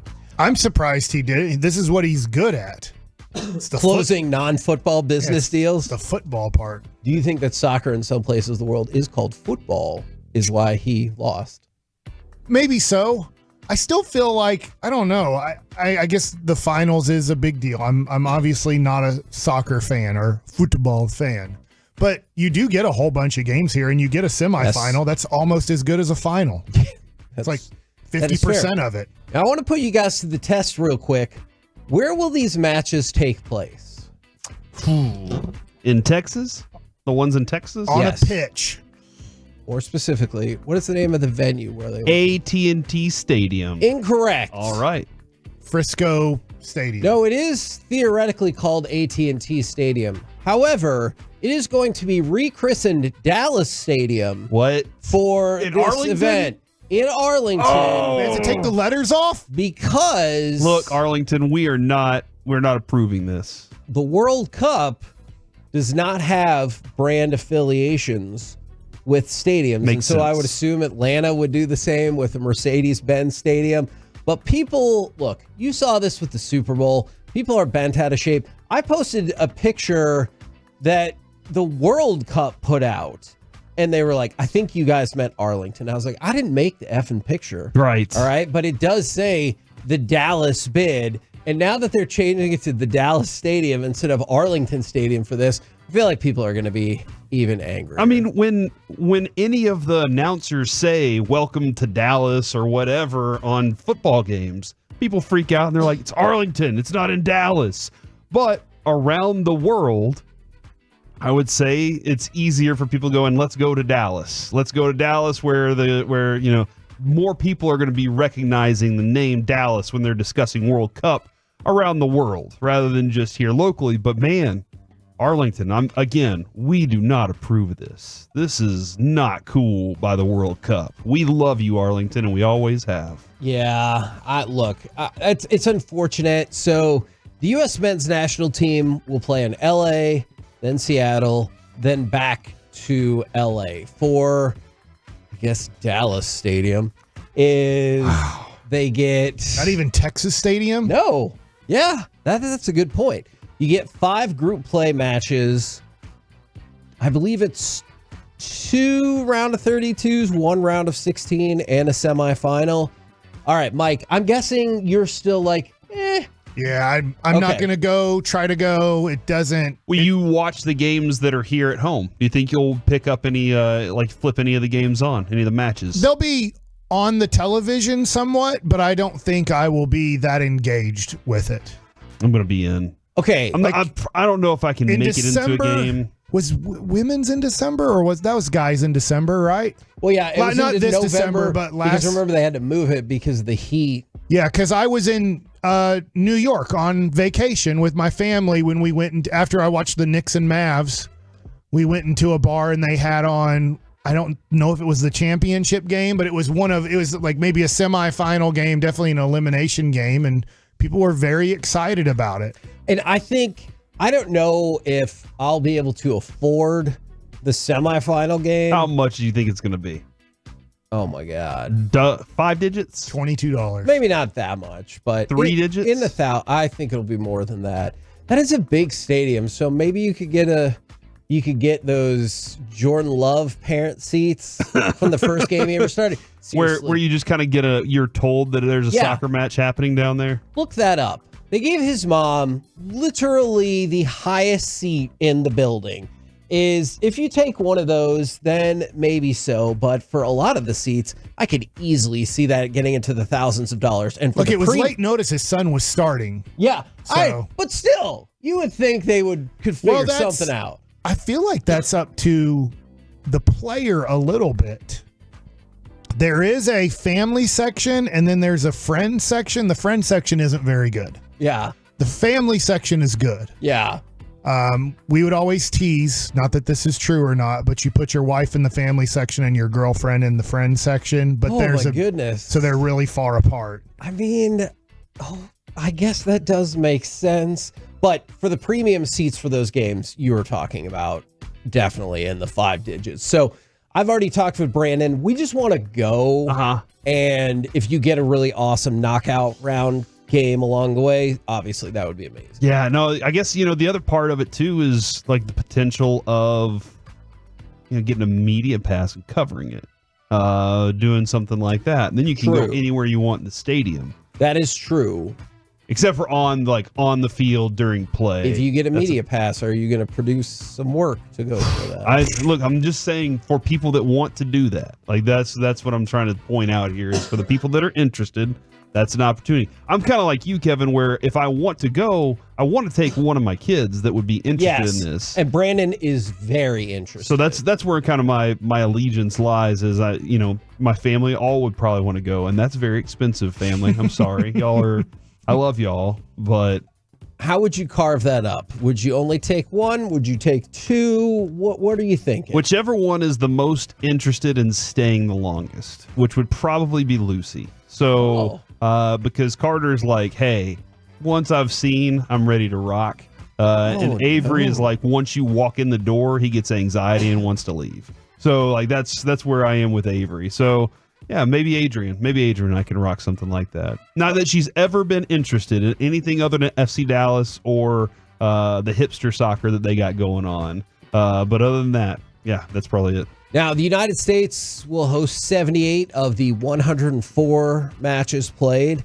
So we get 3/4. The other fourth is split up between Canada and Mexico. And the event will officially start Estadio Azteca in Mexico City on June the 11th. Mike, I'm just curious. Do you think when it gets, because this is still 2.5 years away, do you think when it's, I don't know, May, if people are like, I got the U.S. making the quarterfinals or something like that? Oh, yeah, sure. You'll have a better idea on who's on the team, who has momentum going into the tournament, who could be the underdog upset and all that stuff. I totally get by the time we get to, let's just say, spring break of 2026, there'll be a lot of talk on what's going to be happening here, and it'll be more realistic. You'll know that it's now months away from happening. Right now, it's just tough to envision. I could see that. All this. Like if they said today, the Dallas Mavericks are going to host the 2026 All-Star Game, I'd be like, oh, man, great. We get to see Luka walk up and down a basketball court. But in between, when it got close to the time, be there, when it got close to the time, you'd be like, oh, this is really cool. At the convention center, they're having this and that. So I think that there'll be a lot of extras to go with it, which could be cool. Absolutely, I agree with that. They've talked about the economic impact for the area potentially being up to $1 billion, especially with the amount of matches that are going to be here. So I think what business should we start? What business should we start right now? Soccer ball business. Soccer ball business. We can make soccer balls. Okay. What kind of soccer ball? Are we going to print like World Cup on there or Big Game? The Big Game soccer ball team. I don't know if that we can sponsor a local team around here. Would you try to come up with a more specialized set of restaurants that cater to the cuisine of the different nations? Well, that's an interesting approach because when I travel somewhere, I want to taste what's local. Like I want to taste. Okay. Like I don't have no clue what local Vegas is, other than some spare steak is what I'm presuming is most of the time. There's some steaks that they cook there. It's desert, so I don't know, camel. Yeah, well, or maybe like some kangaroo rat or something. Oh, coyote. Coyote. Did you say kangaroo rat? Yeah, I don't know what they cook. I don't know what their specialty is in Vegas. But if I'm coming to Texas, a lot of people are probably going to be coming to Texas looking for barbecue. Like they're probably going to be like, okay, which one? Where do I go? I think Hurtado has a great opportunity to blow up. I think a lot of those We restaurants. should make cowboy hats, but in different country colors. I like that. And then they can wear them into the stadium. Because if you're talking about local flair, that's what everybody wants a cowboy hat. I want a cowboy hat. We're in Dallas-Fort Worth, but it's a Brazilian. It's green and yellow. That's a great idea. Oh, that is a good idea. That is a really, because everybody wants, and horses. We should have horses painted with the flags of other countries so that people can ride their horses around here. Or we have shirts that say, yeah, here we go, and then World Cup on the back. I actually wonder if you could get around trademark restrictions with that. I'm intrigued by that. For the cowboy hat thing, I think that is a fantastic idea. Sell your Brazilian cowboy hats, your Colombian cowboy hats, and everything like that. I think that is a fantastic idea. So Sell a bunch of vuvuzelas. Is that what we want to do? No, are those like still banned? Because I know they banned them. They banned them eventually, right? Why would you ban vuvuzelas? But if you're interested, the group stage matches June 14th, June 17th, June 22nd, June 25th, and June 27th. Of course, I realize this is in the year 2026. And then the round 32, June 30th and July 3rd, round of 16, July 6th, and semifinal July 14th at AT&T Stadium if y'all want to go check it out. And that will be, if the United States advance, it'll be here. I have no clue. I'm just throwing that out. That would be, can you imagine the secondary market prices? Or hell, if Mexico was in the semifinals, those secondary prices would be insane. Or Canada. Vuvuzela was not banned in the 2010 Big Cup, but after the backlash, you can call it the World Cup. You're in the middle of a segment. I think it's called the Super Cup. FIFA banned it in the 2014 tournaments, 2018 and 2022, and UEFA also banned the instrument from their organizations, including the Champions League, European League, and Europa League. So sounds like it's still banned as we head to the next. Bring a tuba. Is that what everybody thinks about for a tuba song? Yes. It's the only tuba song I know how to play. I feel like if you see an elephant walking, that's like you play a tuba. We're the KNC Masterpiece. This is what we're bringing to you today, folks. Coming up next, who is the best at being the worst this weekend? It's Wanker of the Weekend. Truckrack.com text line 877-881-1053. We'll do it next right here on The Fan. Welcoming new listeners to our clubhouse with open arms. I don't know what to say. Thanks for listening all day to 105.3 The Fan and through our Odyssey app. Frankel. Look, if you find yourself in a wreck and it is not your fault, that's when you need to go with Mark and Scott at Frankel and Frankel.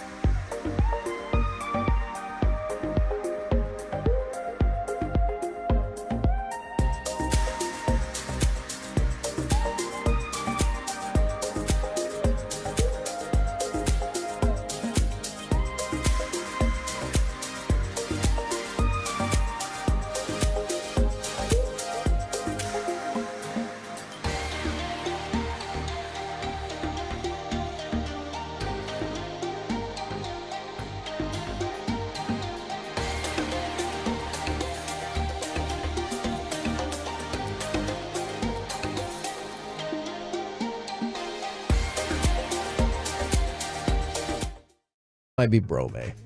With Auburn is the wanker of the weekend, or is it okay because he corrected it?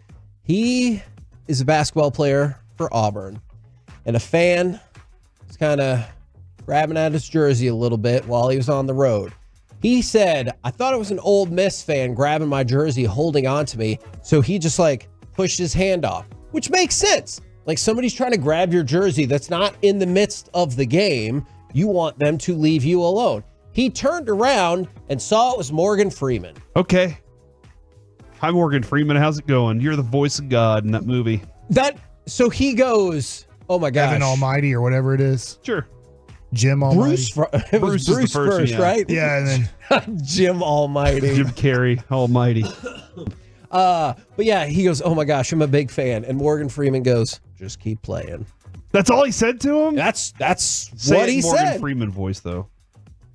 But you have to tell like a backstory. Yeah, right? just keep playing. Yeah, I'm trying to figure. Like, just keep The swimming. first time I met Johnny what was at the basketball. Gosh, just keep. Hold on. But still, Morgan Freeman, I don't care who you are. You shouldn't be grabbing at players on the Oh, court. no. Are you going to turn this against Morgan Freeman? Like, you can holler at Yeah, him. I'm You out can on say Morgan something Freeman to now. him. You can't. Nobody should be able to do it. Not even Morgan Freeman, okay? That's what I'm trying to say here. Not even Morgan Freeman should be able to do that. No people should be able to touch people that are on the court or on the playing field. So it's the lesson, but if you're famous enough, the player will be like, no problem. I think there's a lesson that if you're famous enough, most things, no problem. See, I think I'm going to use your example. So some person like comes up screaming at you on Radio Row, you're probably not going to be pleased, right? Probably not. That person was Taylor Swift. Well, you know what? She needs to wait her turn. You would wait till I get to a commercial break. You would not tell her that. Actually, in this business, I would probably be like, come sit down and hang out with us. Like that's what we do, though. We invite people to sit on Annika Sorenstam. She just was listening to us talk about cutting sandwiches, and she was like, he's right. I need to go over there and talk with them about sandwiches and efficiency in Sweden. And we were like, this is amazing. And then, but like, that's how our business is. On the court, they have security. We don't have any security people standing outside of our door at Radio Row saying you can't go in. It's just like a little doorway that just anybody can walk in and out. Nah, man, it'll be fine. Man, what if she said, I don't want to come on the air, but I just want to stand here and boo you, and she'll be on the fan cam? That's fine too. Okay. That's okay. Boo. That's okay. All right. Especially if you're Steve Buechele, that'd be like a compliment. That is true. That is very true. From the if it was Kay Adams, Corey would just leave Mike and Kevin to do the rest of the show themselves. Look. Did y'all want a picture with her? Was that the You are retroactively the wanker of the year for what happened last year. Should I have invited her back to interview Joe Kelly? Because that's what she was saying that Joe Kelly was she was his first ever interview. Well, we'll see Kay Adams this year, right? Yes, and she said we were fun. Yes, she did. We should bounce on her show. Did you go on her show? I didn't. I was so nervous. But you can also say, hey, you're on my season pass list. That's not. No? Is it called a season pass? That's every year. Like you not only have a season pass, but you have the fast pass. You should tell her that. I got the season pass and the fast pass. Oh, she knows it'll be the fast pass. Yeah, it's and then definitely going to be the fast pass. You can say, I got a place at the link. And then I feel like that's the only reason you brought What do you think she's going to go? I had some rando radio guy on my pass list too. So yeah. You made my list last year. I'm glad to see you. Yeah, you had your shot last year. And let's see how that goes. Should I have invited her back to interview Joe Kelly with us? Next time. I hope Joe Kelly's there. I do too. He's cool. We had to dump him for something twice. But yeah, no, he was fantastic. Because you know why? It's baseball time in Texas. Damn right. Can I tell you one more soccer thing, though? That's fine. It's soccer season. I dare you to try. Kids are playing soccer in high school. It's really cold. It's always the best time to play soccer. The Hong Kong government is furious at Inter Miami and Lionel Messi because they sold all of the tickets, like 40,000 plus tickets at Hong Kong Stadium, which that's not original. And Messi, he didn't play. And so the Hong Kong government spokesperson came out and said, regarding Messi not playing the match today, the government, it says that. It actually says I saw the it, yeah. government, as well as football fans, are extremely disappointed about the organizer's arrangement. The whole government is mad. The organizer, which they spelled wrong, owes all football fans an explanation. Corey, do you believe the government will get their explanation? No, but wasn't the coach of Miami at the time on Friday he's likely to play, and so you're thinking, all right, we're promoting based on the fact that so all these people are showing up now, they're demanding discounts, and there were boos when David Beckham was up there on the screen and everything. What would Jerry would probably do that, right? If the game didn't turn out the way you wanted, Dak didn't show up, he'd be like, guys, y'all deserve your money back, right? No, but he would give them free passes to tour the stadium anytime they wanted, right? Check out these Super Bowl trophies. Free refill on your bucket of popcorn. Yeah, which that's how. But only if it's a small bucket. Oh no! Yeah.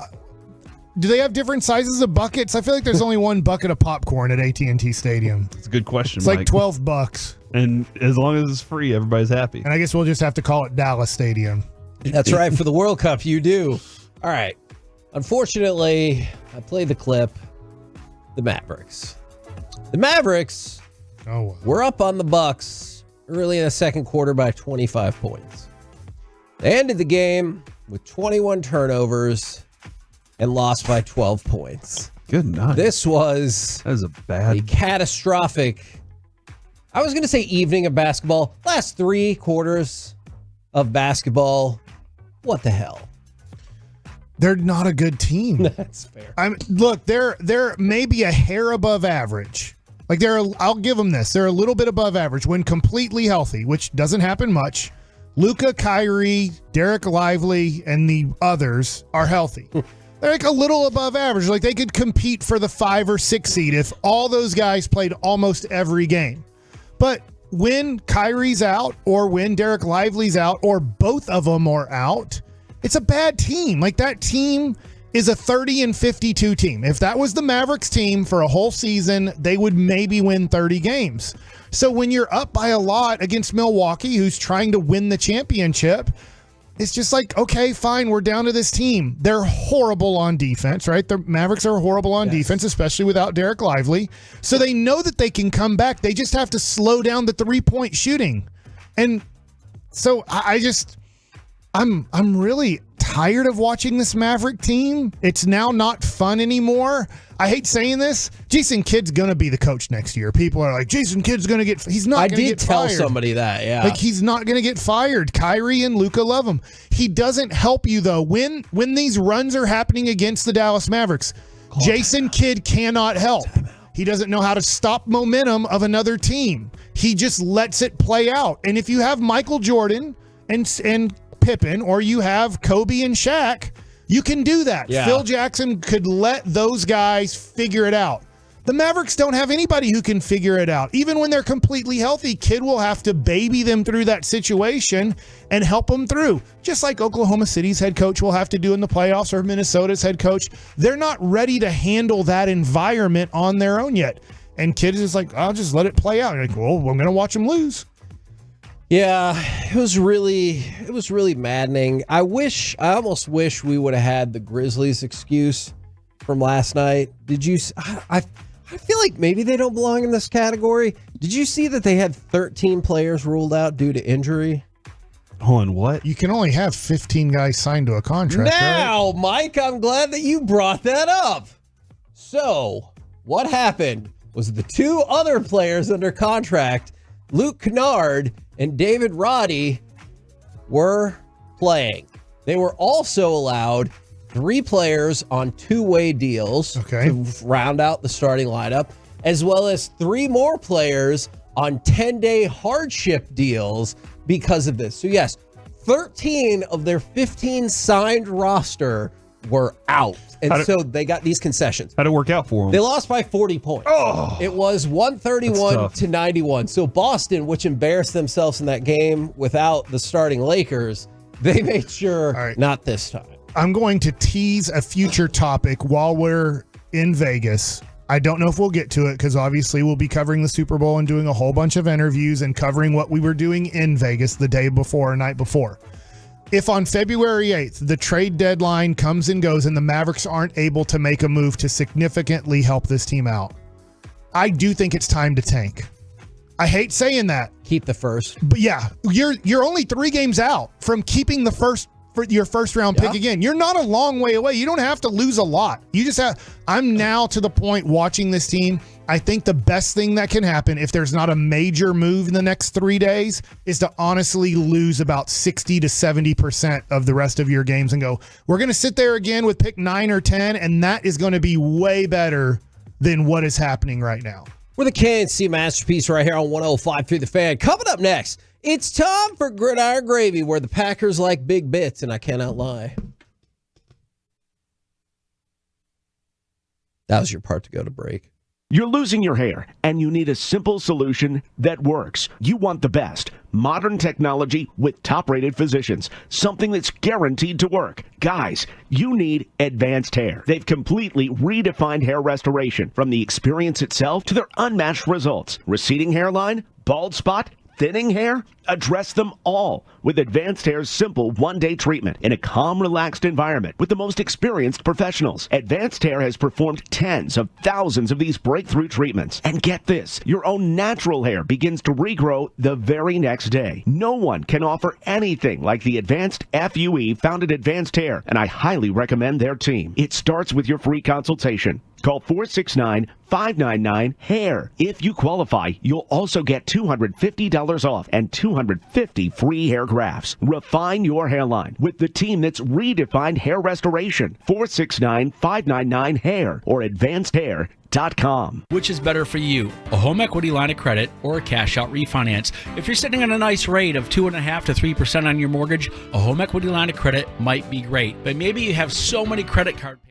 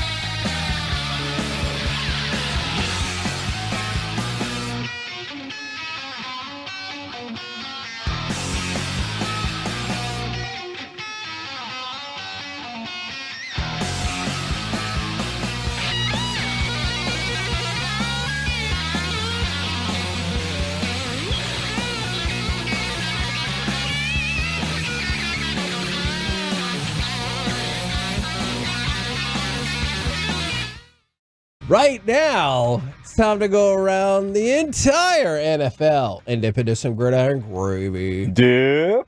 Yeah, here we go. Oh, man. He wasn't in Orlando. I think his baby was born. That is an addition, you saying, here we go, that I don't love, is the strange saga of Cliff Kingsbury.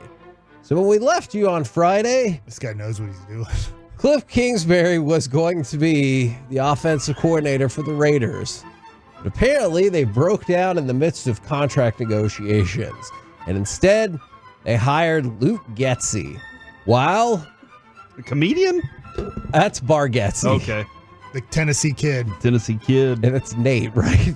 Instead... We should have him on this week. I'd love Will to he have be him there? on. Why not?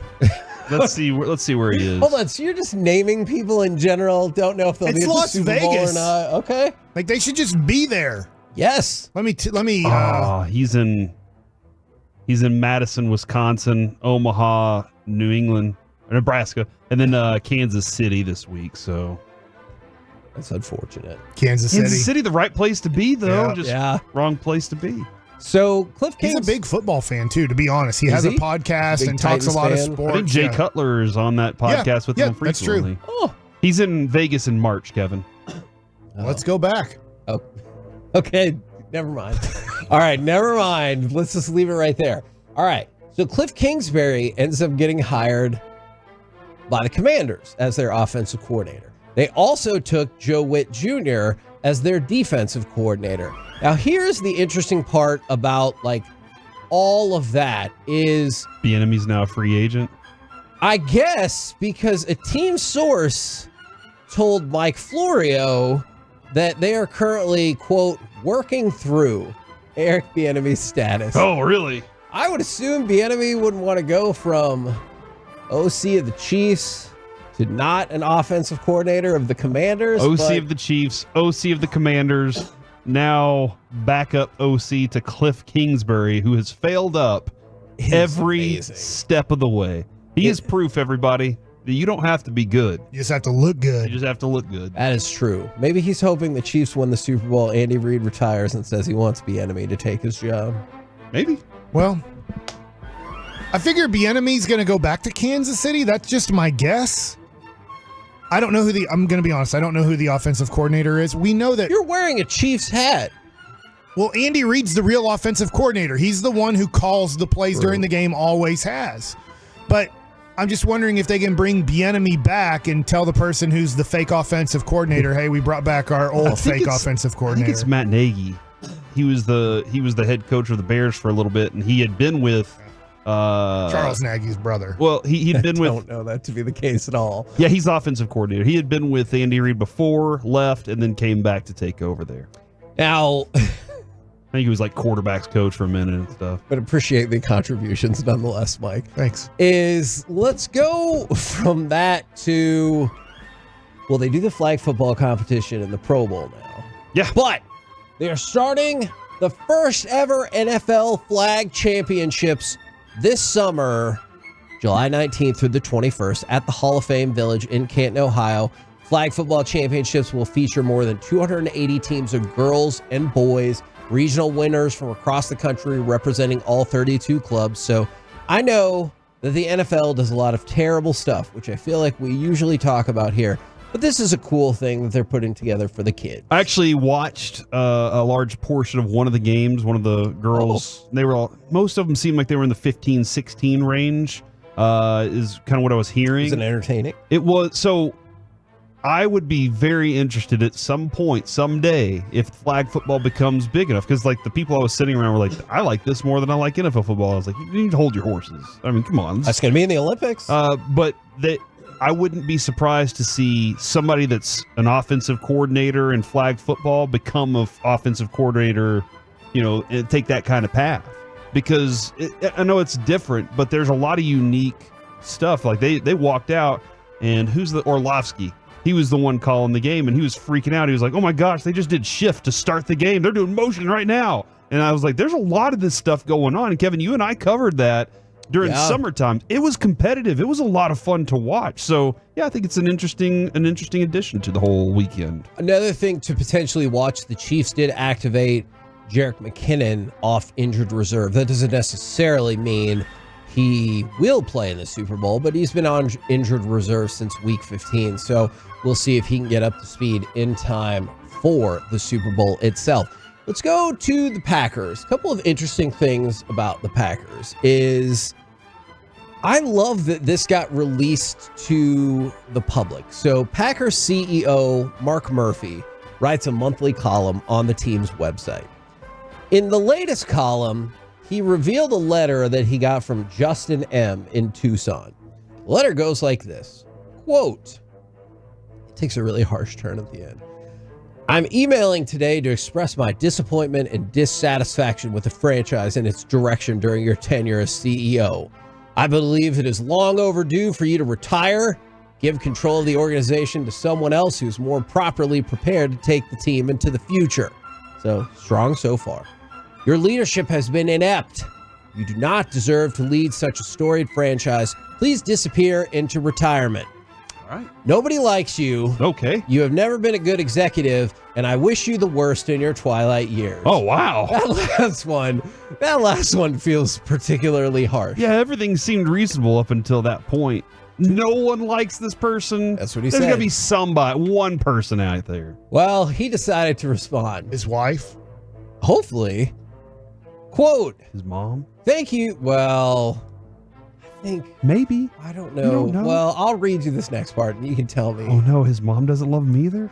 Quote. Thanks for sharing your opinion, Justin. I also appreciate the 11 other emails you've sent recently with similar suggestions. There you go. I get your point. You will be pleased to know that I'm required to retire in July 2025 under our bylaws. So he has to retire next summer, which would under the bylaws. Yeah. That's interesting. Lead you to believe that maybe he's older and maybe I don't know if his mom is. Oh, I'm not sure. She's no longer with us. I honestly don't know. I don't know either. Yeah, none of us really know. Stop the looking answer. at me. All right. That's, you know what though? When you're going to pin a letter to somebody, all right, or an email like this, Kevin, Tom Hanks says, if you take the time to type out a letter or handwrite a letter and send it, he'll reply back. But if you just email it, he's like, I'm not replying back to emails. This is the letter I've always wanted to write, and I say this all the time in conversations with people. I'll be like, Dear Tom, this is the hardest letter I've ever had to write. And then you just get Have to you something. ever written a letter like that? No, and I've always wanted to. Or you've always wanted to write, I've always wanted to write a letter that says, if you're reading this, it's already too late. You know, oh my or gosh. Then you already know. Because you know what my immediate instinct would be is to briefly put the letter down and look around as if that's going to do anything to change anything about what's happening. And I'd be like, oh no, what can I do? Well, you should probably read the rest of the letter to find out. Yeah. Well, we go back to Mark Murphy. Oh, man. The CEO for the Packers. He got an application to be the defensive coordinator of the Bears based on someone's fantasy football experience. His response, quote, Bill, thank you so much for your cover letter and your resume regarding our defensive coordinator position. While your fantasy football experience is impressive, I regret to inform you that we have decided to go in a different direction. I hear the Bears have an opening. You look to be a perfect fit for them. Oh, wow. Thanks again. Sincerely, Mark. So Mark Murphy, who works with the Packers, says, hey, I'm taking a shot at the Bears on the way out. Maybe they'll hire you because you're good at your fantasy football thing. Maybe that took place after he got the other mean letter when he was like, nobody likes you. He's reading them all the bad stuff at the same. same time. He's just like, you know what? I'm getting back at everybody. Yeah, it's like somebody who texted in and suggested that I was salty to Chris because I was still mad about Saturday when Duke got pummeled by North Carolina. They might have a point. They might have a really good point. It was only a 10-point game at half. Yeah, and then it eventually got back to that point, but not until North Carolina went up by 21. It was a lot. It was a lot. And how did my future Mav center go at the 10th overall pick? Filipowski? Yeah. Is that his name? Yeah. Kyle Filipowski. Are we just taking all the Duke centers? Well, he honestly is kind of last one. opposite of Derek Lively. He's more of a 3-point shooter scorer guy. Like, he doesn't have like handles or anything. He's a big guy, but he's a more of like a, I know this is a bad, because people that are young won't get this, like Bill Laimbeer. Okay. Not that. I think he's more mobile than that. Yeah, I'm just trying to think of a guy who's kind of an offensive weapon, but also he's not a slouch either. Yeah. Brad Miller? I'll take a Brad Miller type. Brad Miller with some Sacramento? range. Yeah. No, I Brad know who Miller you're could talking shoot about. threes. He could shoot threes. Like, he wasn't asked to do it often, but he could. He didn't shoot great from 3 in the game, but it happens. But he scored He'll get plenty him back of points. at Duke. Yeah. Just bring Coach K back. They played great for him in his last game there against North Carolina. What happened in that game? Well, they lost in the last game on their home floor. But then they got him back at the Final Four. Then they played the Final Four and they lost that game as well. So the ghost of Jordan. Yeah. How are things going this year, though? Dino Smith. I mean, they're fine this year. They're like top 15. See? They were 7 before. They'll they make the lost. Sweet 16. Take a step back to take a step forward every You got to once in a while. sometimes, you got a Christian Laettner person and stomp on their chest and show them who's boss. Adidas style. I'm the captain now. We're the KNC Masterpiece right here on 105.3 The Fan. Coming up next, we talked about the teams. Now it's time for the quarterbacks. Who is the best QB that ever played in a Super Bowl? And who is the worst? Yeah! No, shut up. You shut up. We'll do that next on The Fan. This is the KNC Masterpiece, followed by G-Bag Nation all afternoon. We appreciate you turning it on and leaving it on. DFW Sports Leader, 105.3 The Fan and the Odyssey app. This is Andrew Perloff with an Odyssey Sports Minute, sponsored by Angie.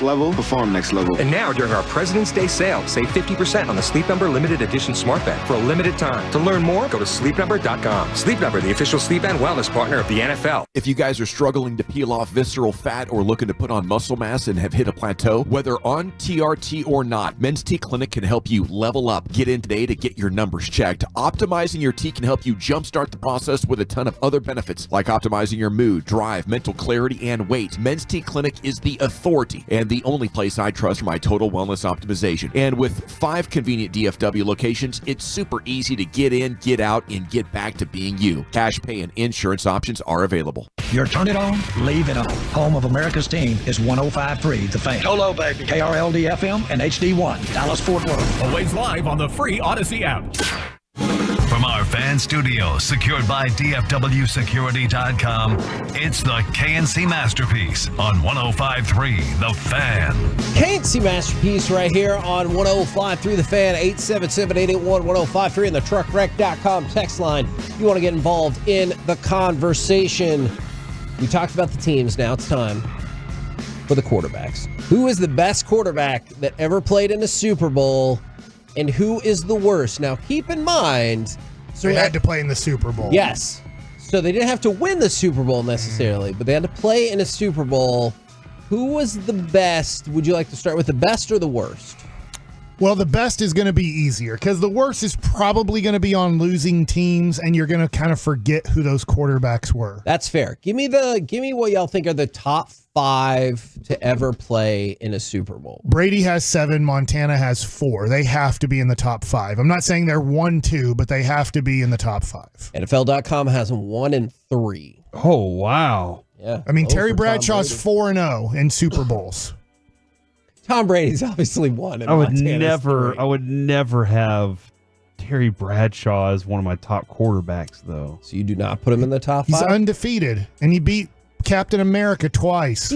I would, a couple things to keep in mind. It takes your whole career, not just the Super Bowl. Oh, it's not just in the Super Bowl game. Not just the Super Bowl. Mahomes. Well, then I'll go with Peyton Manning. He's 2-1 in Super Bowls, but he has 5 MVPs and a lot of records. 2 in Super Bowls. Yeah, but he's number 4. He lost to Seattle. I forget that one. But that was a close game when the game started. And here's the other thing. I don't know if it makes a difference to y'all.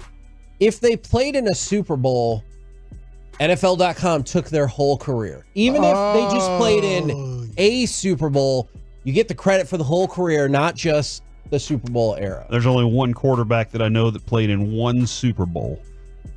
There's probably more than that. And you could set his haircut to a watch. Is Johnny Unitas on this list? That's from The Simpsons. Johnny Unitas is, in fact, second on the list. His haircut, Johnny you could set your watch to. That was the That's line. a great episode. So of The Johnny Simpsons. Unitas is on that then? So Tom Brady's 1, Johnny Unitas is 2, Joe Montana's 3, Peyton Manning is 4. Who do you put number 5? Brett Favre? I want to put Elway in there. You think Elway's better than Favre? They're both at least in the top 10, I can tell you. How many Super Bowls does Elway play in? 5? 5. Dang.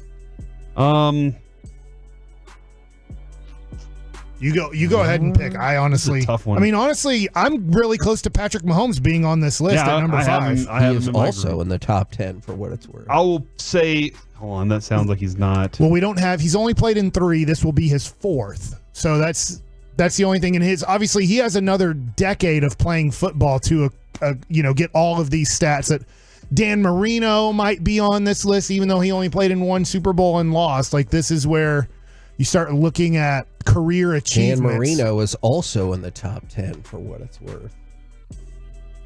You pick. I'm going to go with Marino then. That is correct. Nice. Dan Marino is number 5 on the list. Number 13 on his jersey, though. That is true. This is Taylor's favorite number. So I was not aware of that. And her favorite day's Friday. I didn't know that either. Yeah, I don't know. I don't know that either. So the top 5 is Tom Brady, Johnny Unitas, Joe Montana, Peyton Manning, and Dan Marino. But what I want to know right now, play me cut number 11. We'll get to that. Where do you think this gentleman falls in the hierarchy of Super Bowl people? 2 away. And he'll go behind 2-A, but it's Aikman with the ball, and he's going deep. Harper wide open, touchdown! If you need context, 67 quarterbacks have started in the Super Bowl. I think he'll be in the top 20, but around 20, late teens, I'm going to guess they're going to have him rated. Okay. What say you? I kind of agree with Mike. I feel like 15. I feel like he's right there in that 15. I'll go with 18 just to throw out a number. All right. 20 is Len Dawson. 19, Bob Greasy. 18, Joe Namath. Feel good? Yeah, so I do far? think he's better than what I said then. 17 is Terry Bradshaw. This is scary because now I'm worried.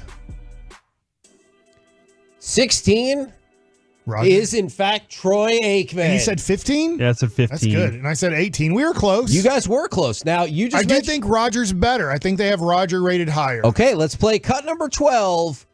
Will this person be higher than Troy Aikman?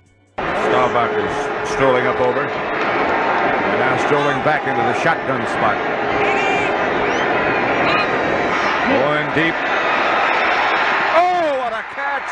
And he dropped it. It is a touchdown. Oh, hold on. What? It was a touchdown. I'm so confused.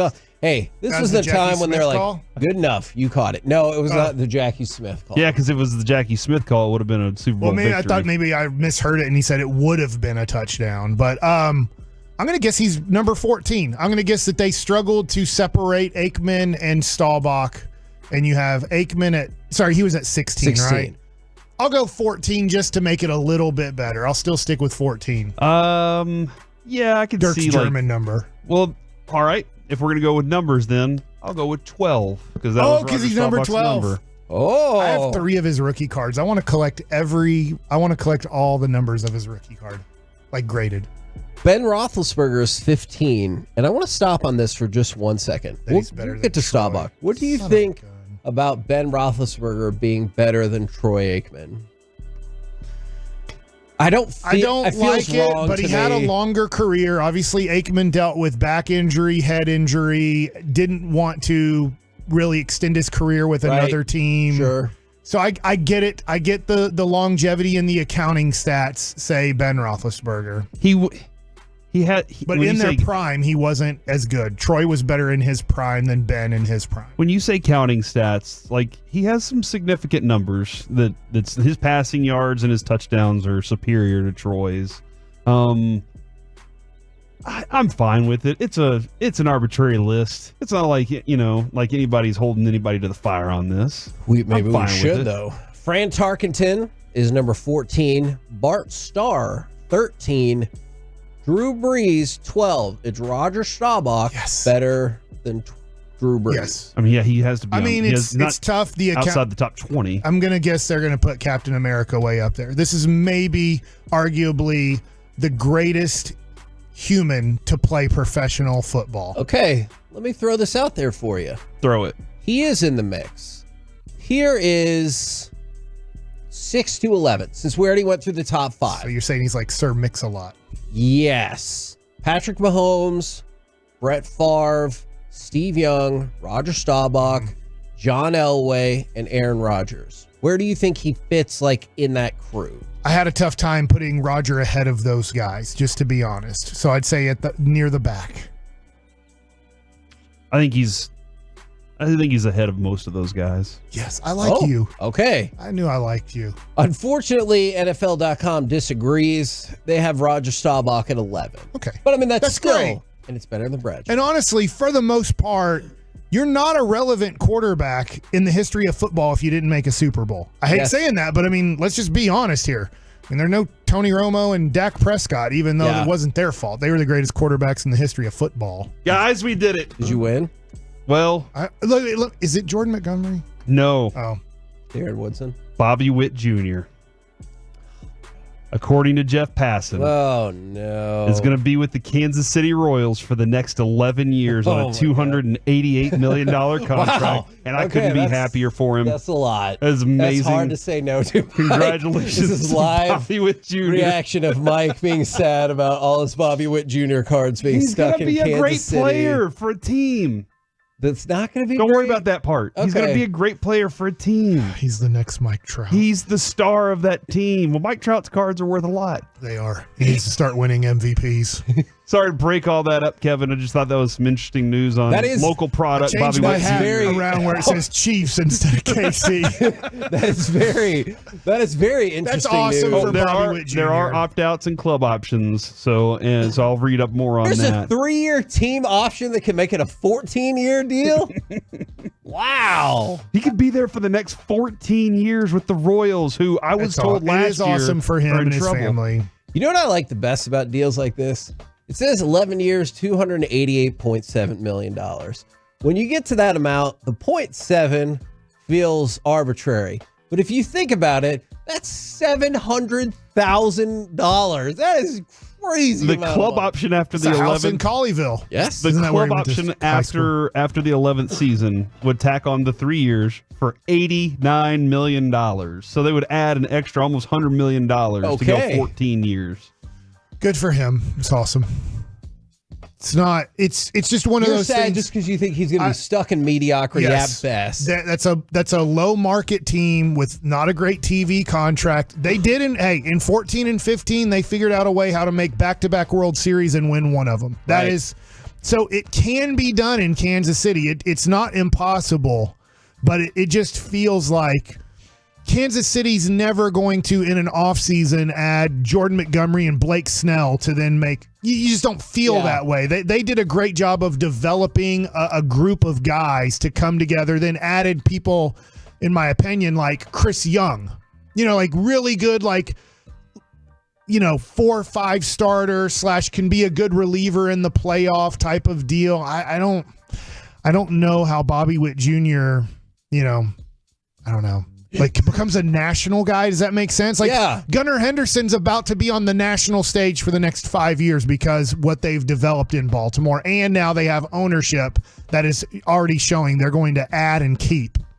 Now, we told you that Roger Staubach is number 11 on the quarterback list. John Elway's 10, Steve Young 9, Brett Favre 8, Patrick Mahomes 7, and Aaron Rodgers 6. By the way, Patrick Mahomes jumped up from 10 to 7. Okay. So when we talk about how much more football he has left to play, clearly he's going to, I would assume, ascend higher on this list. He never gets back here.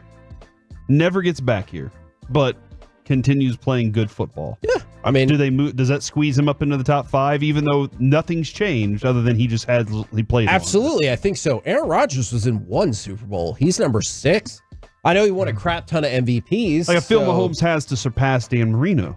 I can see for sure on that. And then his record in the Super Bowl puts him ahead of Peyton Manning. Yeah. If he wins this, he would be tied with Peyton. Yeah. So if he wins, he'd be ahead. So there's so many good quarterbacks in the AFC, but at this point, how could you not bet for Kansas City to make the Super Bowl next year? It's hard to. This was their that. rebuilding year, and they made it to the Super Bowl. Now, you guys did an excellent job with the best of the best. What about the worst of the worst? Who is the worst quarterback to ever be in the Super Bowl? Somebody texted in and said Jared Goff, and I just don't know if that's true. Oh, Jared Goff's on the move, man. He's up to 51. Tony Eason, the quarterback for the Patriots, and really when they lost 44-0 or whatever. It was 45-10. Okay. Tony Eason is number 65 on the list of 67 eligible quarterbacks. How recent is the worst guy? Craig Morton. Oh, no, Craig Morton, because Craig Morton was in 2 Super Bowls. Okay, for the Cowboys and for the Denver. Yeah, and so Craig Morton is actually number 42 on the list. No, this person is way worse than that. It's Kerry Collins. It's somebody from that era. Trent Dilfer. That's what he won, though. The guy who Ron Rivera was the defensive coordinator. Cam Newton? Rex Grossman. Oh, that's it. Let's go. That's it. To cut number 13, is Corey correct? Let's find out. Grossman. Look out here. He's intercepted. Picked off by Kelvin Hayden. And Hayden still running inside the 20. And Hayden may run it back all the way. He does. Yeah, he was bad. Rex Grossman, dead last on this list, followed by David Woodley, Tony Eason, Vince Ferragamo. But here's where we get to an interesting part. Vince Ferragamo's a name, huh? Yeah, he played for the Rams. Who is? I heard him. Who is the? It's Vince Ferragamo. Forget about it. He's like, fair enough. Who is the lowest rated quarterback on this list that won a Super Bowl? Because all of those lost. Trent Dilfer. Gotta be. Did Kerry Collins win? No. He lost. Oh, did he? Did he win with the Giants? No. He lost because Eli won the 2, and then Phil Simms and Jeff Hostetler won the other 2 because they have 4, right? Where does Jeff Hostetler go on the list? He's in this range, but I don't think he's going to be worse than Dilfer. Also, Brad Johnson won a Super Bowl. That's true. Brad Johnson, 48 on the list, just behind Joe Flacco. Number 63 on the list, Trent Dilfer. I do have a question about this real quick, too, because we're interviewing him this week, and we had the Trent glorious Dilfer? moment. No, Jim not him. McMahon. Jim McMahon. Was he a miserable quarterback, or do we just look at the rest of the team and we're like, they were that good? He's number 60 on this list. He was not a great quarterback. The disrespect level that's high, though, is Jim Plunkett. But he wore a headband and sunglasses. The thing that ruined Jim McMahon's career, I'm not saying that it would have been a Hall of Fame career. People didn't like him and didn't like the Bears' arrogance. And so after he threw the ball about 4 seconds later, somebody picked him up and dropped him on his shoulder as hard as he could to end his career. Like it ruined a lot of Jim McMahon. So it was as dirty as you can get in the NFL, but the dude didn't like him. And back then, it's like, you better keep protecting yourself, because if somebody doesn't like you, they can end your career, and it's not going to be a penalty. But people were asking, it's not Eli. He's actually 30 on the list. If you're Jim Plunkett, you got to be sad. He's 2-0 in the Super Bowl, number 44 behind Kerry Collins. How? That is tough right there. We're the KNC Masterpiece right here on 105.3 The Fan. Coming up next, in honor of Christian McCaffrey's mom, what's the nicest thing you've ever done for your in-laws? Let's talk about it next right here on The Fan. For the last 40 years, Autoflex Leasing has mastered the auto lease. Thousands of smart folks just like you have been leasing with Autoflex for years. Let Autoflex show you just how easy it is.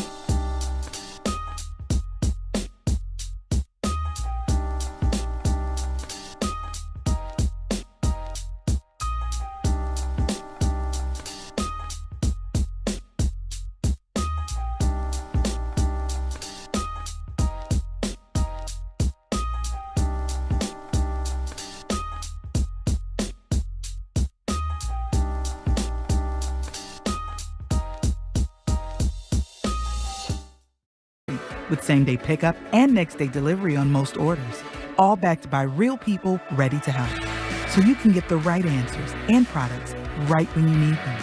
Call, clickgrainger.com, or just stop by. Grainger, for the ones who get it done.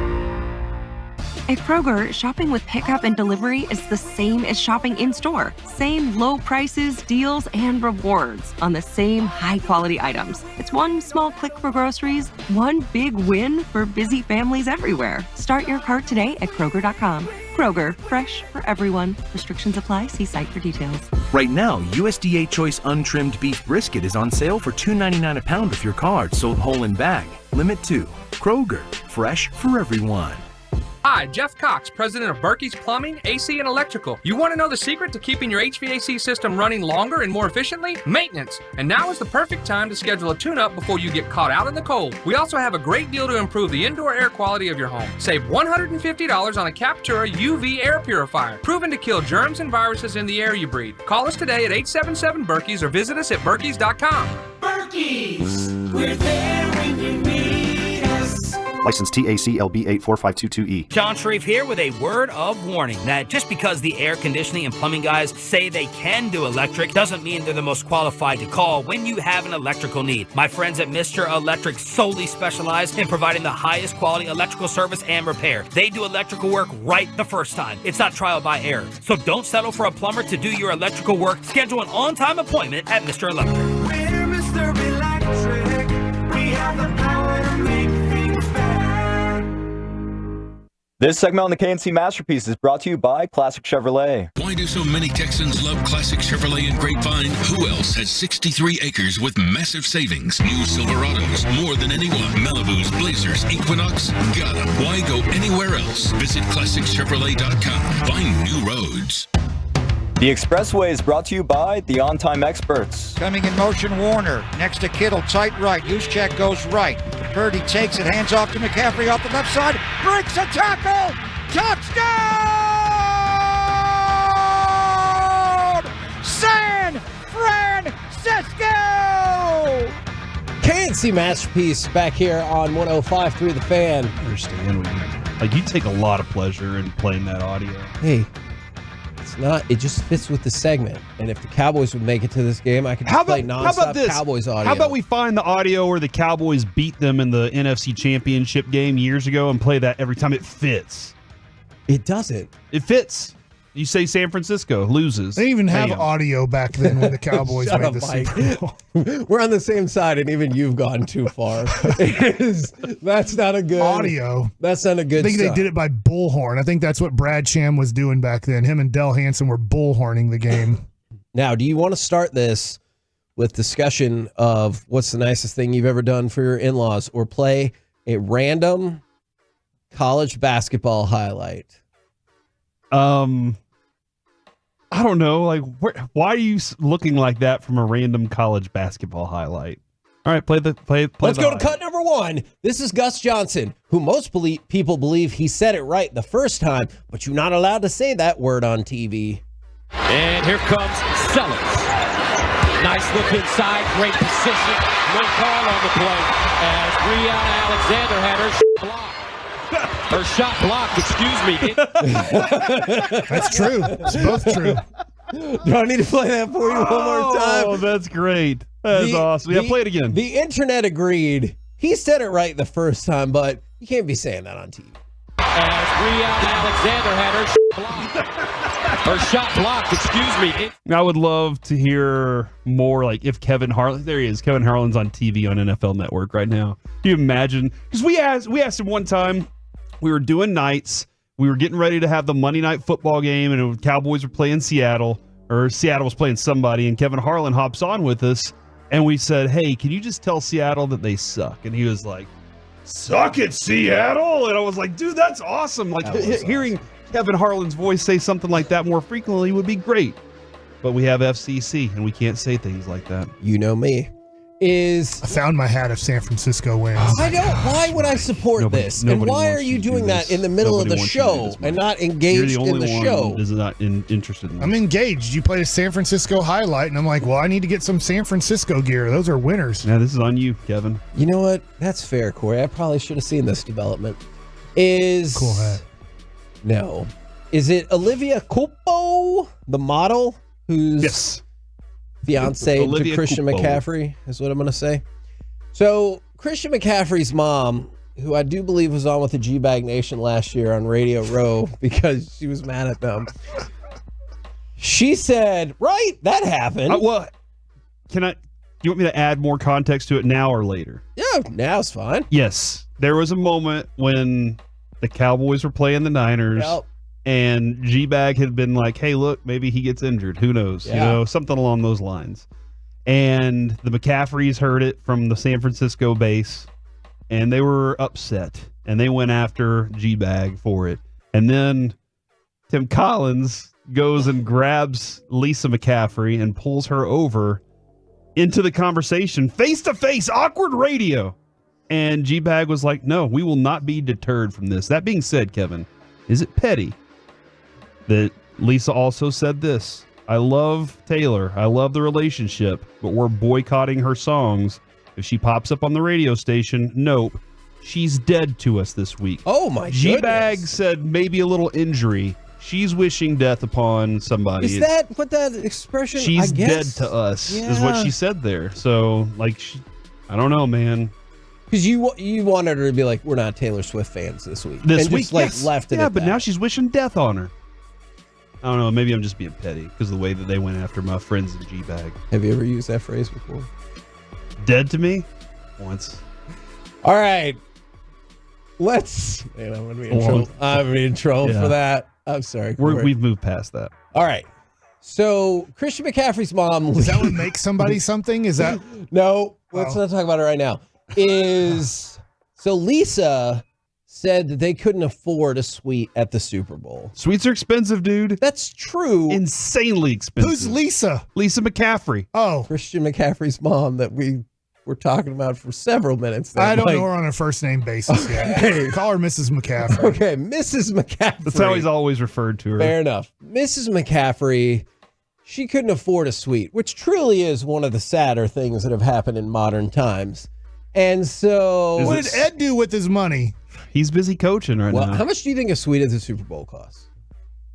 I'm going to guess $50,000. Oh. About $2 million. I'm going to guess $2 million. That's for like the owner's suite kind of stuff. They wanted to sit in the fancy suite. Yeah, and the Not other just a ones, regular people. The other suite. ones are like $300,000 a piece plus. I mean, our country's doing pretty darn good. If we can afford numbers like that. Like, people are like, hey, couldn't get one. They were all gone. You had $300,000 or $1 million to blow on that? A 4-hour football game with Usher singing at halftime for 5 minutes? Mm-hmm. So they could have sat in regular people seats? No. But that is where Olivia swooped in and she partnered up with a... Cheryl. No, what? Not with Shaler. Not with Cheryl Swoops.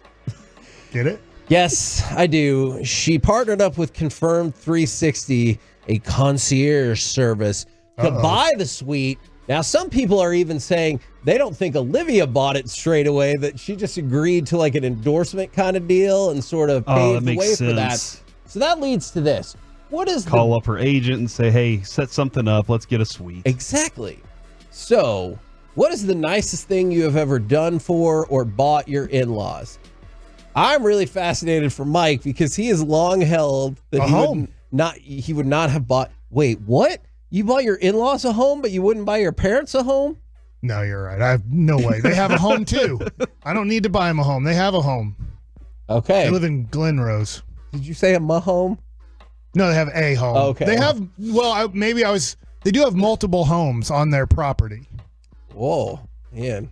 You're so fancy. Yeah. Not me. I'm not fancy. They're Those are my fancy. in-laws. Yeah, they're I got the ones- nothing to do with it. Your house is They have the doctor daughter, dude. They're doing great. But he's married to the doctor. Mm-hmm. Yeah. We took my son there like 8 times last week. Yeah, that's my wife was saying that Jess came in a few times. She said, I refuse to see Dr. Sue, though. I want to see Dr. Beth. But Dr. Beth is delightful, but both of them are awesome. What is the nicest thing you ever They have another doctor there, too, now. She's really nice, too. Okay, we'll talk about that more off air. Okay. Done for your in-laws, or maybe even bought your in-laws. I'm assuming it's not Super Bowl level good, but... No, my father-in-law, actually, when Adrian and I were dating, he brought me back a ticket from Vegas. This was like right after I graduated high school with 13-1 odds for $100 on the Rams to win the Super Bowl, and they won. Did you give him all the money? He gave me all the money. He was like, that's "You can not have really all something of it." nice you did He's for awesome. him. I love Is that it? man. I got him a custom handle for his big green egg. It says McLaughlin on it. Nice. Yeah. His last name's Major. Well, no, my last name's Major. Oh, okay. But you know, a lot of hard labor. I've done a lot of work for like lifting and moving things as long as my back was able to handle it. I think I'm past that now. This is a key question I gave right him here. 3 grandchildren. Oh my God. I mean, they already had 2, but Okay, I gave them 3 more. No, we're not counting that. That's not real. From the 214, I got my father-in-law. The grandchildren are Yeah, real? no, they're real, but like, that's a cop-out answer. That's like when we went to the marriage class, and the marriage person, when me and Jess were getting married, the marriage person there was like, besides other loved ones or your kids, what would you save if your house was on fire? And everyone gave an answer, and then this one lady was like, I'm so surprised at these answers. I would save my children. And I'm like, well, yeah, no S, lady. But they specifically said, besides that, so you just weren't paying attention. Okay, can I throw this in there? Does this count? I happen to know a really talented football player that played for the Cowboys, and we have You'd save him? We have formed a good relationship, and I was able to ask him politely to shoot a little video for my father-in-law's best friend. And in the video, this person said, a lot of people ask me why I do this, and I always say, I did it for Bob.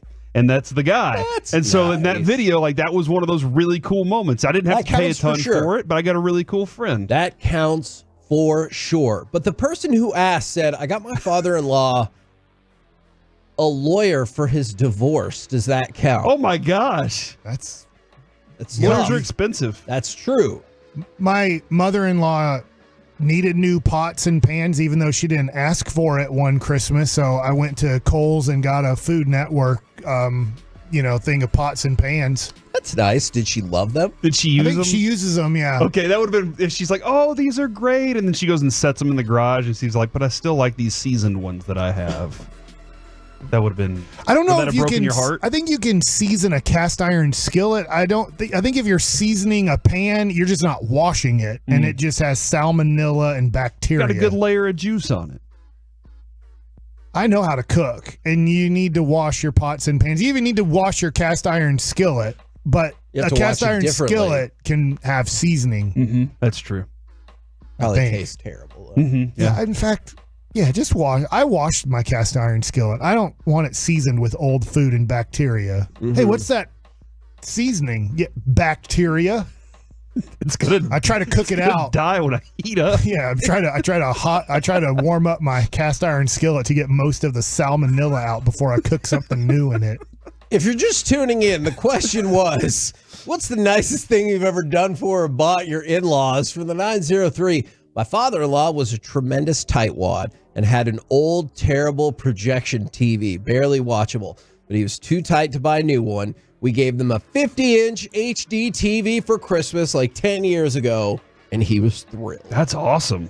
That is awesome. Doing something like that for sure. Absolutely. From the 682, I painted out the entire inside of my ex-mother-in-law's house for her by myself prior to moving in from our out of town. So they painted the entire inside of the ex-mother-in-law's house. That's pretty cool, man. Paint's a lot of work. Do you look back at it later when it says ex-mother-in-law? You're like, it was a waste of time. I mean, it depends on how you spent those years, you know? Like, did you spend the years enjoying life? Yeah, maybe so. Do you think your in-laws are going to live with you when they get old and they can't take care of themselves? I don't know. Based on... Well, that happens a lot of times. No, when let's just say one of your in-laws passes and then one is on their own and then they can't take care of themselves as well as you'd like them to. You ask them to move in with you. Yeah, if that is the case, I will gladly have them come in. Which one would you choose? Oh my gosh, what are you doing right now? So one has to pass and then one has to live with you. Holy Which one crap, do you want to dude. live with you? I think this is a great question. Because I'm about to ask you the same question with your Drummonds. Let's go. Well, my dad is already dead. Yeah, so. I know. He's on your my in-laws. Your mom's not your in-law. Her parent. That's Jess's in-law. Well, then you would want one of each, right? So they could rock in the chairs together. And... Well, that's what he's saying is you only I'm get to saying choose one. you get to pick your mother-in-law or your father-in-law to live with you the rest of your life. Which one is it? Yeah, in that case... Man, did Corey answer this yet? I hope that both of them have a good game, and I hope that everybody has fun. Is that a good answer to that question? See, I can't do that.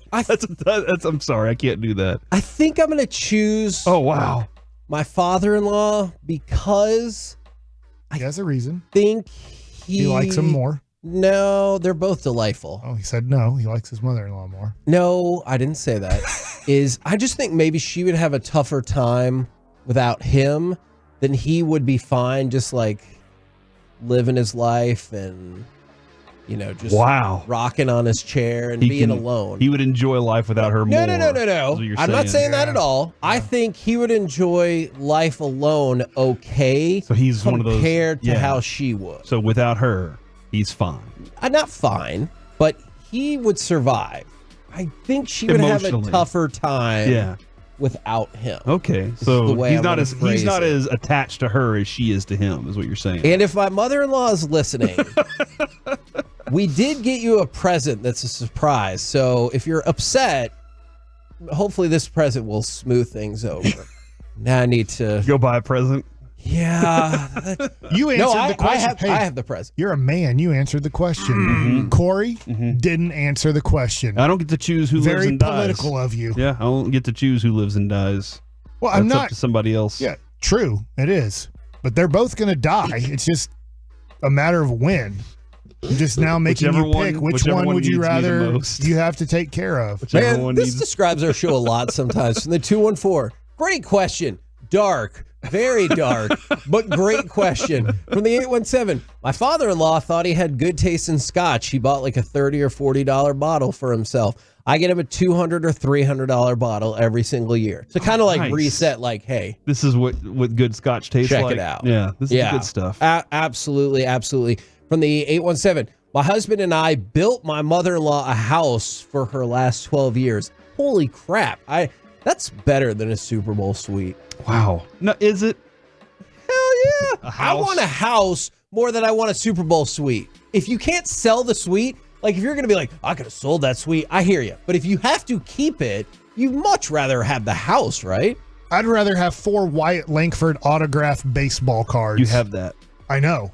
Than have a suite at the Super Bowl. The only thing that I'd want to do with the suite at the Super Bowl is resell it. So I would rather have it if you let me resell it. If you're like, hey, here's what I got you. I'd be like, thanks. I am now selling that. And I will give you I'm not some reselling money it. I will sell most of the tickets to inside. You can't sell any of and it. Then can't sell any of it. No, the only way you're getting into that one is by favors. If you want to come watch, you got to do a favor for me. So you'd rather have a string of favors than a house? I got a house.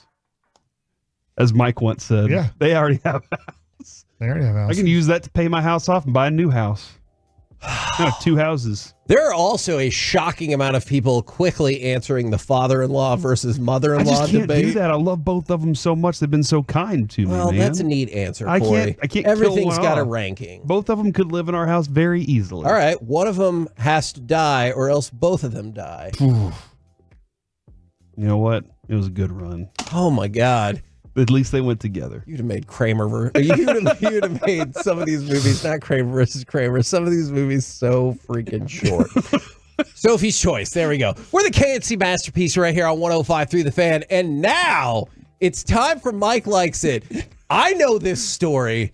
Corey does not know this story. And I am so freaking pumped to hear Corey's thought about how this plays out. Corey, when we were on this morning with Sean and RJ and Bobby, in fact, we did our due diligence. We've already knocked it out. We were on their show during Super Bowl week. Heck yeah, we were. So now we just have to Now, be on Kevin, you G-Bag have to be Nation. on. So, Kevin, you got to pick a day to be on with Good them. luck to you, buddy. So we did That's it. fine. Because we're teammates. We're I'm team fine players. with that. So this morning at 9:04 a.m., when we were talking about betting odds on who's going to do what in Las Vegas out of our shows, I get a text from this number. It's 209. Oh, don't list the whole 5. thing. No, that's good enough. All Good right. enough. Is this you get to go to Mar-a-Lago again? No, it's Okay. better. Maybe. I don't know where she's from. I'm getting off the plane. Will you drive over and pick me up? Yes. That was the first text I got at 9:04 a.m. this morning. I text back, who is this? You didn't say what gate? She said, hello, this is Eleanor. I said, do you know who I am? Question mark. To be fair, Mike says that to a lot of people. Hey, how's it going? Do you know who I am? This person sends an emoji of like, I don't know. Here, I'll show it to you. The eyes like being big Yeah, here, like, Corey. oh? And okay. I don't respond to that. So then I get this picture about 5 minutes later. It's me. And there's Eleanor. I would say she's pretty. a woman in her late teens to early 20s would be my guess. So I put, I don't know you. All right. She said, excuse me, is this Katie's number? Uh-oh. And I said, no, I'm a guy in Dallas, Texas. She responds, OMG, I'm really sorry. I got the wrong number. I hope I didn't disturb you today. Have a nice day. All right. I put, no problem. All right, let's stop it right there. Because that's where it ends, right? Oh, definitely not. But you can see how this would be the logical ending Yes. to this story. No problem. It happens. See you later. I have questions about why they sent the picture. You know, that's setting the seeds for what's going to happen next. So I think I used Eleanor, that phrase right. who I don't believe anybody in their late teens or early 20s is named Eleanor. Oh, that's rude. Yeah. It feels like a name She's that was going used. by like Ella or L or something like that. Yeah. Okay, so I put no problem. Have a great week. It didn't stop there. I assumed our conversation would stop because It should, yeah. I'm not Katie. Yeah. And Katie's supposed to be picking you up at some random airport. Seems like you have important conversation she needs to get to with Katie. Yeah. Do we ever She find out said, what airport? no, she didn't yet. The airport. She says, thank you for understanding.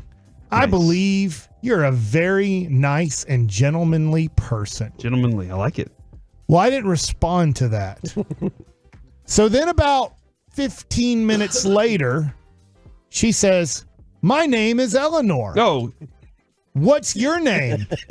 And I'm like, hadn't she already told you her name was Eleanor? Yeah. And he told her his name. No, I didn't. I just said I'm a guy from Dallas. That's Yeah. right. So I didn't respond to that. And then at 11:11 a.m., she said, by the way, I'm from California. And where are you from? Now, she does know. I said, I'm not giving you my name because I'm pretty sure this isn't a person that I know, and they might have other things that they want from me. So, yeah, they do. So I did not respond super quickly to this one because I'm like, I said I'm a guy from Dallas, Texas. Dallas, Texas, yeah. So you know where I'm from. But then I decided to respond about 30 minutes later. And I put, it's tough for me not to laugh because this is where I go off the rails and now I'm having fun back. I said, some people say that I'm from parts unknown. Okay, all right. And then I responded with this picture from parts unknown. Now, So I explain gave to her a everybody listening what that is. That's a picture of the missing link. Yep. And if you don't know who the missing link is, that was a person who used to wrestle against the Von Erichs. Yep. And I don't know if he was from parts unknown, but he would just grab the back of his ponytail and ram his head into people as his move, which seemed to hurt your head a lot too. Yeah. But he would use his head as his major weapon. That's not okay. All right. But from that point, and Eleanor knew this when she saw the picture. She was like, "Oh gosh, this guy's crazy." Obviously, right? From Parts Unknown. Yeah. But she hasn't responded ever since. Oh no! So this is my first time ever for love of getting Manti Te'o, I think. Yes. What catfish? So here's my question to you guys: has this ever happened to you? First question. Absolutely. One time, I also followed this trail all the way to the end, but it was on Facebook. And I kept engaging because I wanted to know what the end game was. And then they were like, hey, I would really like it if you could help buy some of these designer purses and I was just so disappointed. I go, that's it? That's what this whole scam led up to is that? I was Designer expecting purses? something better. And they were like, how could you speak to me in such a manner? I would never. And it was just disappointing. I don't know what would have happened that I'd been like, awesome. I'll get a lot of political texts asking me where I'm planning to vote this year, and it's both sides. So this is pretty interesting to me that I get both sides because I guess that's where I kind of land is somewhere in the middle, Kevin. Right. Soft. Pick a side. Okay, whatever. Just somebody better. But Fair. when I get those, they'll say, who do you plan on voting for this year? And I always reply back with 3 American flags because I think America needs to win the most. And that's what I'm looking forward to is just us as Americans winning, getting a victory. Kevin, it looks like Mike has sent another text. Why'd you just send now. something back, Mike? I just want to see where this conversation This is how they goes. get you, dude. This is how they take you. What are they getting? What do you think? They're going to take you and sell your body to somebody. Ooh, is that what you think is the end game? Because Mike has made a big key trouble. mistake then. This is a key mistake. Quote, did Katie pick you up from the airport? ? I'm headed to Vegas tonight. You just told them where you're going to be, Mike. I know you're going to be heading to the airport soon. How did this person get my number? I don't know. Bought it. Oh, yeah. From You think so? On the whatever black company. market? Yeah, I'm on the dark black web. market. On the dark web. You just go. They could have just bought it from Facebook or wherever. I got a response. Okay. Where are you from? Oh. I already told you this, dumbass. Should I respond that way? Say, I already told it in all caps. Oh, my God. I'm just going to hit the microphone. That's a lot to type. Okay.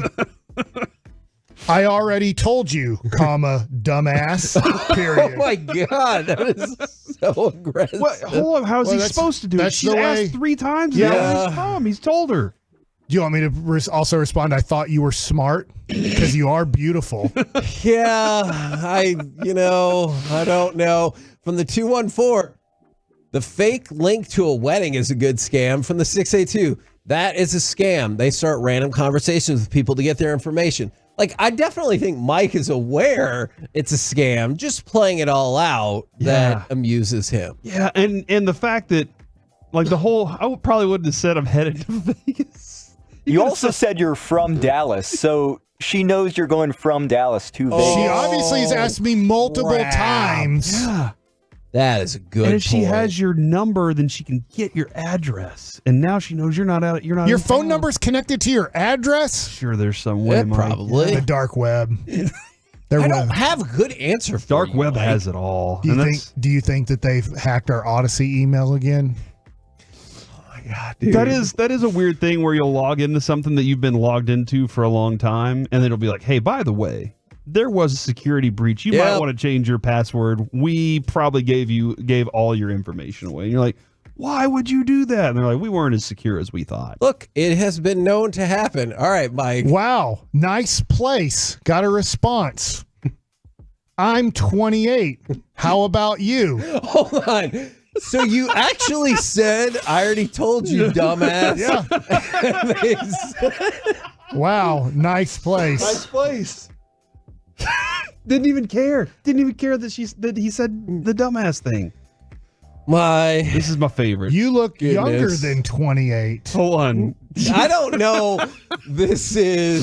I don't know if you should keep going down this path. Somebody suggested you ask them how long they've been in AI. Another person said it could be your wife trying to tempt you. Another person said you should ask them if they have WhatsApp. Lots of suggestions. What is WhatsApp?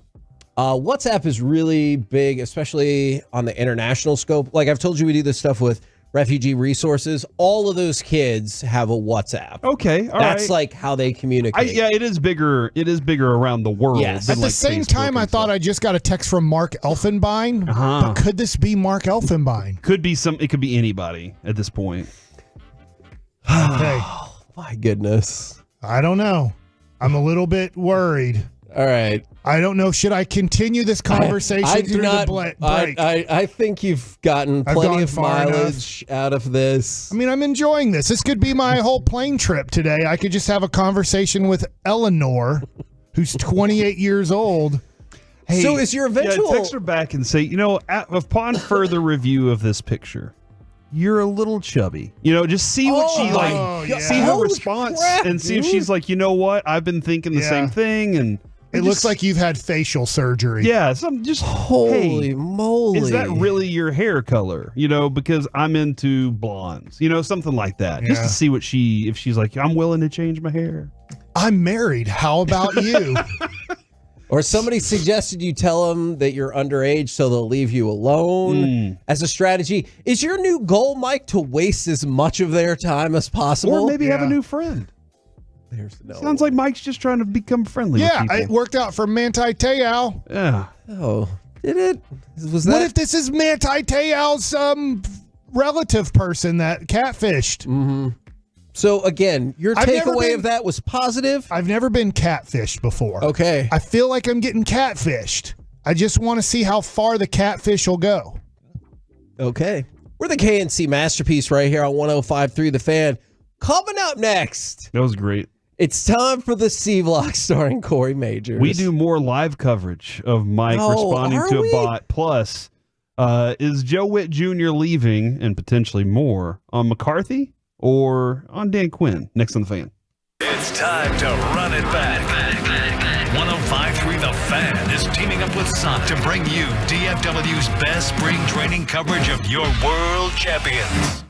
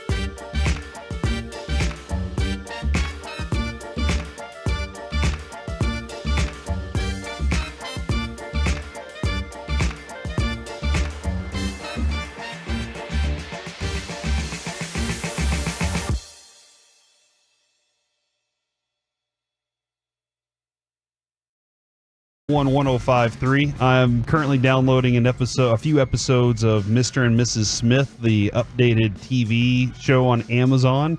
Although now, Kevin, I've learned that Amazon has ads. Yeah. And that's irritating. You have to pay to get them out. Pay to get them out. And then Hulu has ads, but you can't not get rid of the ads. You have to have the ads on Hulu. So unless you buy the expensive package. Oh, there's another. I don't know. I'm not buying a super expensive package. That's It's just like not $19 a month. Or Yeah, you know what I can do? I can listen to 105.3 The Fan for free, and that's what I'm always looking forward to. Now, I do see a little bit of discussion on this right now, and Joe Witt Jr. leaving to go follow Dan Quinn, to be with Dan Quinn. As we were if you were listening to G-Bag at all last week, they made the very strong point over and over. 3 years of job security versus 1 year of job security with the Cowboys is something that you'll probably likely take. If I go with Dan Quinn, he's got at least 3 years there, right, for us to do something. Right. And I got at least that amount of time. But if I stay here and the Cowboys don't get it done, it's likely they clean house. And that is definitely on the table right now. And the all-in mentality, when you hear that now, and you see they're all in with McCarthy and Dak, like, all right, guys, go. Y'all figure it out, because there's no other option after this. You either win or lose, unless they decide to go with the other options. But this is the line from Jerry Jones that is kind of interesting to me. He said, I don't anticipate that being an issue, trying to find a quality coordinator. If they take the job, they will be the coordinator of the Cowboys. They would be looking at that right there and all that goes with it. If they're aspiring, they know there's a chance to be a head coach someplace, because the one that just left is. So, like, that's the mentality is, look, man, it doesn't matter. We're going to find somebody, because they understand that this is a stepping stone to somewhere else and somewhere great, because it's the Cowboys. Assuming you're coming up in the world, I do, like, if you're a positional coach, I understand the logic of just being promoted. But if he's saying, like, just being the coordinator for the Cowboys means you'll get a job somewhere else, I don't know if recent history backs that up at all. Yeah, I have a real, I guess, and maybe I'm wrong, but it seems the problem a lot of times is Jerry Jones thinks that just because you're a Cowboy, you're going to be better. Just because you're associated with the name, people are going to have more respect for you around the league. And I don't know necessarily if that is the case. Now, maybe it is. Maybe getting a coaching job, again, like you said, the status of having that position is important, because it's just the position to have. It's a defensive coordinator position.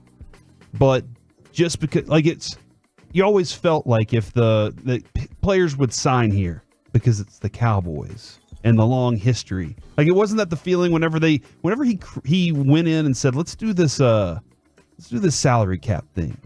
Why do I want to do this? So that I can keep the prices low on players. So I can say, hey, look, we're making money, but we only have this much to spend. And people will sign here for cheaper because we're the Cowboys. That was always kind of that feeling, and that seems like that a weird mindset approach. is over, and it doesn't work. I also do wonder, does Witt Jr. leaving, is that a bad sign on McCarthy? Does that look like McCarthy is not as good as Dan Quinn, because multiple coaches could leave? No, I don't necessarily. I mean, it could, but I don't necessarily think it means that. I think it means that he was offered a job there, and here he was offered the opportunity to interview for the job. You know what I'm saying? Like, okay, so I have you the can job. be part of the group Yeah, here. I'll go take it, or take your shot. And Washington's probably like, hey, I can't wait for that. Like, I need a decision one way or another. Yeah, and the Cowboys, I mean, Jerry Jones said over the weekend that 9 o'clock this morning, Monday morning, they would start pursuing their interview process of all this. So I'm interested to hear names that float out of there. It is weird how sometimes the Cowboys are operated like a regular business, where they have business hours of like 9 to 5 instead of, hey, let's go interview somebody. I don't know. Spring break. Yeah, whenever the hell we want. Instead, they're like, hey, bright and early, 9 a.m. on Monday, long after we've had a need for this, we'll figure it out. Do you think that they ever thought people wouldn't just be here? No. It's, look. Like, they thought these coaches would just stick around. I feel like with Dan Quinn, they had an idea. Yeah. But it takes some But time. I also feel like they thought they were going to be in the playoffs a little bit longer. That's probably true. They had made all their schedule out for what they needed to do for interview processes. Corey, if you want to go even further back, I still think sometimes they have a hard time understanding that just being on the Dallas Cowboys doesn't matter the same way it used to be. Like, we talked about that all the time. Texas football went through a funk because they didn't get that. Now, it clearly seems like hopefully they figured it out and they're on the right direction. Same thing with Notre Dame. They didn't understand that kids weren't just going to go to Notre Dame because they're Notre Dame.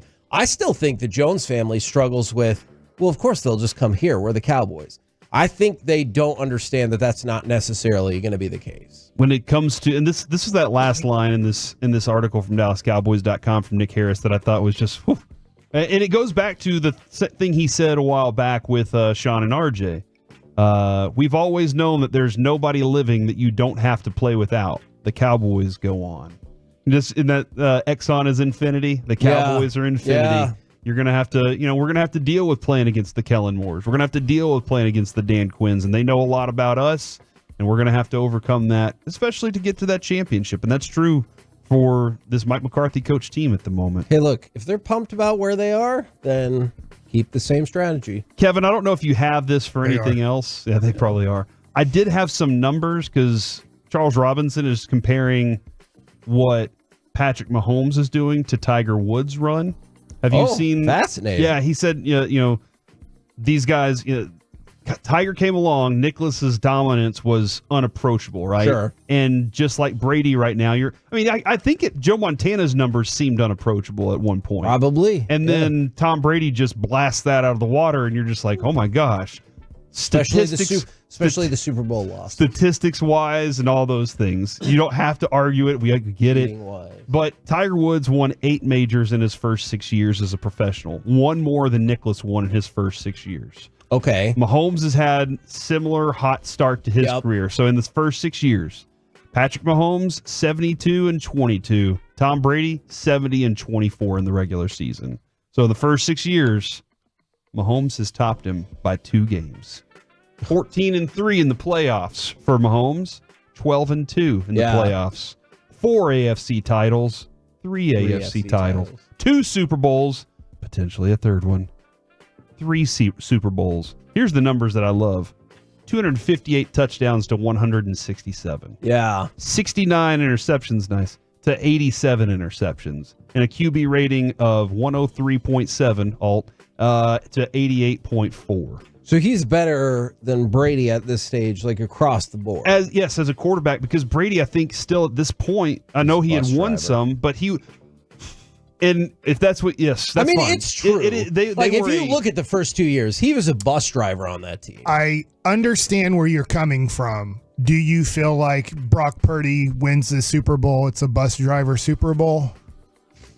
Yeah, I'll ponder that. That's a good question. I think he's better than a bus driver, but I hear where you're coming from. I get it was the defense that carried them, and maybe that's why people feel the same way about Brock Purdy. And that's what we need here. For sure. If there's any chance for Dak Prescott to win. It was very nice in what I said. There were other things in my head that I was going to use, but I just decided to use his name. The compiled stats, though, that's where 89,214 yards. That's where Brady is at to finish his career. Mahomes would need to continue to average nearly 4,700 yards per season for the next 13 years. Man. That's the big deal. Brady's 649 regular season touchdowns. If Mahomes continues 36.5 touchdowns, it'll take 12 years. Can he do it for that long? And that's amazing. When you watch Mahomes play, aside from the fact that he had his helmet cracked on one play in a playoff game when it was like possibly sub-freezing, actually was sub-freezing. He doesn't put his body in a lot of harm's way when he runs the ball. He's not Lamar Jackson, or Josh Allen. Yeah, Josh Allen actually is a better example. He's the kind of guy that he's looking for big open spaces to run and slide into, and he's looking to get out of bounds after a first down. He understands what he needs to do in that process. He doesn't have to run over people to gain their respect. He can throw a touchdown over them. But I do wonder if 12, 13 years is something else he can add on to his career in addition to what he's already done so young. Look, I want to say yes, but that is just a staggering level of play that Tom Brady had as he was old for the sports world. And that's a hard call to say, oh yeah, he'll be dealing just like this at 36, 38. That's tough to say. It's going to be a fun week leading up, though, as we have more discussions about his future greatness and can the Niners derail that a little bit. I don't even know who Mike's rooting for at this point. I think he's just rooting for success for both sides. There's no loser in this situation. And now it is time for Are You Better, ladies and gentlemen? Oh. Darryl Strawberry. Yes. You play right field. Yes. I play right field, too. So? Well, are you better than me? Well, I never met you, but...